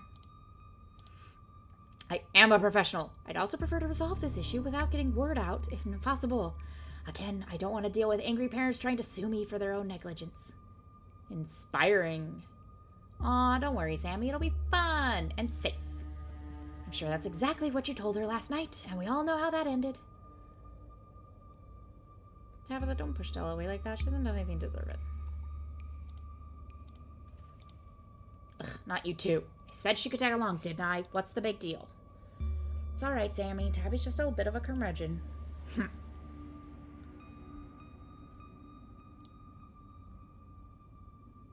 Alright, let's do this. Sure. Let's not linger any longer than we have to, shall we? I'll see you on the other side, hopefully soon. For sure, we won't be long. Cool. Can't wait to bust some ghosts tomorrow. Stoner boy Zane. Kanika, Miles, and Zane head towards the entrance of the mines, leaving you, Tabitha, and Stella to find the remaining teens. Alright, no dawdling. We should be able to catch up with them if we go this way. You and Stella exchange a glance behind Tabitha as Tabitha ventures forward. Venture deeper into the mines. As the three of you move deeper into the mine, you hear echoes of conversation bounce across the walls. Becca, why are we doing this again? I thought you thought Tabitha was, like, really cool. Why are you trying to get her all mad? We're doing this because Tabitha is really cool. She doesn't let anyone boss her around, so we can't just let her boss us around. Oh, no. Aw, you hear that, Tabby? Someone thinks you're cool. I can't believe she used to hang out with a nobody like Stella. Hey. I don't know. I think Stella's kind of cool. Her videos are really neat. Oh, come on. She doesn't even have a sponsor. What kind of YouTuber doesn't have a sponsor? I mean, not yet, but I'm in talks with Meat Rice, and I make plenty from ads and donations. Oh man, I wish they were gossiping about me. I'm just glad they're not. How does it feel to have a teen girl think you're cool, Tabitha? I feel nothing about it. The opinion of children does not interest me. I don't know, you kind of hesitated there. You're reading into things that aren't there, Stella. Just because your livelihood revolves around what people think of you doesn't mean that I care what people think of me. Congratulations on your sponsor, though. Dang, Stella, Meat Rice, that's a big deal. They're like on every big podcast. Thank you, thank you. I feel like it's a really big step for the channel. I just wish Becca hadn't said all of the things she said tonight. She's just mean. It has nothing to do with you. You've seen how she's treated everyone tonight, except Tabitha. Yeah, I guess you're right. I'm surprised you don't have a thicker skin about this, Stella. You've never struck me as someone who let other people's opinion bother you. If you did, I wouldn't have had to try so hard to keep you off my property. Well, I know you didn't mean it. Agree to disagree. Press on.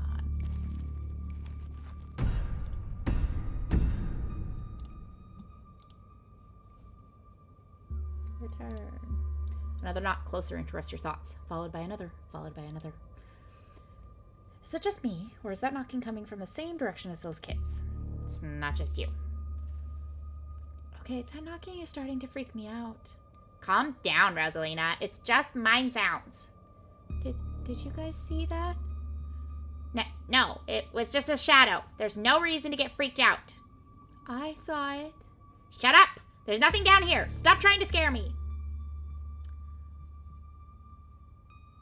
I'm sure the tunnel they went through is going to meet back up here. What did they see? What if everyone's doing knocking? What if this is all just terrible? Those poor kids. What did they see? Tommy knockers.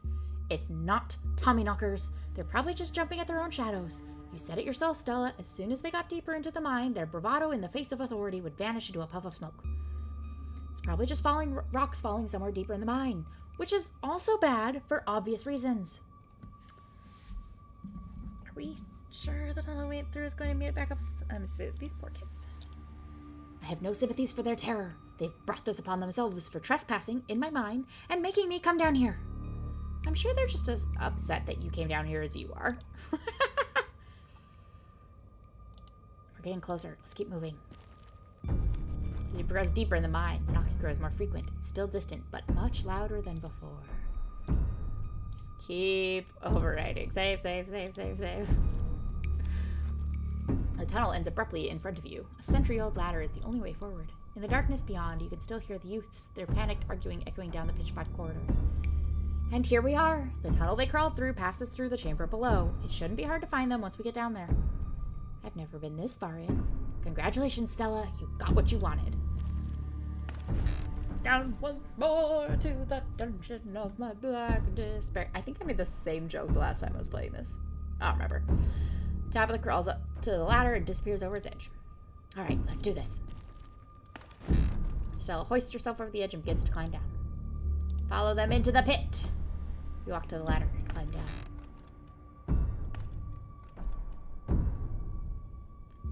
Pretty sure this is the way back. Come on. Oh, I'm pretty sure this is the way back. Come on. Pretty sure? I thought you'd been down here before. Okay, maybe I didn't get this far in, but whatever. It doesn't matter. I definitely remember the way out. Hurry, I don't want to be down here anymore. I think it was actually this way. Oh, shut up. No one even wanted you to come with us anyway. Becca. Yep, they're close, all right. Good thing they're so damn loud. It sounds like they're really lost. The voices around you, those of the teens and your companions, sound odd, distant. There's something in the darkness that before you that's much louder, though you don't hear it. But you can feel it in your chest, like the deep growl of a predator. You find yourself stepping toward the black chamber before you, compelled by some unnatural force. Hey, are you alright, Sammy? What do you think you're doing? Get away from there! Your cousin dives towards you, but not before the light from your phone illuminates the chamber. Bum bum bum!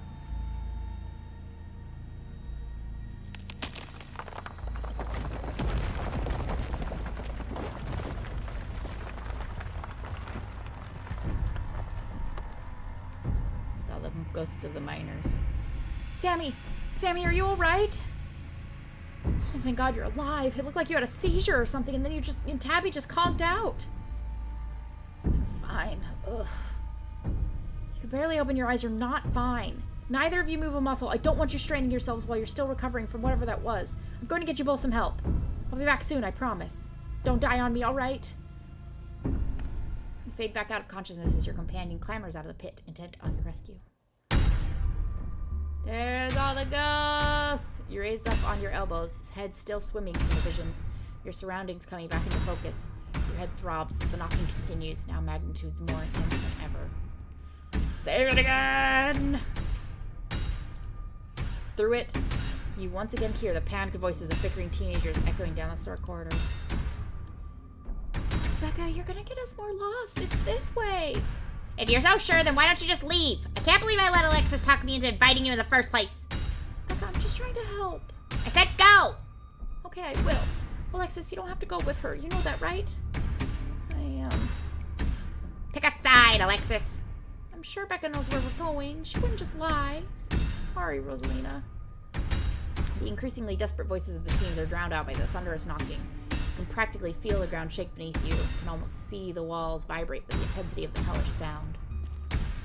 God, that knocking is not helping my headache. What the hell just happened? I saw a ghost just now. I mean, maybe they were ghosts. The knocking is getting closer. The kids are lost. I had some sort of vision. Did you see it too? So I remember you diving toward me. Did you know something might happen? I've seen horror movies. You look like you were about to wander off and get yourself killed. I didn't want to let you out of my sight, not down here.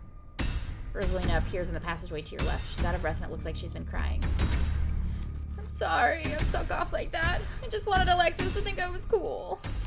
The entire cavern shakes with the sound of a rockfall. I don't know what the hell is up with this knocking, but that is the sound of a mine collapse. Quick, up that ladder, both of you. Wait, Becca and Alexis are still down here.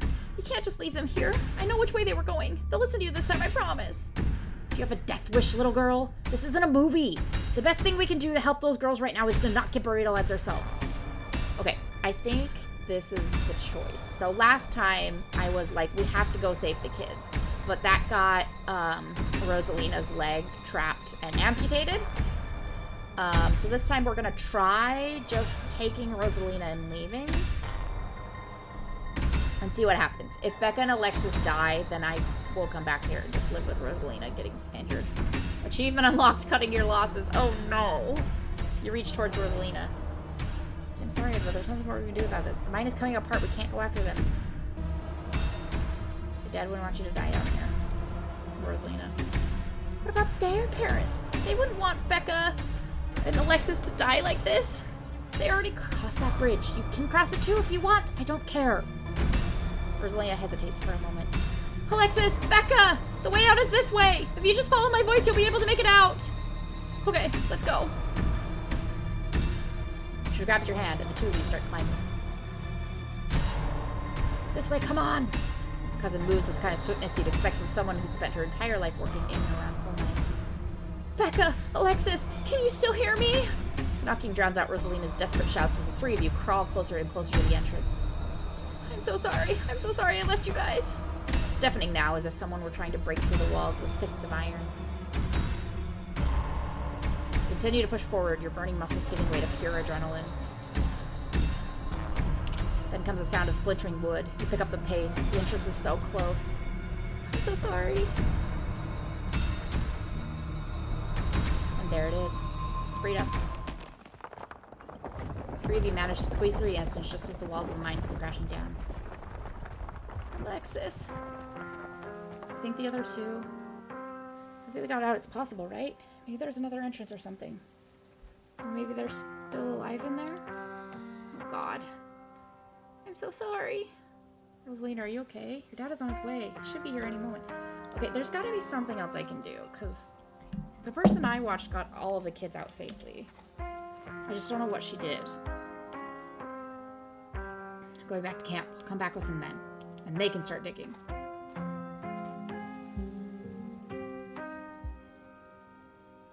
Oh, I'll call Earl.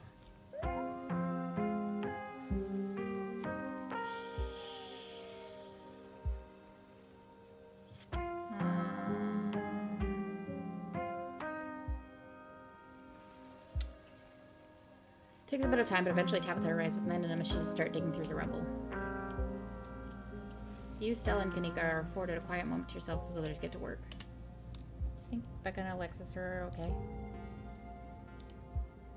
There were survivors in the last collapse. I left them down there.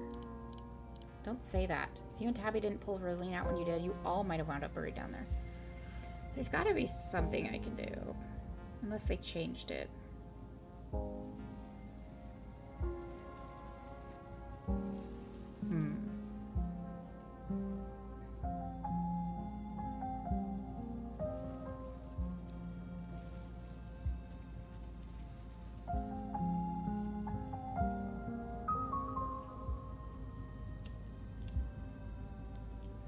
I think you did the right thing.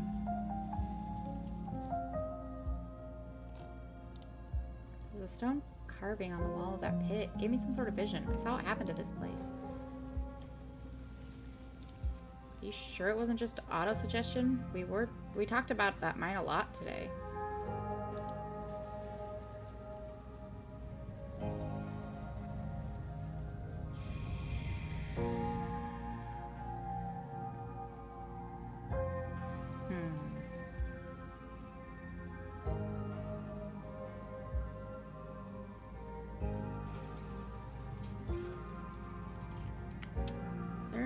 Walkthrough or something.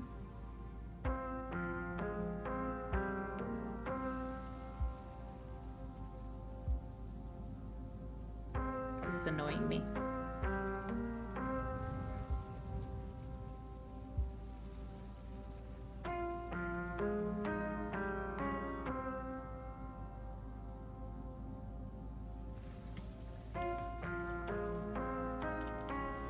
I don't know, Neeks. You weren't down there. Sammy and Tabby had, like, simultaneous seizures next to a creepy stone carving. It's like something out of a movie.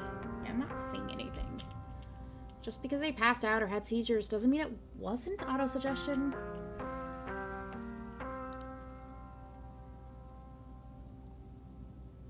Not to be flippant, but that wasn't the end of our auditioning problem, right?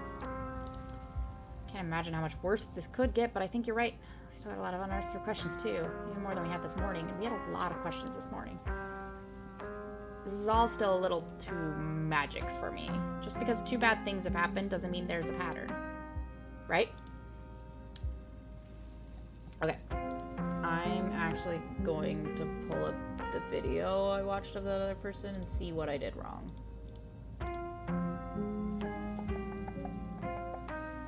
Thanks for your patience. I was trying to look up walkthroughs and whatever, and I wasn't finding anything. I guess the game's not popular enough for that yet.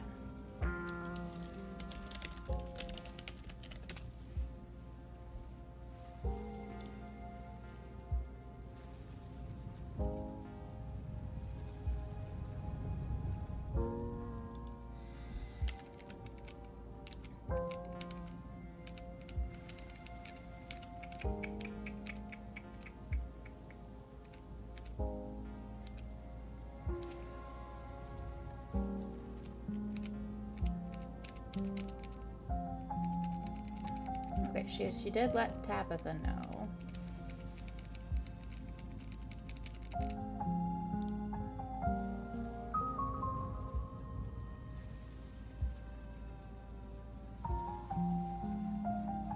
Okay. No, yeah, thanks for looking at that, but I'm pretty sure.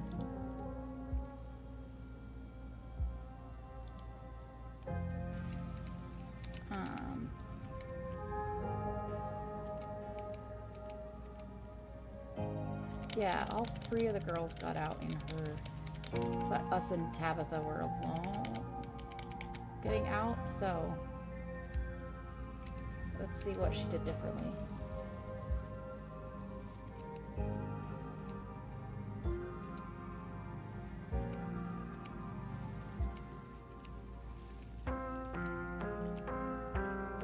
She never actually ran into the kids.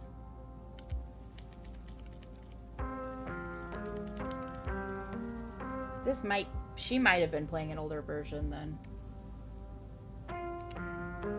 Knocking is giving me a headache. She asks her a question about the vision.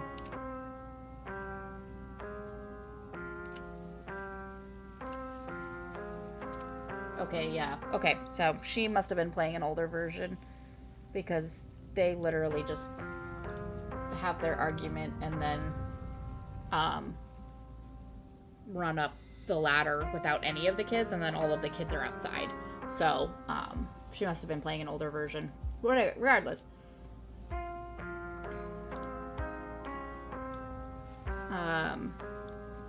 Yeah, seems like she's got an older version of the chapter and they've added that choice in there. So regardless, I did want to play this playthrough to try different outcomes. So in my canon ending, we did not leave any of the kids down there because I would never do that. It did lead to Rosalina getting her leg crushed.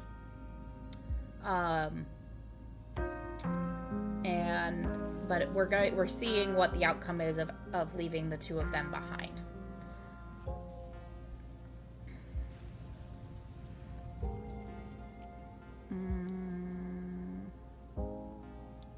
Everything that happened down there centered around the main chamber where I saw that carbon. So this playthrough is just the seeing different options. I think the person I saw was playing an older version. Blah blah blah. So this is our what if playthrough. But I think when we play the new chapter 4, we'll go back to our canon playthrough, the first one. Everything that happened down there centered around the main chamber where I saw that carving. Stella showed me a photo. Weird stuff. Maybe you weren't entirely off base about the cult stuff you mentioned earlier today, but this thing felt old. I saw something down there. Pretty sure Tabitha and I saw ghosts down there. Did you not see them? Well, I didn't see anything other than the 2 of you in that carving. That's super weird. I don't want to doubt what you experienced, but you were deep in a dark abandoned coal mine. You might have just been primed to see things. You know, now that I think about it, that totally fits the profile for some of the Tommyknocker stories. What if they're actual bona fide ghosts? Stella. Are you sure those were Tommyknockers? Depends on what you mean by sure. Is anyone really sure of anything? They fit the description pretty well. And I didn't know what else they'd be. I have no idea what happened in there. I need to do some reading on mind collapses, I guess. I believe you left us down there. Lay off her. What was she supposed to have done? Dragged you and Tabitha's unconscious bodies up a rickety old ladder? No, Kanika, it's okay. I'm sorry. I had no idea how long you 2 would be out of commission. I had to go get help. Hey, at least you're arrived, right? What happens now?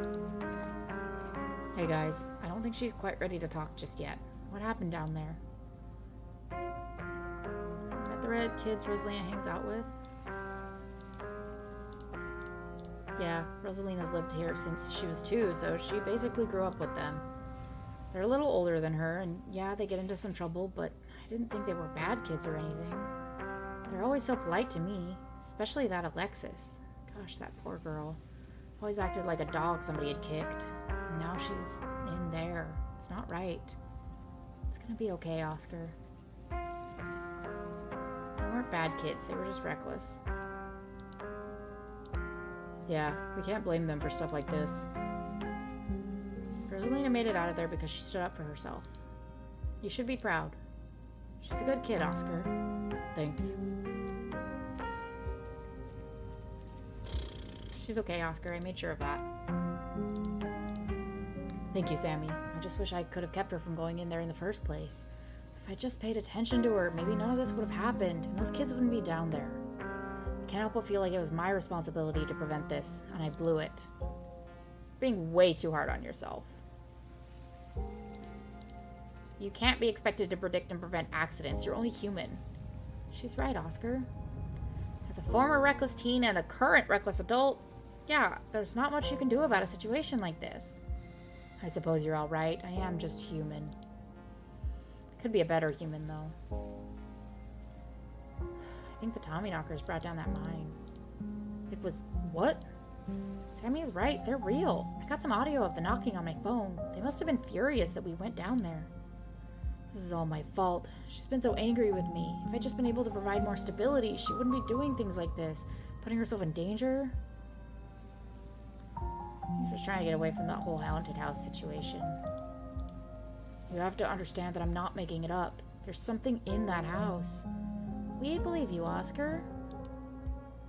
I couldn't let it hurt her, and since I didn't know how to get rid of it, I set up a back room at the library for us. Just until I could figure out how to fix things. I know she hates it, but I thought it would be better for her. Instead, it just drove her away. Staying with friends, not checking in, and now this? It's all because of that house. Because of me. Because I haven't been able to fix this. I just wish she could understand. You don't have to be alone in this. We can help. Yeah, we'll totally help you get rid of your ghost. Or, more likely, we'll figure out what non-ghost thing this actually is. Either way, though, we're here for you. Thanks, you guys. That really means a lot. I shouldn't have kept this to myself, but I was so afraid of seeming ridiculous. Dad, you must be so mad at me. Oh, Rosa, no. Of course I'm not mad at you. Do you think that maybe they got out? Maybe there's another exit somewhere. Rosalina. I should have pushed back harder. I knew the way out. I should have made them come with me. I just don't want them to be dead. I'm so sorry, Dad. You don't have to be sorry. You're alive and you're safe. We couldn't have gone back for them, right? We wouldn't have made it out if we went back. You're right. We wouldn't have made it out if we went back for them. They don't deserve to be down there. Why should I have made it out when they didn't? This isn't about what people deserve, Rosa. You have no idea how grateful I am that you're still here. It's not fair, Dad. It's just not fair. I know, Rosa, I know. But I think the best thing you can do for your friends right now, until we get them out of there, is just to enjoy the life you have. I know I haven't made that easy for you. I know you've been frustrated with the choices I've made. But I'm gonna do what it takes to move us back into our house. We're gonna have a good life again, Rosa. I'm sorry I didn't do this sooner. I'm sorry this is what it took. Dad. We're on the case. We'll be okay, I promise. I'm going to take her home. I guess we'll see the three of you tomorrow. And thank you, Sammy. You have no idea how much I appreciate what you did for Rosalina. As Oscar and Rosalina leave, your cousin exhaustedly saunters over to you. All right, Sammy. My men are set up to start digging. Let's go home and get some rest. Now hold on a minute, Miss Scarlet. Mind if we have a quick word with your cousin, miss, in private? Okay, fine. Just make it quick, and don't you dare try to pull anything on her. She did nothing wrong here. Ladies, I'm afraid that means you too. Don't you need to talk to us? We witnessed this too. Oh, sure, but that can wait. We know where to find y'all. That's suspicious. That's weird. I'm Sheriff Hugby, and this is Deputy Derrickson, but you can call me Earl. Pleasure to make your acquaintance. Welcome to Scarlet Hollow. Hope this little accident hasn't colored your perception of the place. Lovely place to live, if you ask me. Lovely indeed. Now, Sheriff Hugby, don't you think it's mighty odd that these teens found themselves in an old abandoned mine on the very property Sammy's family happens to own? And don't you think it's even a bit mighty odder that Sammy happened to be in there to witness with them at the time of said collapse? I'd be lying if I said it wasn't peculiar. Though I'm sure you're an upright citizen, Sammy, and all this surely is an unfortunate coincidence. Still, a good cop should ask themselves these questions. You've got to understand where we're coming from. 2 kids, 15 and 14, are buried alive down there, and maybe they're dead, and you were on the premises. Whether or not that was merely coincidence remains to be seen, but we've got to do our due diligence here. You guys are the fucking worst. Get to your questions, but we also need to talk about that. Why are you asking me? It was a mine collapse. We saw some teens sneak into an abandoned mine, so we went after them. We were just trying to do the right thing. Of course, of course. Very noble of you. Pardon our questions. Just trying to gather all the facts, you see. Just being thorough. Our duty as officers of the law. Well, if there's nothing more you can tell us, I suppose we'll let you go on about your evening. But we may be in touch. Have a good one. You guys are the worst, and I hate you. A-cab. 2 officers wander back towards the mine. Sorry, a good cop simply needs to be incredibly suspicious of every person we come across. Every new person. Not the people who actually live here. Every outsider. You make your way towards Stella and Kanika. I just can't believe it. I left them behind in there to get help. Is it my fault, Meeks? Stella, no, you did your best. It's not your fault. Oh, hey, guess the cops are done with you? What are they going to take you in for? Being present at an accident? Sorry if they gave you a hard time. Small town cops, you know? I do know. I always blame everything on drifters. Even acts of God, I guess. Excellent. You didn't get arrested. Now, come on. Let's get back to the estate.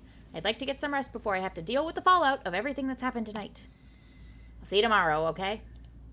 Excuse me, Stop trying to get my cousin killed, Stella. Come on, let's go. Tabitha starts walking to her car, pulling you by your arm. Text you when we're back. Bye, guys. Tabitha doesn't say a word as the car cuts along the darkened road. Try to keep an eye on the surrounding wilderness as she drives, wary of what may lurk in the tree line. I feel like last time we saw a bunch more Tommyknockers around the mines than I did this time. I was trying to keep an eye out, but maybe I missed them. Sorry about today. Tabitha doesn't answer. Drop it. Why are you treating Stella like that? Didn't you two used to be friends? It was a different time in my life. I just wish she'd get that. We're not in high school anymore. I'm a different person than whoever she thinks she knows. How are you holding up? Poorly, but I'd really rather we didn't get into it. You and Kanika really don't seem to get along. She pushes my buttons. Is there some kind of history there, or... No. Now quit talking. I need to focus on the road. You think Becca and Alexis are okay? We won't know for days at the earliest. Their parents should have kept tighter reins on them. I never got into any trouble like this when I was a teen, and I have Pearl Ann to thank for it. Hated it at the time, but that strictness paid off. What am I telling you this for? Yeah, somebody said earlier that her and her mom were so close, but she calls her mom Pearl Ann. You can tell me stuff. I'd like to know more about you. And about Pearl Ann, for that matter. Maybe later this week. I don't have the energy to get into it right now, but I think I'd like that.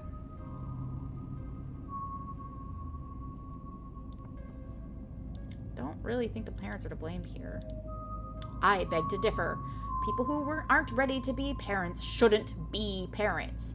And clearly there are some parents at fault for this who weren't ready. Take Oscar. There are tons of people more qualified to be parents who can't even conceive. Is that a personal upset? And here he is having a kid at 19 and clearly letting her do just whatever the hell he wants. Okay, calm down. It's not fair. Tabitha, can you not conceive? Like this, that feels a little personal. That is entirely out of line. What's wrong with you? You don't know Oscar. What's wrong with you? Tabitha goes quiet, seems like we're all getting prepared for this. Don't appreciate being dragged off like that. It's been a long day, Sammy. Are you really going to make a fuss about me bringing you back to the estate? Don't answer that question. I don't have the energy to get into it. I'm doing terribly, by the way, in case you wanted to know. Yeah, me too. I've got to focus on the road, though. You guys wander back to the tree line as you and Tabitha slink back into silence.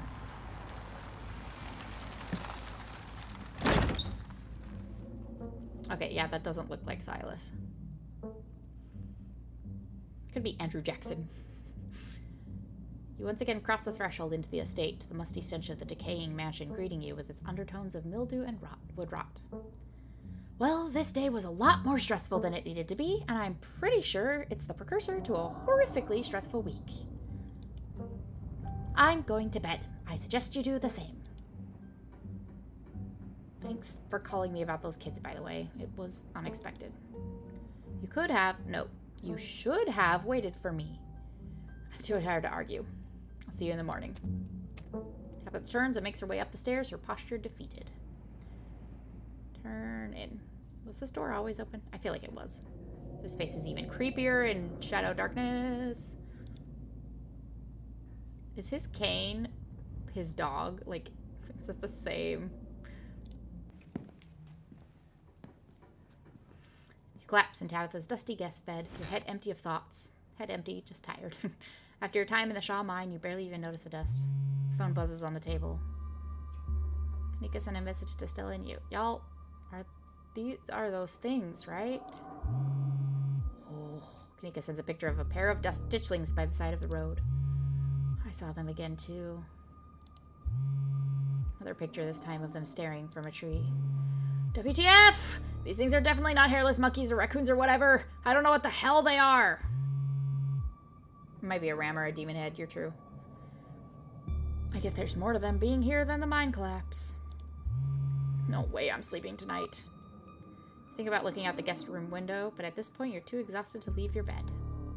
The adrenaline from this evening is finally wearing off, replaced by a creeping exhaustion that threatens to overwhelm you. Your limbs feel heavy, your eyelids slipping down over your eyes, even as you stare down at the ominous pictures of your phone. If it weren't for the pit of dread bawling in your stomach, you would almost feel comfortable as you settle in between the covers, your tired bones sinking into the decrepit mattress. When you close your eyes, your thoughts drift to Alexis and Becca, terrified and alone, if not already dead. Your eyes shoot back open, your heart pounding as the door to your room swings open. Hello, Frou-Frou! Just the cat. It's always just the cat. Don't read into this. The woman kicked me out. I just want a warm place to sleep. It's nice to see another living being, even one as unfriendly as Tabitha's cat.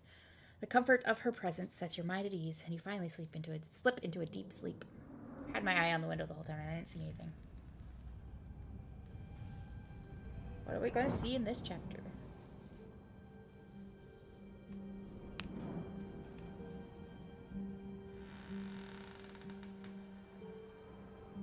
Aw, Tabitha.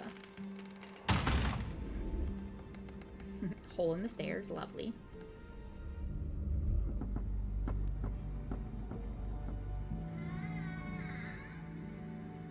Is that the basement?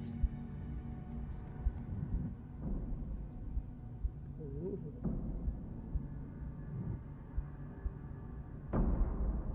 Knocking in the basement. Dun dun dun. Okay. Achievement unlocked. Magic Treehouse. Don't know what that means, but great. So we'll go ahead and save that here. I don't know if we'll be able to continue next week. I think The Devil in Me is coming out next week. But it'll be fun.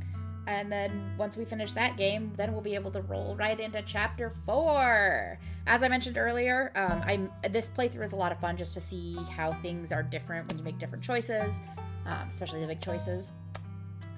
But I think we will continue with our gut instinct canon playthrough in these files instead when the next chapter comes out.